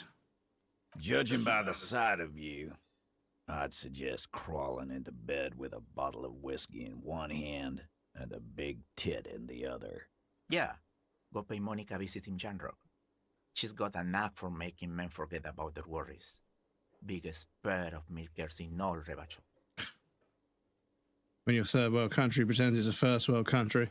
I have heard the description, but I feel like the UK is going down the same fucking route. Just it's a third world country in a Gucci belt. And I was like, oh, it's a bit fucking harsh, you know. We don't have time for that grief shit. The way the medical system in America works is so fucking crazy to me.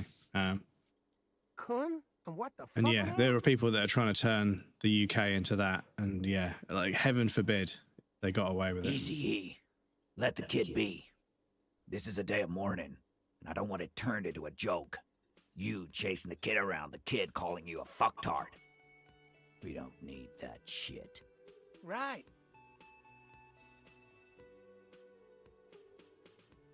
Kuno keeps silent, too.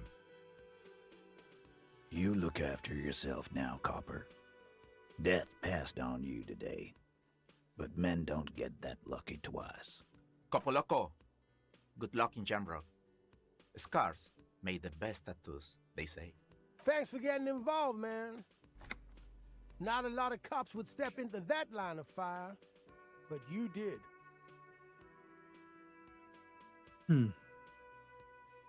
Americans legit think they're rich because the average pay there is high, but it's because they have Elon and Jeff bringing up the average to insane levels.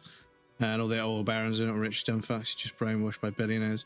Yeah, I mean, the UK is similar in that sense. Yeah, you've got, you know, like a very small portion of the UK are like multi-billionaires, but then you've got, you know, like multi-billionaires, but then the rest of the country is basically on minimum wage. It drops off so quickly and it's dead flat. And our unemployment is fucking crazy.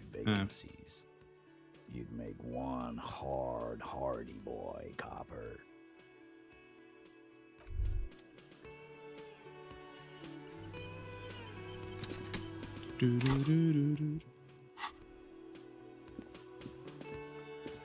Right, chat. One of my favourite moments in the game. Kuno's gonna scram now. Can't be seen with pigs. Can't shit on Kuno's good name. So yeah, see you on the C4 island. Try not to get shot or drunk again. Kuno's counting on your ass.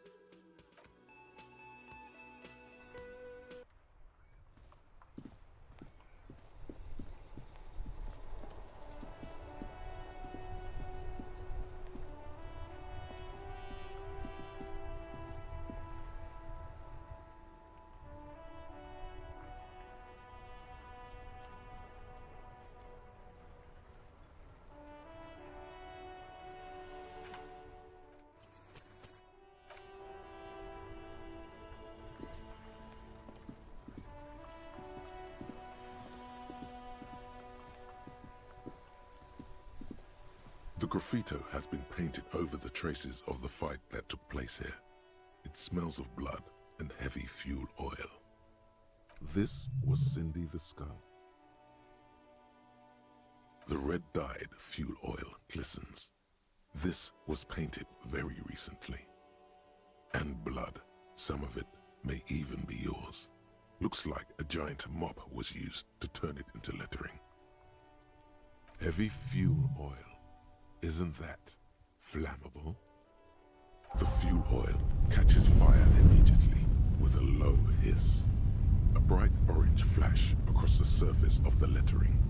Rain turns to vapor above the burning message, mingling with the black smoke.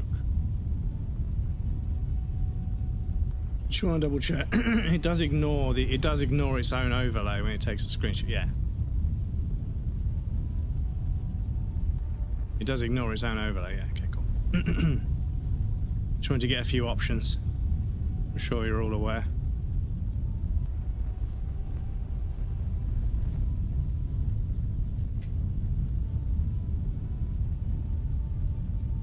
The flames warm your face. Then, a gust of cold wind, and the fire falters. It's time to go to the island. Slowly, the flames subside, the fuel burning out.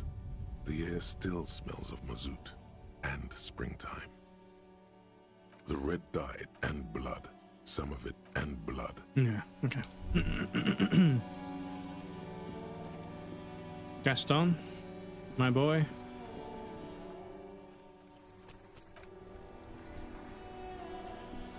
Mon Dieu, you set it on fire.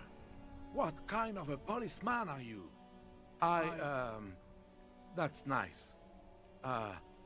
Better somehow. Can I help in any way?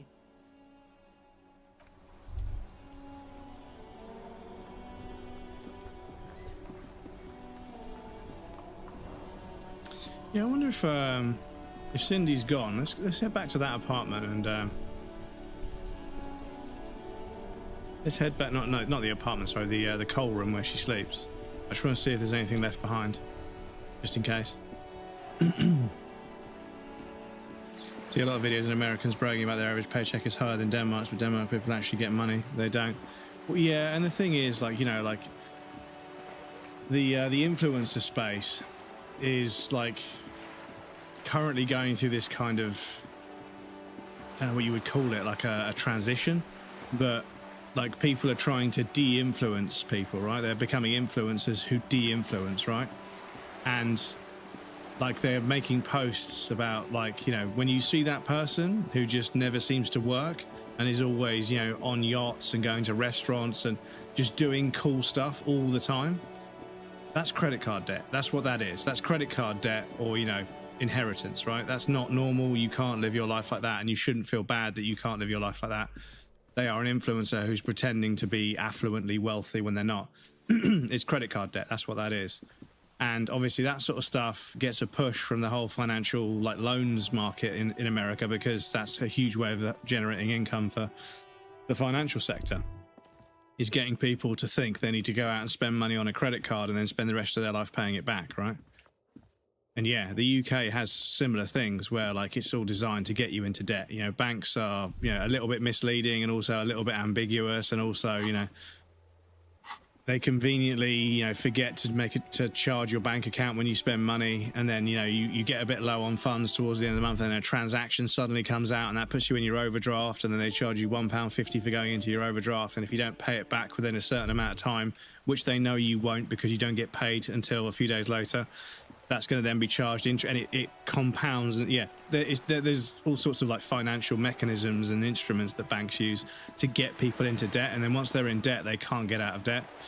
And they're basically working, and they're paying for their rent, their food, and, yeah, they're paying for themselves, but they're also trying to pay off this debt that the interest is just slowly going to make that last a lifetime, because all the payments they make go towards the interest first and then the capital or whatever. And yeah, it basically means, I mean, the student loans have all completely fucking fallen apart now. The student loans in England over the last 5-10 years, kids went to uni and they borrowed, or they got a student loan for 60 grand or 35, 40 grand, because it's fucking expensive now. It used to be like maybe 5 or 6 grand when I was a kid, but yeah, like 30 or 40 grand. And they work whilst they're at uni, do their course and everything, and then they leave university. And then the kids that, you know, in the generation after me, they left university a few years later than I did, right? And they've been working and paying off their student loan for like 6-7 years, and it's gone up. And it's like, holy fuck. Holy fucking shit, dudes. It's broken. It's gone. It's no longer a viable way for kids to get an education. Education used to be mostly free, and then they started charging for it. It got too expensive, so they started doing student loans, which is arguably on paper, student loans were fine in the beginning. But yeah, they've all fucking, they've really fucking fallen off a cliff, and now they're just, they're a scam. This is why I don't get involved in local politics. They're just a scam now. Yeah, kids are leaving university, and like a bunch of them are saying, I'm never going to get a job that pays more than minimum wage, because if I earn more than a certain amount of money, I've got 170 grand's worth of debt to pay off. And it's like, what the fuck, man? They're like, it was 40 grand. Then by the time I finished my course, the interest and everything else have made it 70 grand. And now the interest has made it like 130. By the time, but 5-10 years down the line, once I'm in a good job, it'll be 170 grand. And I'm like, but yeah, and how much do you pay? How much are you going to pay? Well, even if I paid like 11% of my salary in a reasonably decent job, I'd only be paying to keep the interest off. I wouldn't be paying down the 170. I'd just be paying the interest to keep it where it is until I earn more money when I can actually start paying it back. But the way things are working now, the kids that left university in the last 5 to 10 years, they're going to be fucking retiring with student debt. Like, it's fucked. It's so fucked. Imagine having to get a student loan, not be paid to study. Yeah, it's fucked. It's fucked. In its purest form. Now, what can I do for you? What can I do for you? Yeah, what was this? The boomboxes wait on the shelves. And your boombox, that gold and amber, Harmon Wow. Yeah, I don't really need it, do I? I can always come back and buy it. I think I'm already around 100,000 in student debt or something. Fuck, dude, I'm so sorry. Also, you could get an education, right? And then you get an education, you got this qualification, you go and look for a job. I hope that you're still studying by the time Andy Burnham gets through reforming it and making sure that kids aren't fucking basically just strong-armed into debt for life just because they wanted an education. It's fucked. It's funny to me because I know I'll never pay it back. Well, yeah, this is it. Is that, you know, lots of people have said, you know, I mean, you know, people were calling up and saying to this radio station, they were like, yeah, my son refuses to take jobs that his qualification would entitle him to, because the second he starts working at these jobs, the salary of $37,500, which is not even that much really, qualifies him to pay back the student loan. But the student loan's like 86 grand, you know, and obviously, you know, as he's paying that off, the interest is going to eat half of the payment, so it's going to become 120 grand by the time he even starts making a difference. Once he finishes his sort of like internship and starts earning real money, it's going to be more than that. So yeah, he's fucking cooked. So he's just decided to just never work in the field he trained in until things have been sorted out. So, you know, you've got people with qualifications that could work in the field, but they choose not to because it's fucking pointless to work in the field, right?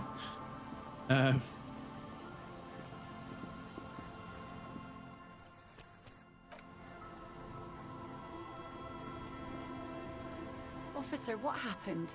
You're limping. Why are you limping? You look terrible. You're not limping. You're you.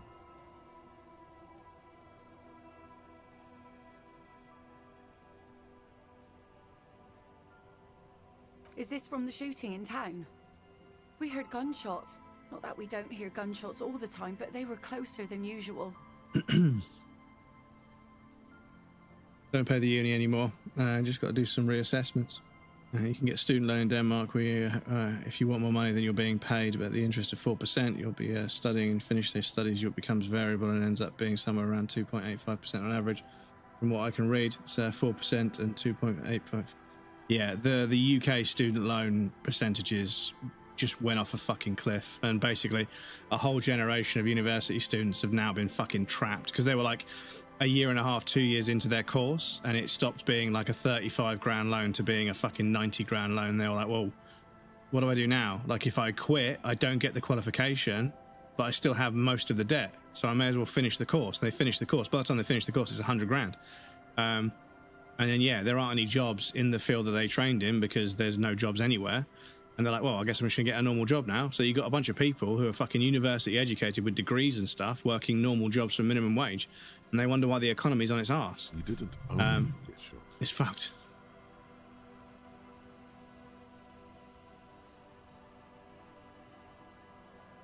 Well, good for you. So you're a killer? That's good, I guess. Better than being dead. I guess you are. I understand that's how it goes. Of course. Can I help you with something? That won't be a problem. It's wind still and the tar just dried. We've got 2 days of relative sunshine ahead. If you promise to bring it back, and no scraping the hull, I just got it nice and yellow, and no drinking on the boat, and no joyriding either. The crow's feet disappear from the corners of her eyes as she smiles at you. Yeah, this dialogue doesn't exist, right? Nothing, just ruins. Used to be some kind of fortification there before the war for the communards. An anti-aircraft gun, I think. Bombed to bits in the landing. Haven't been there myself. Always steered clear of it. Hasn't been there herself. Who has? My husband used to drink there. Him and his drinking buddies. Do you get your loans from banks or the government? Always They were seemed student about loans. a place to drink to me. Um, People died there during the landing, you know. My mother told me. So I don't think they're like high street banks. I think they're probably financial from the government. Yeah, I imagine the government probably has a financial services department that is kind of like a bank for government financial affairs, I presume. But yeah, like I know the percentages on the loans have gone fucking through. Yeah, everything went sideways, and now all these kids are being trapped with debt. And it's just like, for fuck's sake, man. One of the many fortifications that was used in the Government Financial Services called SFE, Student Financing. Okay, yeah, so they've set one up. Before Okay. they took this city. The kids sometimes go there too. I know they do, on rafts. I tell them not to, but they bring back old bullet casings and such. The twins. God forbid they bring the girl along on some rickety barge. Hmm.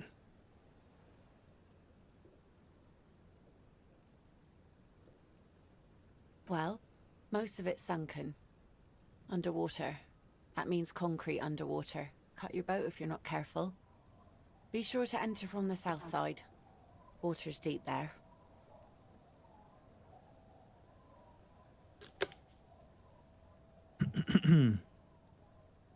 Same here, our government, specifically the education section, handles the student loans here.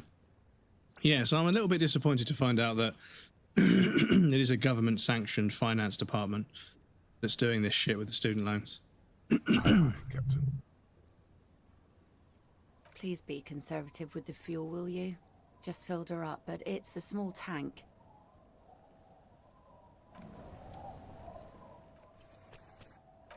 One last time.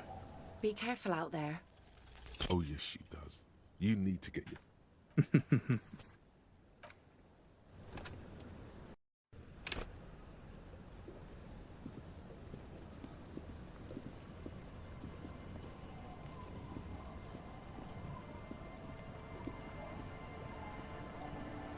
See, I wonder what's going to happen if we're on our own.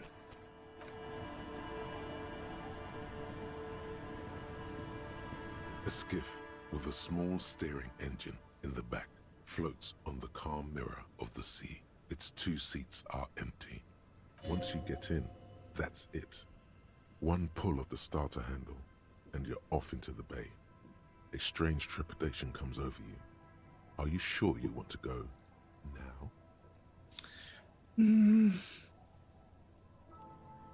Yeah, I guess so. I mean, we could go and do all the bits and pieces in the church, but we've already done them. So... Oh, I need to... excuse me. I need to investigate the... Have you made all the necessary Remember what the net pick... Yeah, hang on. I need to quickly check. I've got a save right here anyway, so it's fine. I need to check here. I need to go check the monument. Because some time has passed. And therefore, Idiot Doomspiral might have had this time to work their magic. And, there is the statue. Ah, okay. Yes, okay. Right, so this should be an achievement.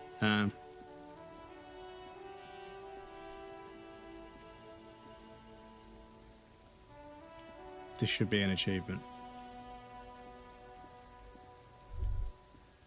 Still can't go into this lorry, even though we know who Ruby is.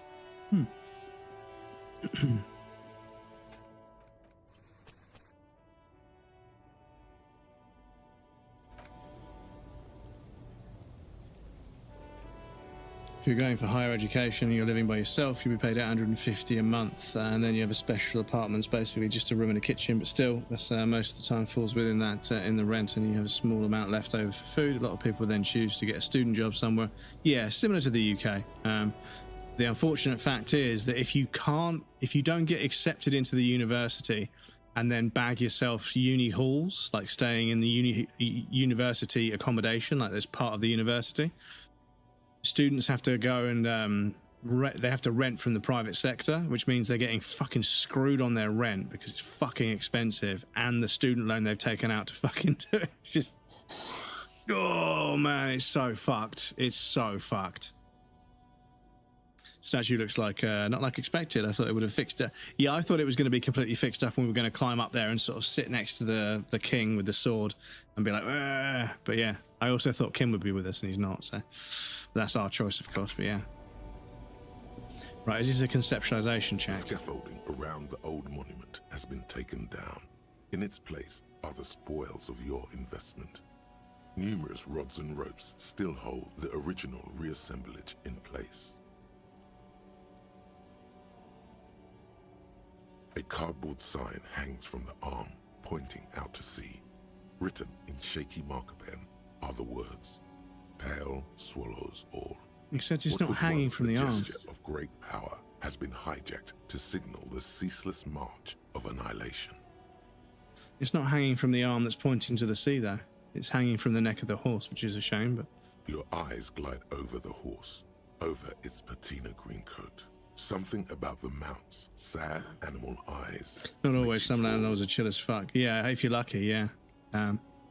We have laws protecting student apartments. If your apartment's classified as a student apartment, there's a max rent.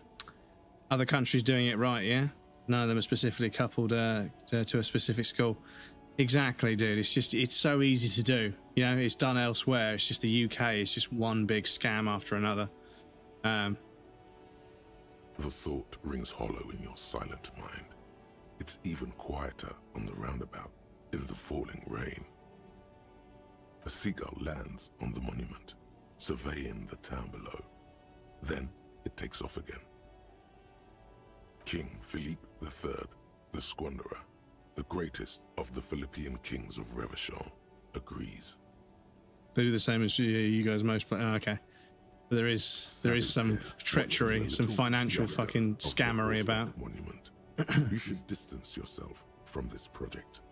Say it's your personal brand strategist gone rogue. Gone rogue? No. Idiot Doom Spiral has finally achieved something remarkable. Spoken like a true hustler. We have a long way to go. Your net worth is still nothing if you factor in the tax. Come on. We've stood here long enough, and money doesn't sleep. The Doomcrier towers above, mounted on a horse. There we go, there's our trophy. Numerous rods and ropes still hold the original reassemblage in place. Cool.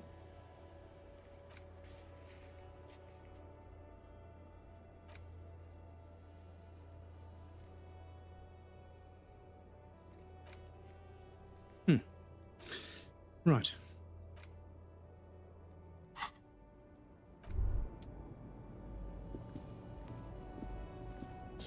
Now we can make our way back to the coast. And then, yeah, head to the island. Do the bits and pieces on the island. And then, yeah.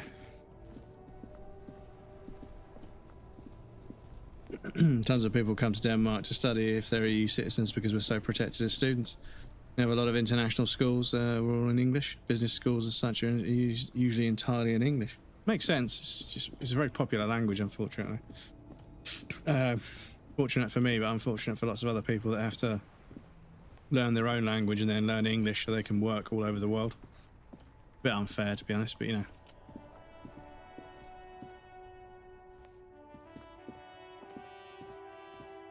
But yeah, I did see when like all the stuff with ICE was kicking off in America, there was a guy on a plane, like some guy with tan skin on a plane, and he was like, "Thank you, America. I'm leaving with a degree and $270,000 in credit card debt." It's like, did they deport somebody with a shit ton of educational debt and credit card debt? They were like, yep. They were like 60 grand in student loans, $270,000 in credit card debt, and I've been deported. I was like, brother, he's fucking winning. He is winning. He has the degree, and he's leaving them with a shit ton of debt. That is kind of fucking hilarious. But they were just so, you know, invested in deporting them. But yeah, he was probably like, I want to go back home anyway, so...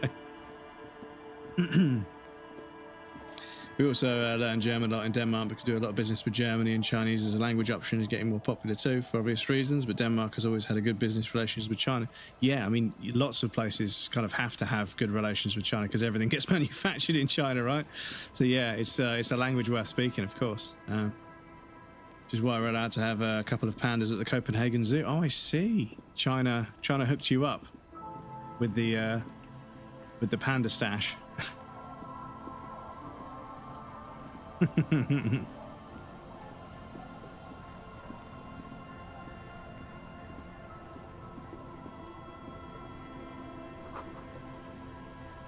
Oh shit, yeah. I haven't even spoken to the person yet, have I?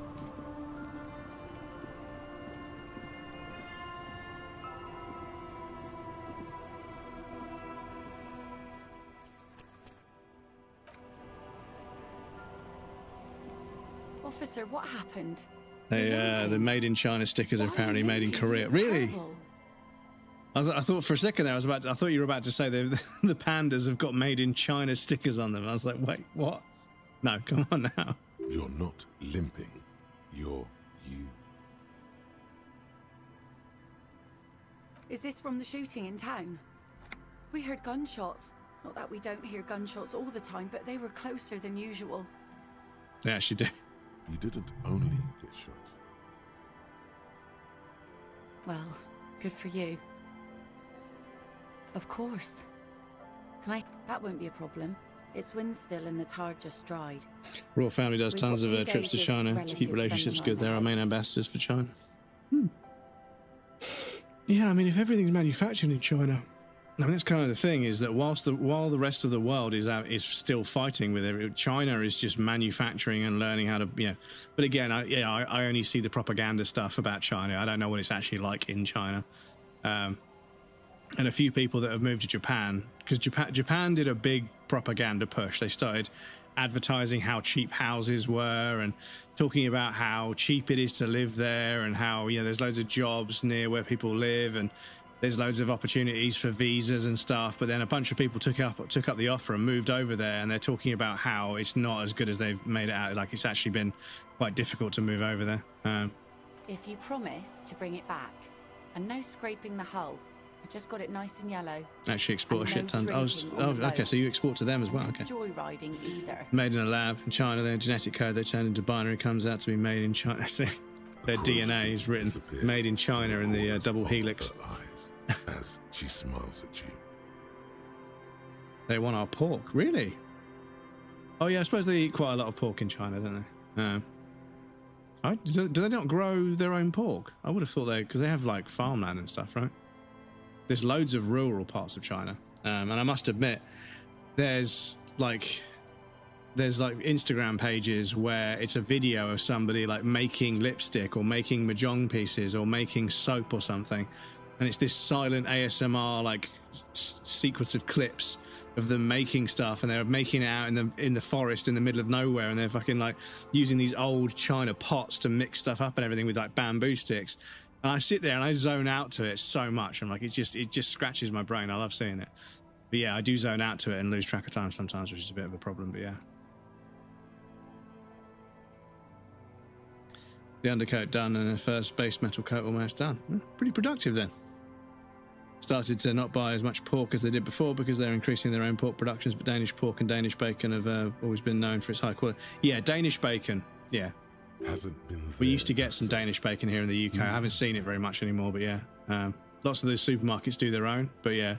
Trouble is, you put it in the frying pan, it all fucking shrivels up and a bunch of water comes out. Everything is a scam. My husband used to drink there. Him and his drinking buddies. Always seemed like a bad place to drink to me. People died there during the landing, you know. My mother told me. For the rest of it, I'll assemble do all the highlight coats.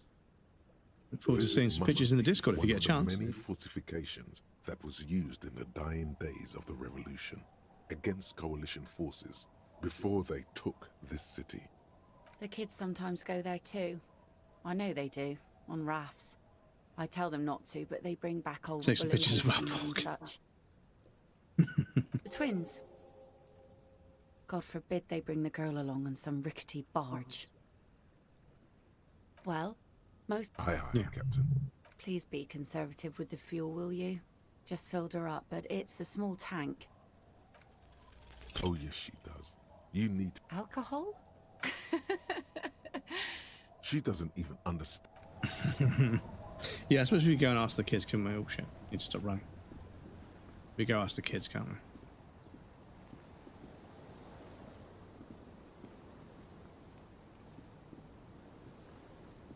Our tenant, the policeman.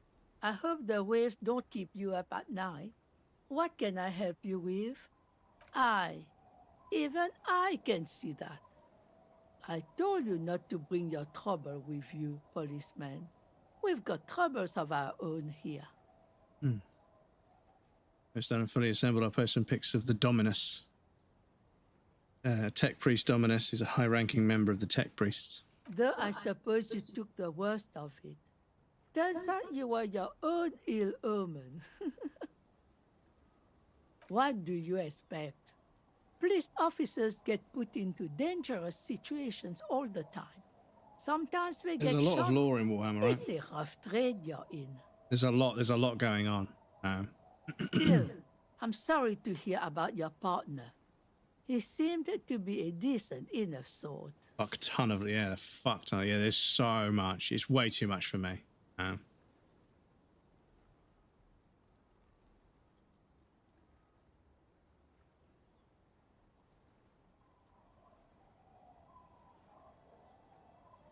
I warn you. I warn you, men with guns will be coming after you. They always are with your kind. So, be careful, and don't be a hero.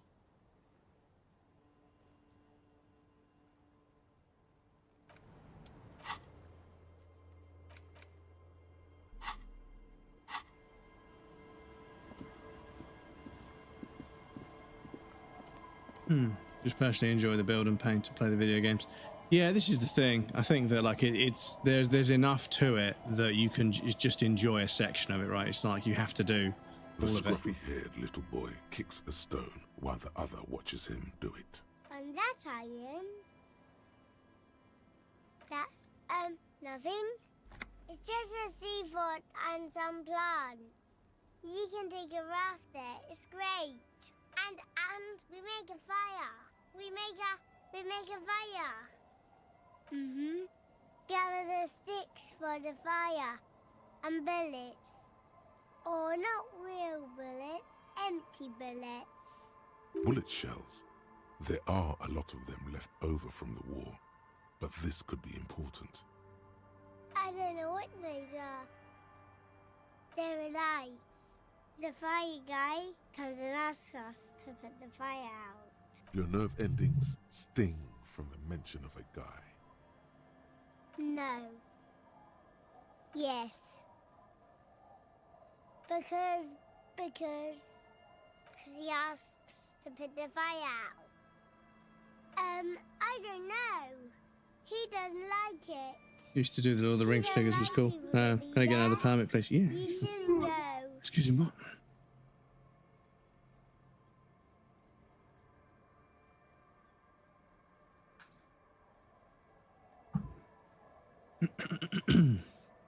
Yes. Oh, the Balrog. You shall not pass. Oh, fucking chills, man. 20 centimeters tall and painted it. Awesome, man. Awesome. You shall not pass. Smoke traces. Fucking delivery of the fucking century, man. I don't know. Reminds me a bit of Angron. Angron? No, he doesn't live there. I don't think. No, he lives there. Been there twice, 2 times. Fully metal. Yeah, they used to make them out of metal, right? And I don't think they were lead, but they were a very soft metal. I don't know what they were made out of, but I think they're mostly plastic now. I'm not too sure. He doesn't live there. Some of them are really heavy. There sometimes. Heavy as fuck. Yeah. Some of them were really fucking heavy. I remember picking them up. I was like, fuck, that's really fucking heavy, though. Yeah, that one's made out of metal. And I was like, fucking okay. I don't know. Wings were plastic for obvious weight reasons. Yeah. Angron is a demon primarch of the world eaters who worship corn. Everything else is metal. Yeah, I remember you used to get like whole like spruces, like sections, like sheets, and like they were like metal. You had to fucking clip them out and file them down and everything. You had to with plastic anyway, but you needed different files and you needed better clippers for the metal ones. But yeah, obviously being metal, you could get like I think you could get a better finish on them. But obviously you had to use a different kind of undercoat because it needed to stick to metal, not to plastic. But yeah. Our father killed himself. Oh dear. Don't say that, he didn't. I don't know. Doesn't even have anything to do with this, you. Father isn't the fire guy. They're now made of plastic, yes. However, they do some resin ones and I think some metal ones, but mostly plastic. Yeah, I think they've migrated to most. I think molding technology has got so much better now. I think there was a reason why they used to make them out of metal. But I think plastic casting has got so good these days. Your question didn't make sense. There's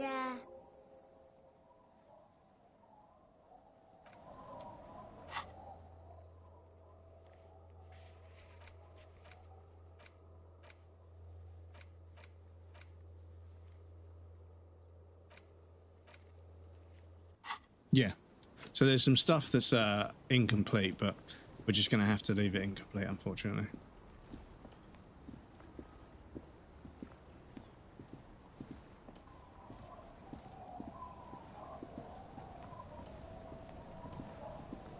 I keep forgetting, chat. I may be busy this Saturday. So I may stream on Friday instead, but I'll let you guys know in the Discord what's going on. If not, we'll do some extra streams next week. But yes, I have something to attend on Saturday, but I'm not too sure if it's going to be until the afternoon anyway, so it might be fine. But a skiff. Once you get, have you made? Or remember what the net? Yeah, I wonder what's going to happen.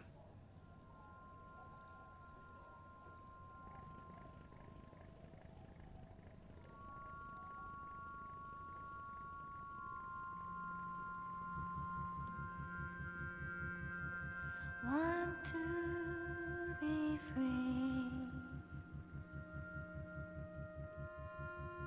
Want to be free.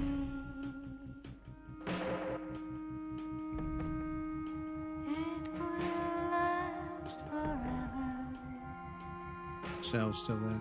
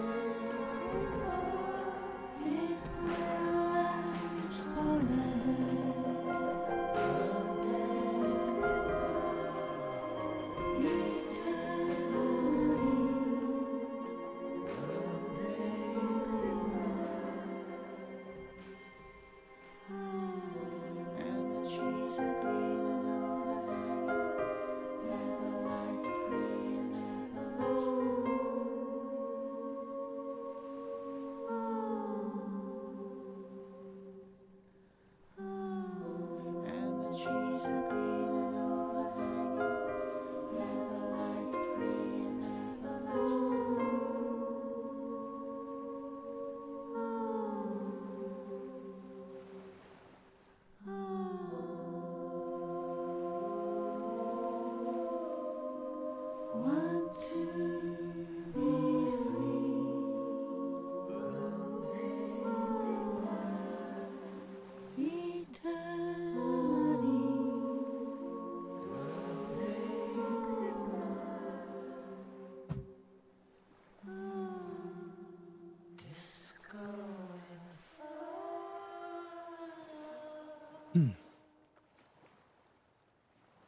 boat comes to a slow stop. You turn the engine off. Then there's silence. Obviously had a shit ton of Minas Trithgard figures that I painted. Sadly, the Balrog met its end after 12 years of ownership. It fell off a shelf. Plastic broke and the metal sword got back. Balrog offed itself. Gandalf finally got it. Yeah.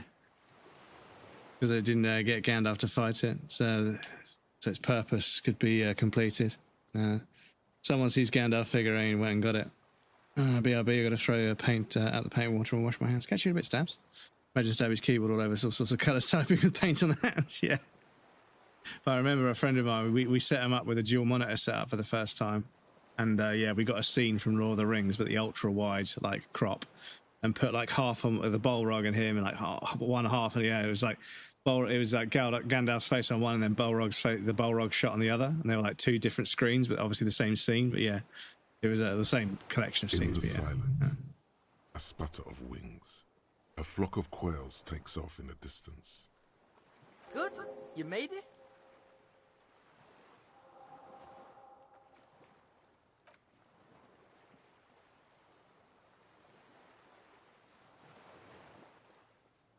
I'm mapping the place out, and it looks like both of us aren't going to make it. This is Death Island, the Hellmore.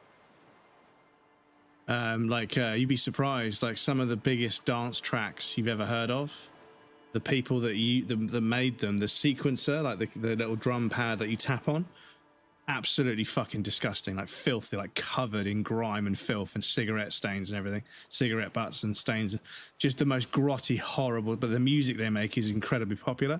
And people are like, oh, why don't you wash your equipment? It's like, nah, man, I let that shit grind, I let that grime build up. That's part of it. That's part of it all. I was like, fair enough. I don't know.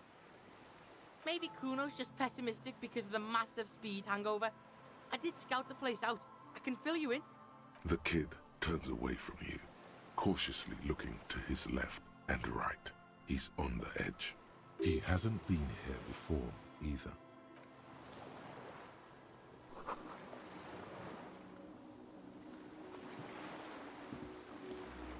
What they're telling you, what they're not telling you is...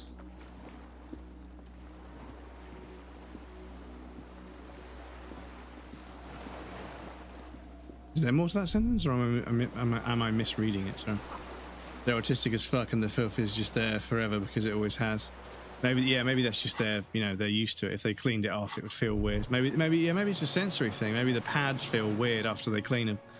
So I've definitely met people that have like tools that they work with, and I'm like, these are covered in fucking paint and resin and silicone and fucking glue and everything. They're fucking filthy. Why don't you fucking just leave them in a bucket of spirits to clean them off? They're like, I used to clean them, but they feel really weird. And then when they feel weird, I don't think about the work I'm doing with the tool. I think about what they feel like. So I just let them get gunky and horrible. That means that they don't feel weird in my hands. If that makes sense. I was like, it didn't at the time, but now I know, like, autism and sensory stuff. They're just, they're used to like, oh yeah, we get the fuel from it, don't we? Lingering trace of mazout in the air. But yeah, now I understand that, they were like, obviously, they had like sensory stuff where like they could feel the tools when they were clean, and that was off-putting to use. But yeah. Something it always was, you never focus on it. Yeah, it's not different, so you don't notice any difference. It's just as it always was, so you don't think about it. Yeah, no, that makes sense. That makes sense. What doesn't make sense is we have a fucking ad break coming up. So I need to pop you guys over on the BRB screen for the final time in the stream. As you guys I'm sure you're aware, there'll be a raffle and some clips for you guys that want to hang out. But please feel free to get up and move around, grab a drink or a snack. You won't miss anything. I'm going to take a break as well. And we also have anonymous follows over on the BRB screen. So if you're lurking, you want to follow without any alerts going off, please feel free. Yes, I'll be back in just a moment, and then we'll carry on with this final little section for the rest of the stream. And I don't think we'll be able to finish the game tonight, but yeah, we should be able to get a reasonable amount of this done. And that means that Saturday's stream, if it happens, or the Friday stream or whatever, will be just loading up different save games and picking up a few loose ends. But we should get 3 or 4 trophies out of this playthrough, which is pretty good. Yeah, so we're back in a minute, and and we'll carry on. Yeah, you might just win this raffle. I'm not sure, maybe.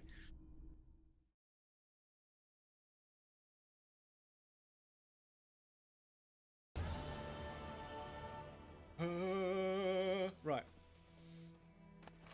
I'm taking your shit. Deal with it. Right. He even has a bit of a swag when he walks out as well. But yeah, it levels itself out here.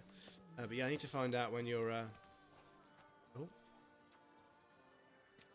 your nobleman is proposing to you. Why are you blowing me a kiss? Mate, these hoes ain't loyal, honestly. Amazing camera, and then he went and got like this crazy expensive camera, I can't even remember what one it was, and had a built-in ring light, and it never focused because his room was so dark.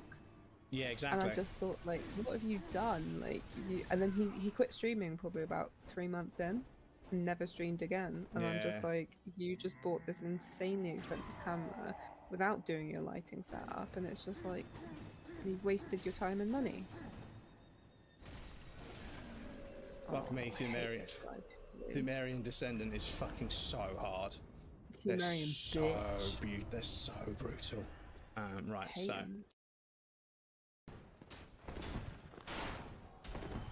No! Why are you crying?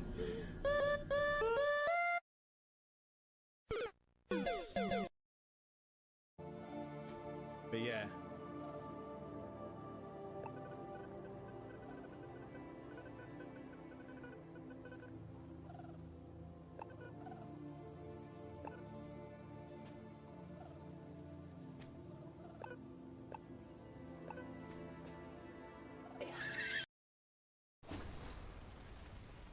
But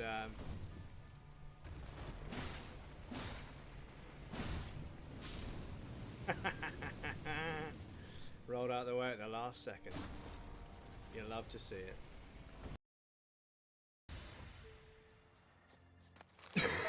Yes, I do hope that... Are you done? Oh. Are you done? Are you done? Oh.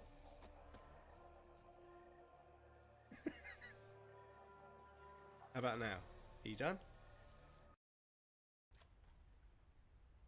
Wait to breathe out. Wait to breathe out. Oh. I might just take a step back. Would you look at that? I haven't hit when they're close all day. I might just stand behind this one. Focus on the inhale. Dr_James_the_ Yorkshireman says, have you heard of the Rick Astley paradox? You ask him for his copy of the film Up, but he can't give you up. But then he will let you down.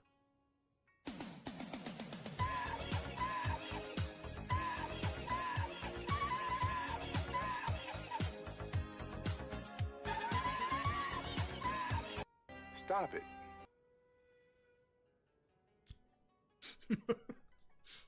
Thank you for the GTS.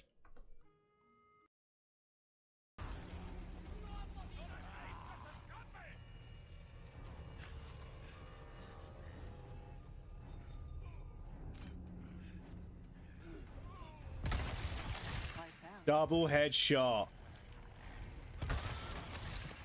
You love to see it.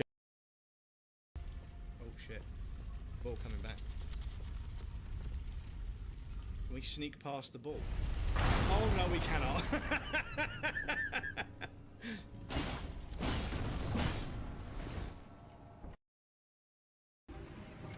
It's so mean that it makes you fucking go back like this.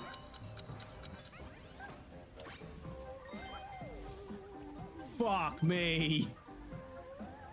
Fucking hell. It's easier to move like this without being seen.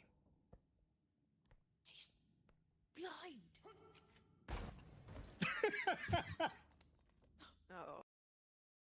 Dick. Does he fuck? Fuck, he does!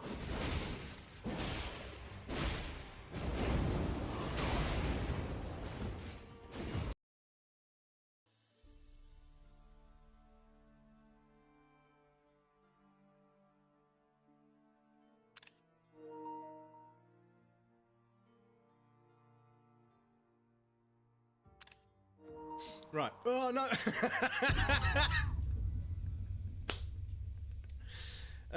Fuck's sake. Okay. That had to happen, didn't it?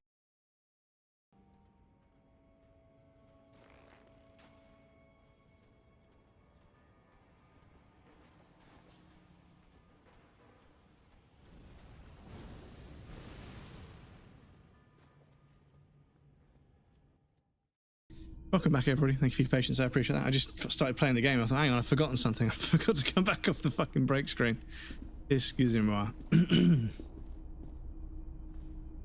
old cylindrical generator is nested above the I waited for you. with makeshift You ready for this? electrical Hang wiring on. running out of its side and I need to across see floor. the The cables I need to see the disappear chat. into the wall to your right. Oh shit. Whoops.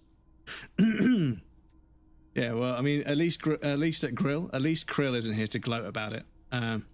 Why do I keep getting a message? I don't want to give you my feedback for a £5 gift card. Go away. Excuse me. Excusez-moi. Just check everything's still connected.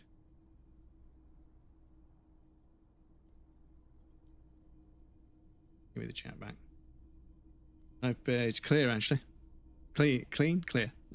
Now give me back those points, so Krill will never notice. Because one, I clean my keyboard often, and two, the paint my hands is dry from brushing. Yeah, I suppose. Yeah, obviously you've only got like some residue. But I know friends of mine that used to work on like working on cars and stuff. They would be typing away on the keyboard, and they would have like paint that's dried on their hands, and it's car paint, so it dries like really hard. And they were typing away, but they would wear the keys away more because the car paint was more resistant than human skin. Human skin obviously gives up quite easily, but it grows back, right? On a very small molecular level. No, this isn't right. But yeah, when you've got fucking automotive paint on your hands. Don't know. Looks like downstairs somewhere. Smells like mazout. Heavy fuel shit. A hollow ring. The canister is empty. Dust falls from the generator and down into the ammo lift. Fuck does Kuno know?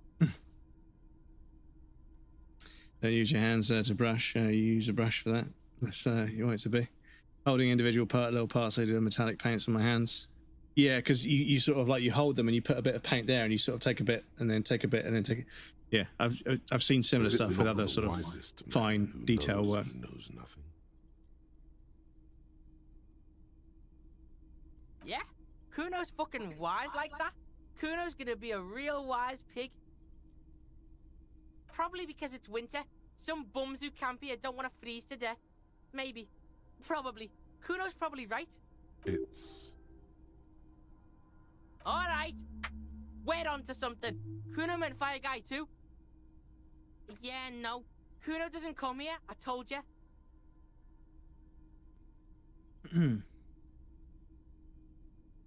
Oh, it was like Grams talked about those people doing music on those pads and do beats and they'd be filthy instead of instead of cleaning it. Like I get the paint on the brush, run it over some cardboard until there's a very little paint on the brush, then apply a little bit of colour and a fun little technique in Warhammer. Yeah, like dry brushing, or like semi-dry brushing, because it just sort of like it just dusts the colour and you can sort of get like that metallic effect and everything. I've seen people do it. Like Katie Fear, who used to stream on Twitch. She's pivoted towards doing sort of miniature stuff on Instagram and everything, and it's going pretty well. And yeah, she posts her work on there as well as sharing content about it and stuff. So I've been seeing all sorts of miniatures, not just Warhammer from the looks of it, all sorts of other stuff as well. Kind of interesting.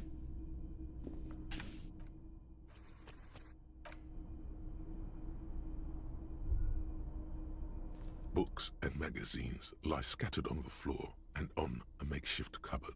They are not particularly well organized. Most are soft covers, serialized fantastique and detective stories Prevent paint from getting into the grooves. Anyway, it covers the outer areas. Yeah. Go out and grind down metal with a real armor to paint my figurines. Well, this is the thing, chat. You know, did you know that dinosaurs are made out of real dinosaurs are made out of dinosaurs? You know, dinosaurs died and turned to oil. Oil in the petrochemical industry creates plastic, and plastic makes dinosaur toys. So technically, dinosaurs are made of real dinosaur. Popular depictions of man versus nature by amateur naturalists T&T Harpin, husband and wife. widely read by people from all walks of life. Who doesn't like nature? Who doesn't want to survive? Some of the metals I just do normal paint for, but for brass and gold and more industrial metals, I use dry brushing. Yeah, to get the sort of the patina sort of roughed metal paints just starting to wear off, kind of. Yeah, I've seen it. Yeah, small paint shavings. Birds die in their forefathers' goo. In their forefathers' goo. Among what is mostly commercial fiction and serialized stories, you find a magazine cathodique for electrical engineering. Then it's back to pulp. Light erotica, an international thriller about circuit benders. Been reading shit here. Hooked on the book.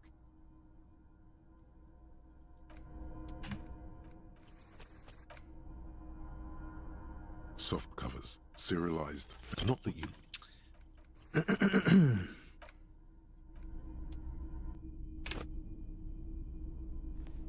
Talk to Kuno.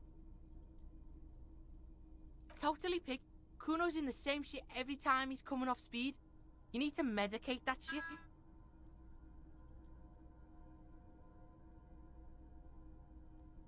What's the matter, noisy boy? Time for you to be the baby, Time for you to be the baby. Isn't it time for you to be the baby? Oh, see, what you don't want me to pick you up? Do you want me to pick you up or not? This is the question, Bubba. Do you want to say hello or not? Oh. Because birds are dinosaurs. I suppose. And then they get struck in crude oil puddles left by tankers. I suppose that's true. It's true. Crude oil is not from dinosaurs because birds are dinosaurs. Don't ruin my joke. It's from algae and plankton that died millions of years ago. Actually, I knew that. Just forgotten the idea it's from dinosaurs is just a marketing scheme. Really? So carbon-based life doesn't decay into... Kuno's not into that hallucinogenic shit. You see, you didn't want me to pick you up. But now you're back.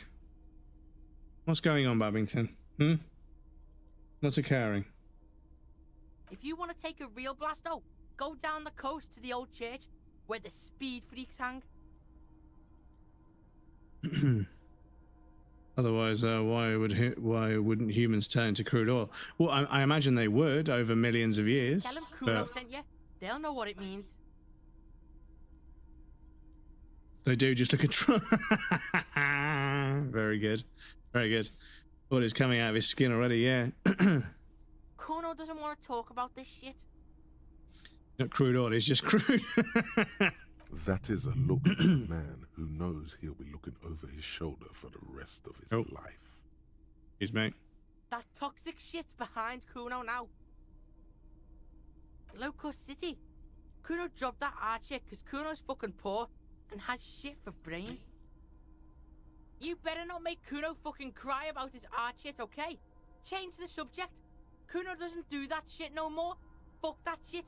Fuck everything. Anarchy.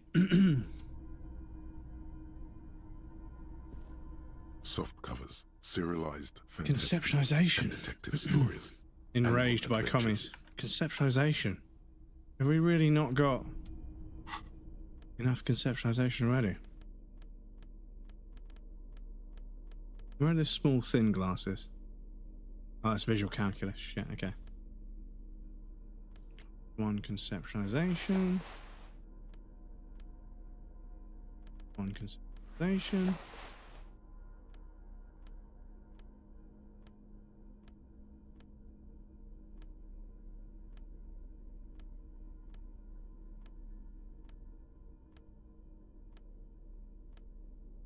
I'm sitting just out of the way, Bubba.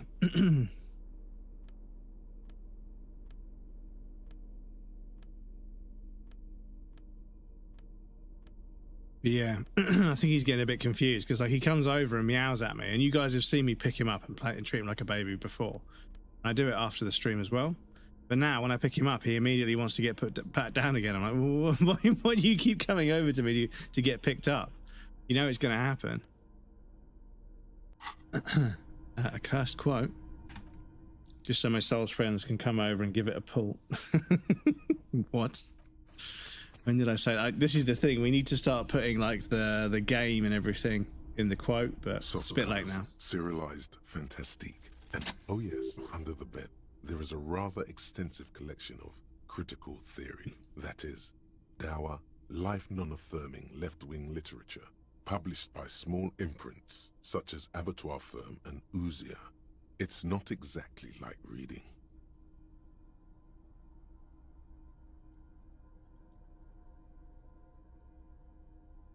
Yeah.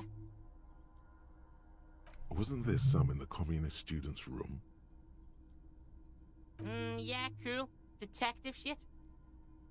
The little books seem inconsequential next to the big pile of frivolous entertainment covering them. Kuno doesn't give a shit. Kuno's not hooked on the book. Trying to get me hooked on it. Teachers and shit.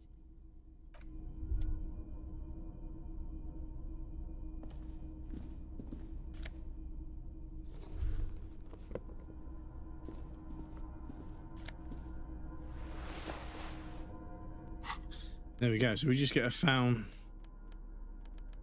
We just pick up. Yeah, that.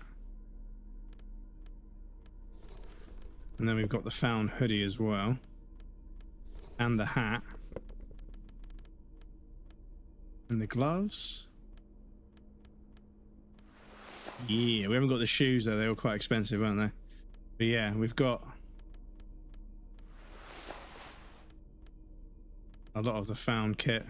I don't think there's an achievement for getting all the found kit, but yeah, worth collecting just in case.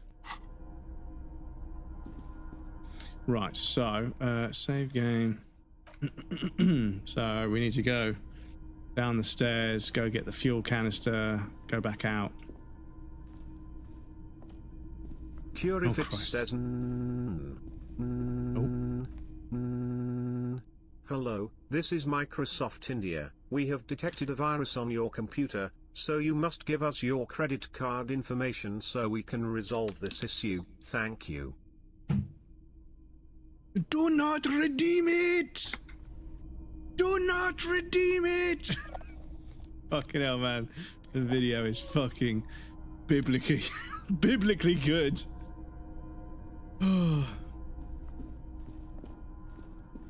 Oh, do not redeem. It's so good. Excuse me. Green paint flecks off the monoblock aluminium cabinet. There are rows of switches on the front panel, a frequency band, and even a keyboard. The keys rattle like teeth. This keyboard hasn't been functional in decades. Old hardware from the big power box upstairs. Circuit bender shit. Military grade. The fuck is this Agent Ouvert, Allumer, Radio Diffusé? Maybe like press the buttons or something?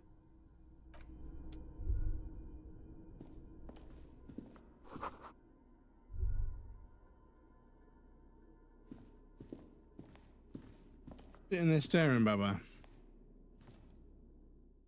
Tried to pick you up and give you a belly scratch, but you weren't interested. So I don't know what we're supposed to do, Baba. Hmm?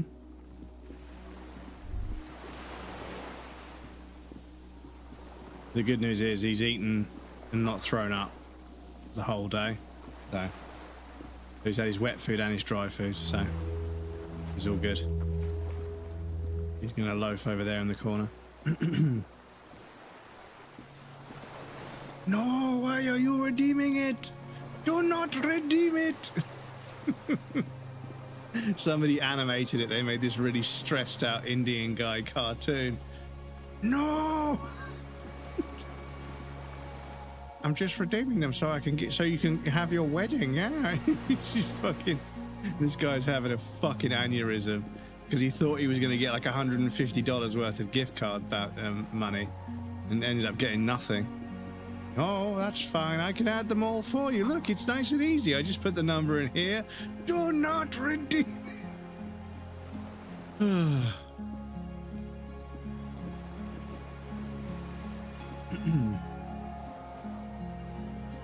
not quite fully baked, some would say. He's overly baked because he's a mistake he never should have even made past the ingredients in a bowl stage. So he's about to find a local park, pop a squat and drink some vodka and blast some hard bass.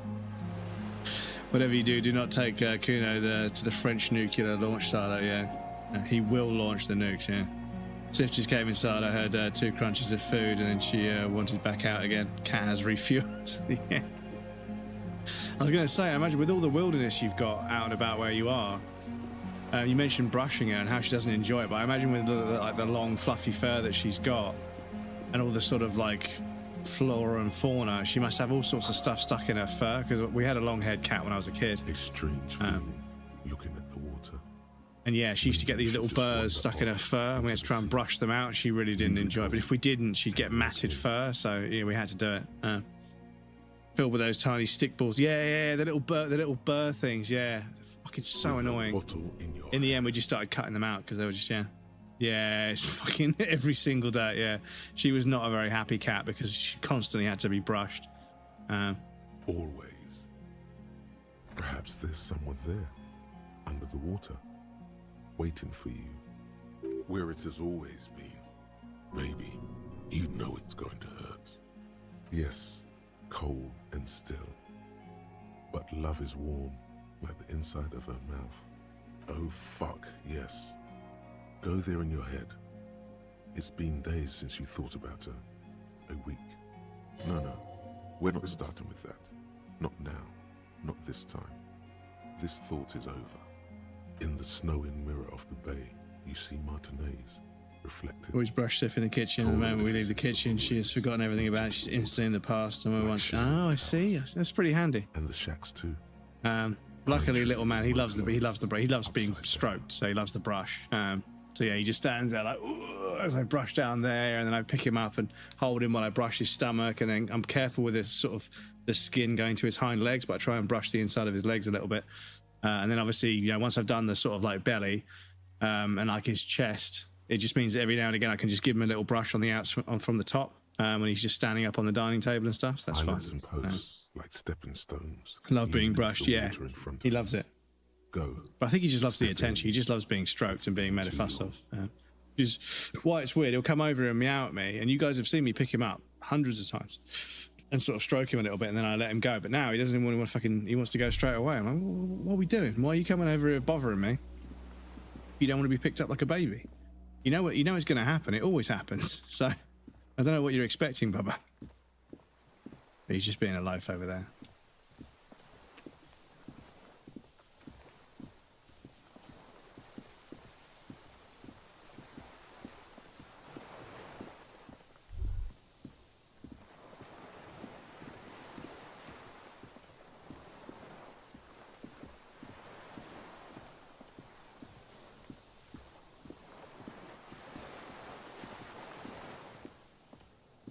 Oh, shang.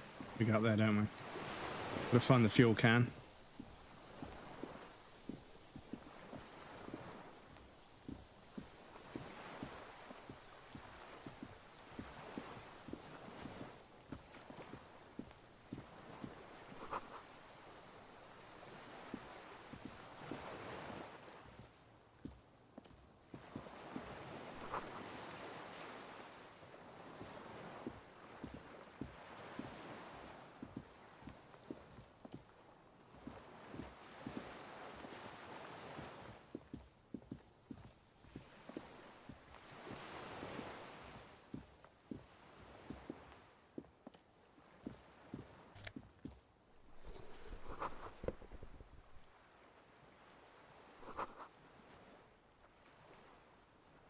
There's a rain-soaked mattress on a concrete slab, only half covered by the crumbling roof.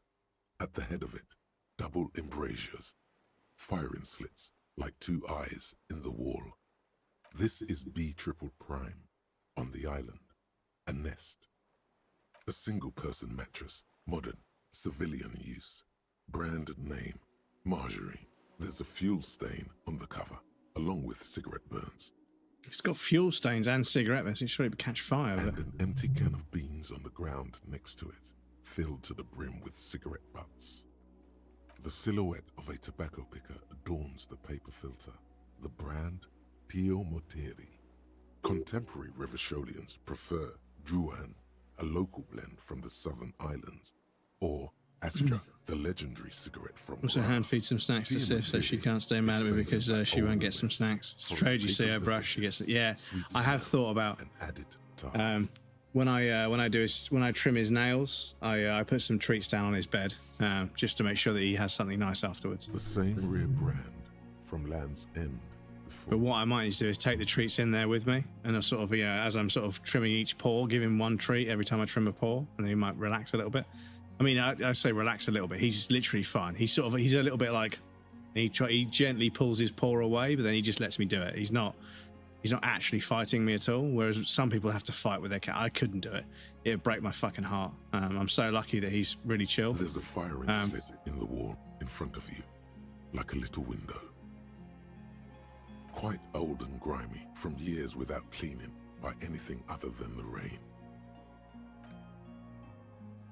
The springs screech as you lean on the mattress and crane your neck to look out. Good thing with Sif running around outside, I don't have to trim her claws. Yeah, this is it, because he doesn't. Because I've got a fake hardwood floor. It's like laminate flooring, but it's like planks, so it still looks kind of like wood. But yeah, there's no carpet, so he has to he can't move around the flat too quickly. I mean, he's got fur growing in between the pads on his paws, and I don't know whether it's worth trying to trim that, but I don't want to scare him because the clippers make a noise. So I don't know if I want to, you know, and I don't want to be going in there with scissors. I don't want to nick him by accident, so I've just sort of left it because it's only just fur, and he doesn't slip over, and he's a bit clumsy sometimes, but he doesn't slide around when he's running around the flat. He likes to sort of jog around the flat a little bit, so he's still got grip. A small piece of Martinez coastline opens up in the square in front of you, like a tiny landscape. Turn the clippers on next to him. Seems fine with the noise. You're good to go. Yeah, but I don't know if he'd let me near his claws with it. Obviously, the nail things. I know that with his claw, I sort of get the nail so that it's like that, and I put it behind, and then I sort of like trim like that because I was trying like that, and I sort of like just went to do it, and he was like, oh, he didn't like it, and I was like, oh, so. But if I get the claw and hook it behind it, and then trim like that. That way it's perfectly fine. Luckily his paws are very see-through, so I can see the red sort of bit that's going to be tender, and I just trim off a little bit in front. But realistically, all I'm doing is taking the sharp bit off. I don't really need to trim them back too far. It's just when it starts to hook, he gets them caught and he can't get free sometimes, and I feel bad for him. And also when he tries to fucking curl up in a ball next to me, he fucking scratches my legs. So yeah, I don't have to do it too often, but yeah. Its top floors shaved off by artillery fire. There's like it does that and goes into a curl. It starts to curl back, and then like around about there'll be like a bit that's sort of tender, but all of this is just claw. But if I just get like the so I leave him with like a stub, but it's not like a hook anymore, so it doesn't get caught on things. The red chimney and collapsed back of the 4-story tenement. Kick me in the balls. Yeah. He does squirm a little bit, but he really doesn't struggle that much. He's pretty chill about it.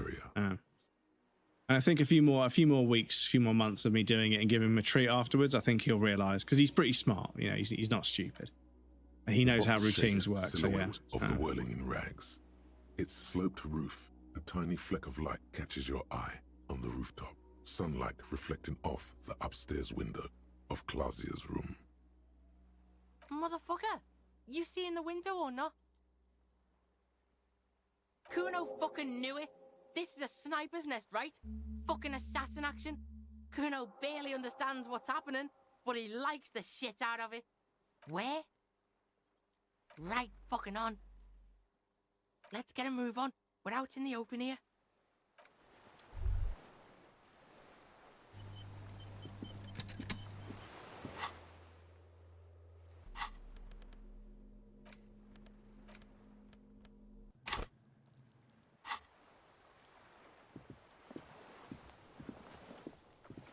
So we did the Phasmid stuff, but we haven't got Kim with us. I feel like eyes on your back, someone's watching you, but you can't say where. Yeah, it's up there. Ooh, spooky, spooky chat.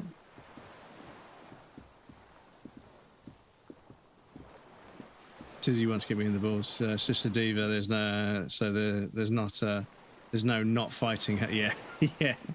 It's going to be a bit of a wrestling match, but you know. She was sat on my lap and her back legs were over that area, and she suddenly decides to randomly run off. Yeah. No, I've experienced. I got a claw in the neck.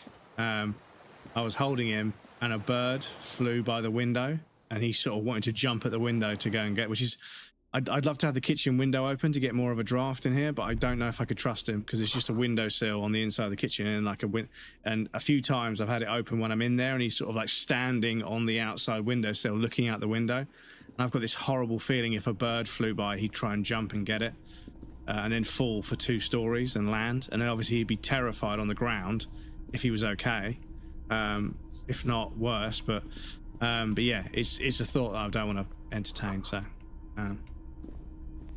yeah, this is the thing. I know he's a cat, and there's other cats that live in the building on the other side, and they have a balcony, like a one you can actually stand on. And yeah, the cat's just sticking its head through the balcony, through the uprights on the balcony, and they're just looking down at the car park. So I know cats would normally just stare out the window, but he is a boy cat, and there have been times when a bird has flown past that window, and he's run all the way to the bedroom to catch it on the other side of the flat. So he does like to chase birds. So yeah, I don't know if I could risk having the window open. This feels familiar somehow.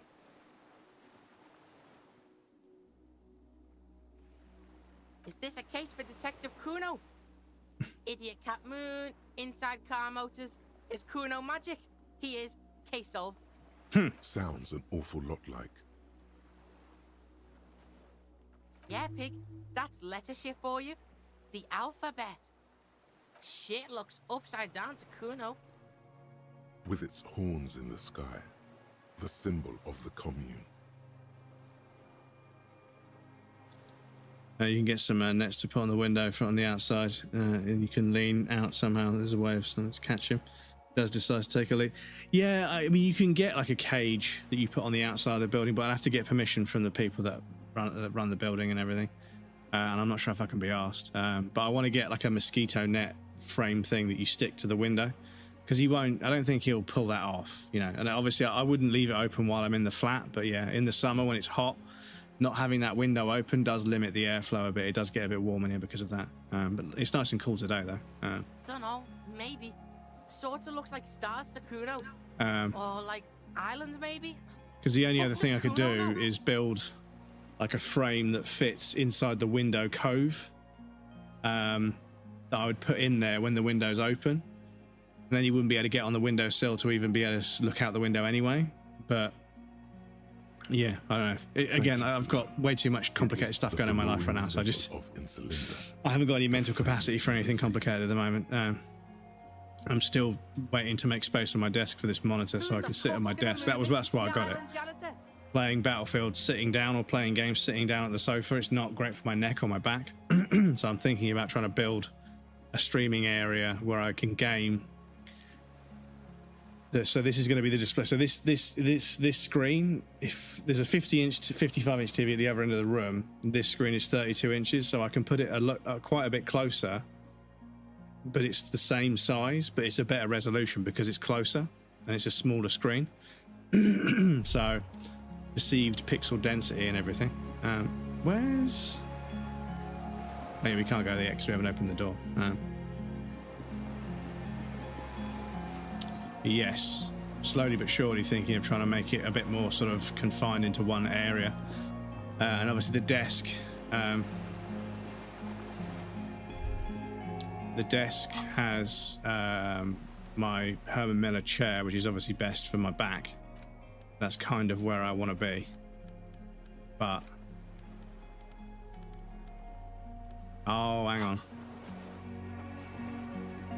Do I have to interact with the thing in there?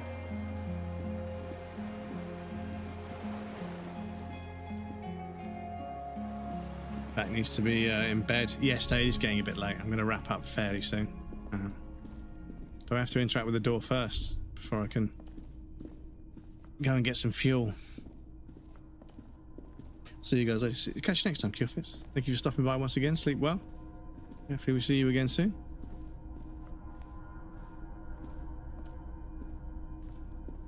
You see a small metal door nested inside a larger one. a heavy steel blast door. Good night, Danish. There is a conventional Actually, before I go. keyhole above the handle. It's very small. Another part of Death Island. Some secret hidden shit Kuno thinks important shit. I had a hilariously scary dream last night, really? The chances of there being important shit there are rather high, yes. Time for a sequel. Kuno don't know how to pick this lock. This one's military shit. He's right. It would be better to open its big brother. A powerful engine hangs beneath the ceiling. It must control the blast door. Yeah, the console over there, remember? Buttons and shit. Yeah, let's get this big shit open. Seems like the best plan.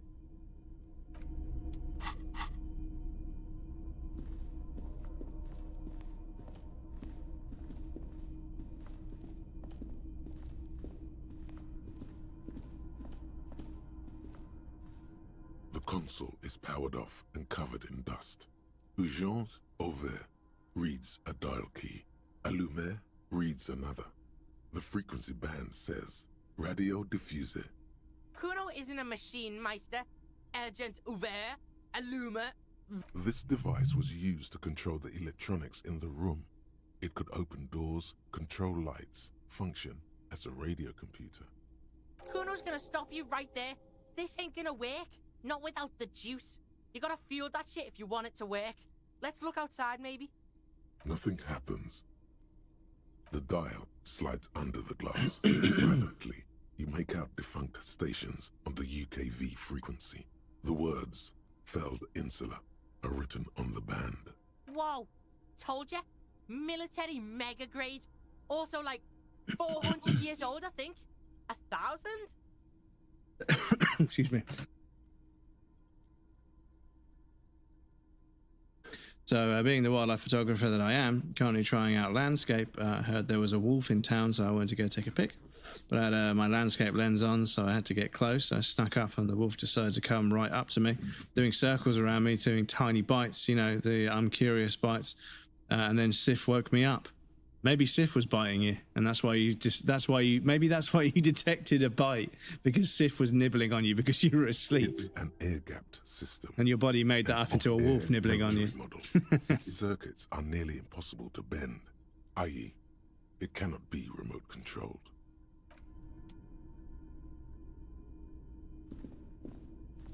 Outside and hitting the window to get inside. Oh, I see. Interesting. Because yeah, like there's my friend has a dog that is very, very friendly. He said he had a dream that he was making out with this really beautiful woman, and when he woke up, the dog was licking the fuck out of his face.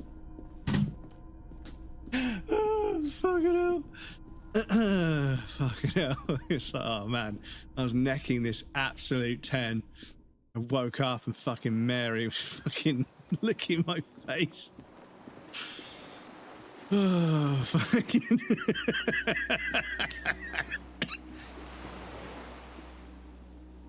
Excuse me. Oh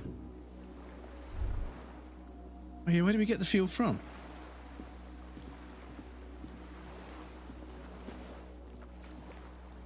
Did we get it from down here somewhere? The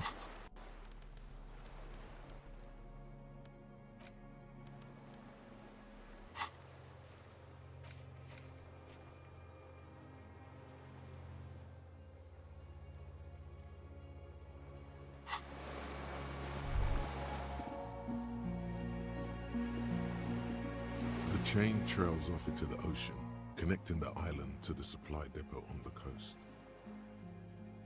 Cool fucking chain. Fuck does Kuno know? Kuno would use it to bring shit to the island. Or she just stands there fucking howling at me. Thought it was funny, scary dream. Funny that was her dreaming about scary because I woke up close up wolf biting at you. Yeah, and occasionally, like I don't remember my dreams very often, unfortunately, but occasionally I'll have a dream where everything feels like normal, right? Whatever. Everything is normal, perceived as normal, but I'm literally gripped with fear, like I'm terrified, but I'm just doing something that I would normally do in real life, you know? And I'm like, why am I afraid? Dunno, pig. then I wake up and I realise it was a dream. Right now. Just Kuno's 2 cents, of course. He's right. Always remember my dreams. Really, apparently if you start making a dream journal where you write everything down, you'll be able to learn all the tells, and then you can start lucid dreaming, which sounds pretty interesting.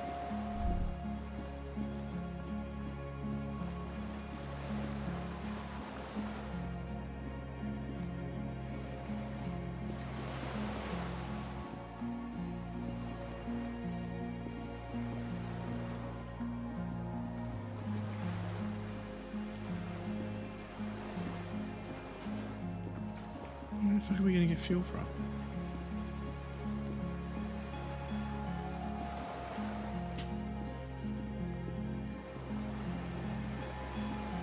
Some fucking wild dreams. I've done that lucid dreaming before. I tried experimenting with it, not something I do now. Oh, okay, fair enough. Don't dream, I just see black, really. I know that my brain is hyper creative, so I must dream. Oh, not enough fuel, I have to look elsewhere. Oh, okay, that's why, okay.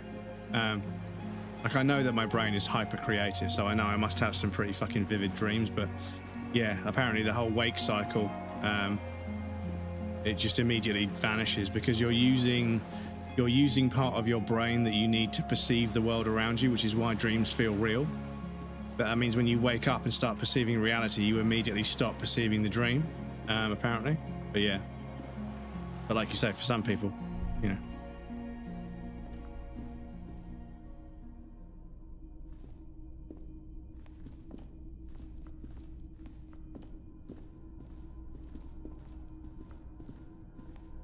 Where are we going to get some fucking fuel from?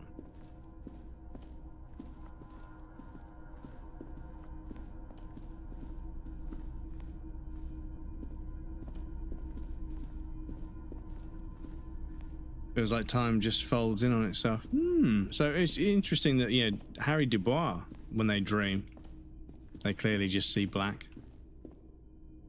The console is powered. Yeah.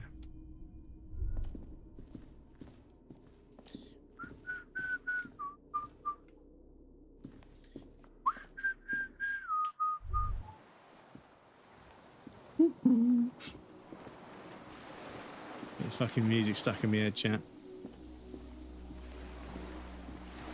Oh, is that the phasmid? Is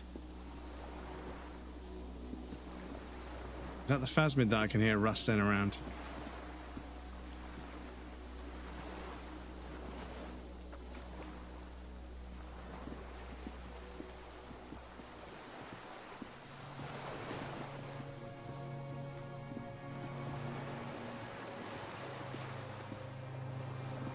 Here.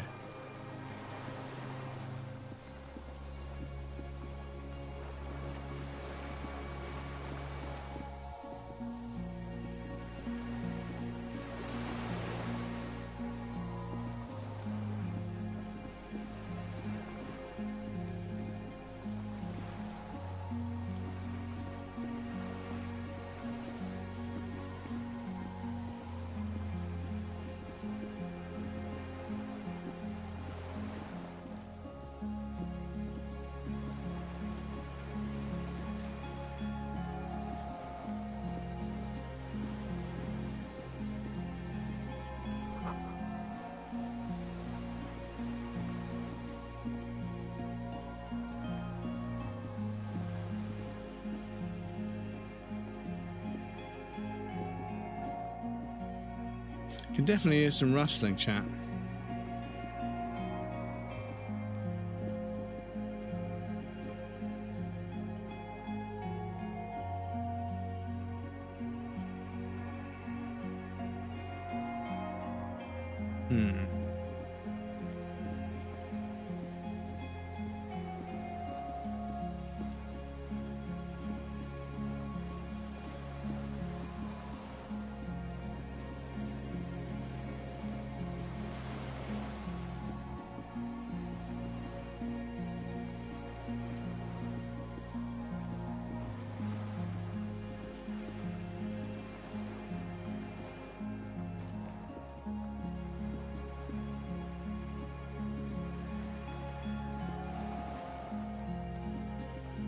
This is where we find the fuel canister, right? So surely... There's a rain-soaked mattress on. This is B triple. Yeah.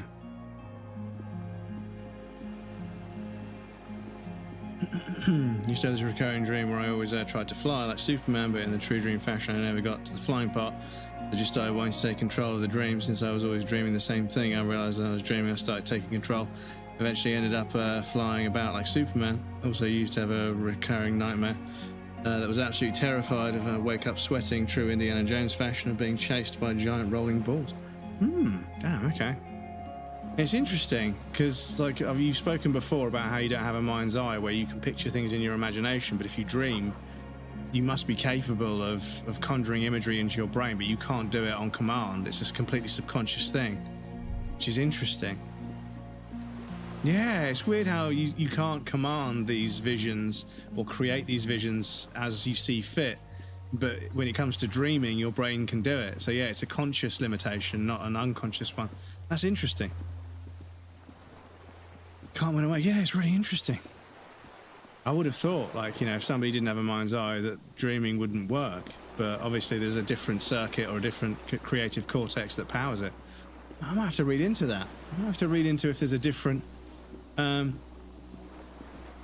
uses different pathways. Yeah, but different synaptic pathways to dream rather than imagine things consciously. Because like I say, obviously your dreams...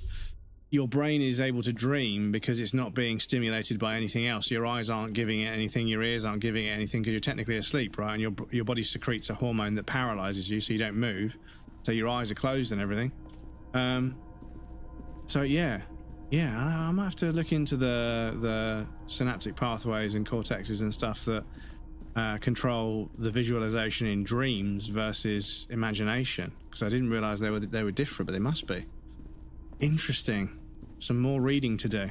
Interesting.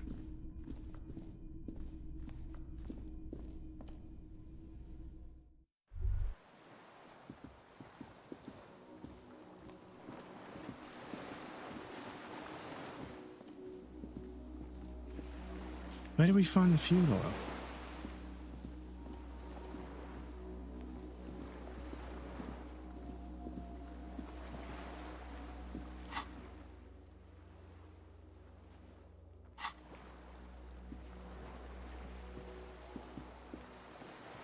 Because I have a feeling we found something under the stairs in our last playthrough, over here.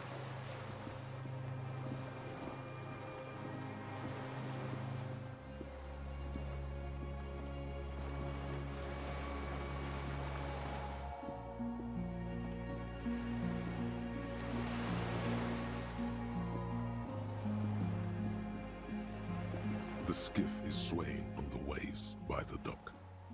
Are you sure? There's shit we need to do, Sheriff.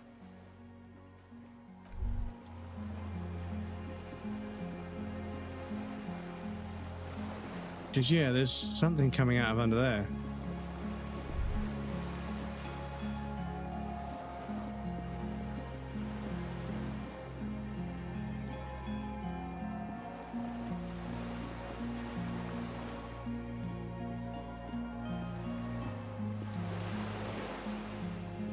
Where do we find the fuel oil? I've done this a few times now. It's like the third playthrough.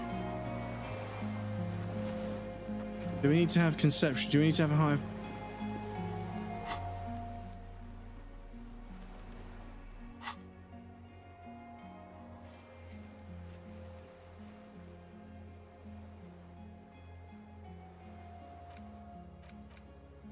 I know, Bubba. I know it's almost time.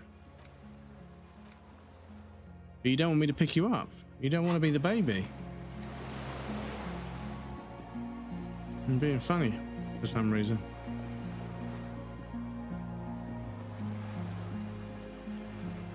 Time to go now. Yeah, I'm going to end in the next few minutes anyway, so I'll catch you next time, dude. Thank you for sharing the dreams and making me aware that there's an aspect of dreams and neuropathology, I don't know what it would come under. I don't know enough about brain science, but yeah, Have a good night, everyone. Yeah, I'll try. I've had a good night. Playing a lovely game with some lovely people. A few good laughs. Made some progress in the game. So yeah. Hush, Baba. Baba is obviously a little grumpy, but you know. This old cylindrical Oh, there's already fuel in it. Red starter switch. The recoil start wakes the old generator up. I thought we had to. We're in. We're doing this. Right. Okay. So I can now go down there and activate the panel. That'll open the door. We can go speak to the guy.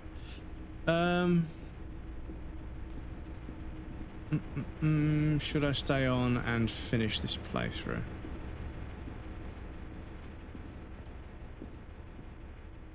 No, I need to sleep. I'm already up a little bit too late anyway. So I'm already up a little bit too late. Save the game there, and we'll continue next time. Let me jump you guys over to the raiding screen. We'll hang out over here. I know, Bubba. I'm just about to finish, all right? Calm down. Calm down, Bub. Right. Let me close the game and close Steam because we no longer require it. Let me have a look. Let's have a look.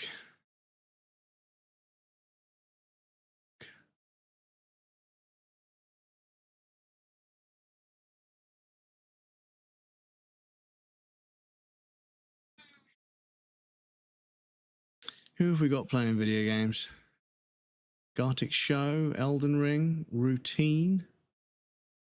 Ooh, got a creator playing Routine, which is a very fun, spooky game. It's a very fun, spooky game. And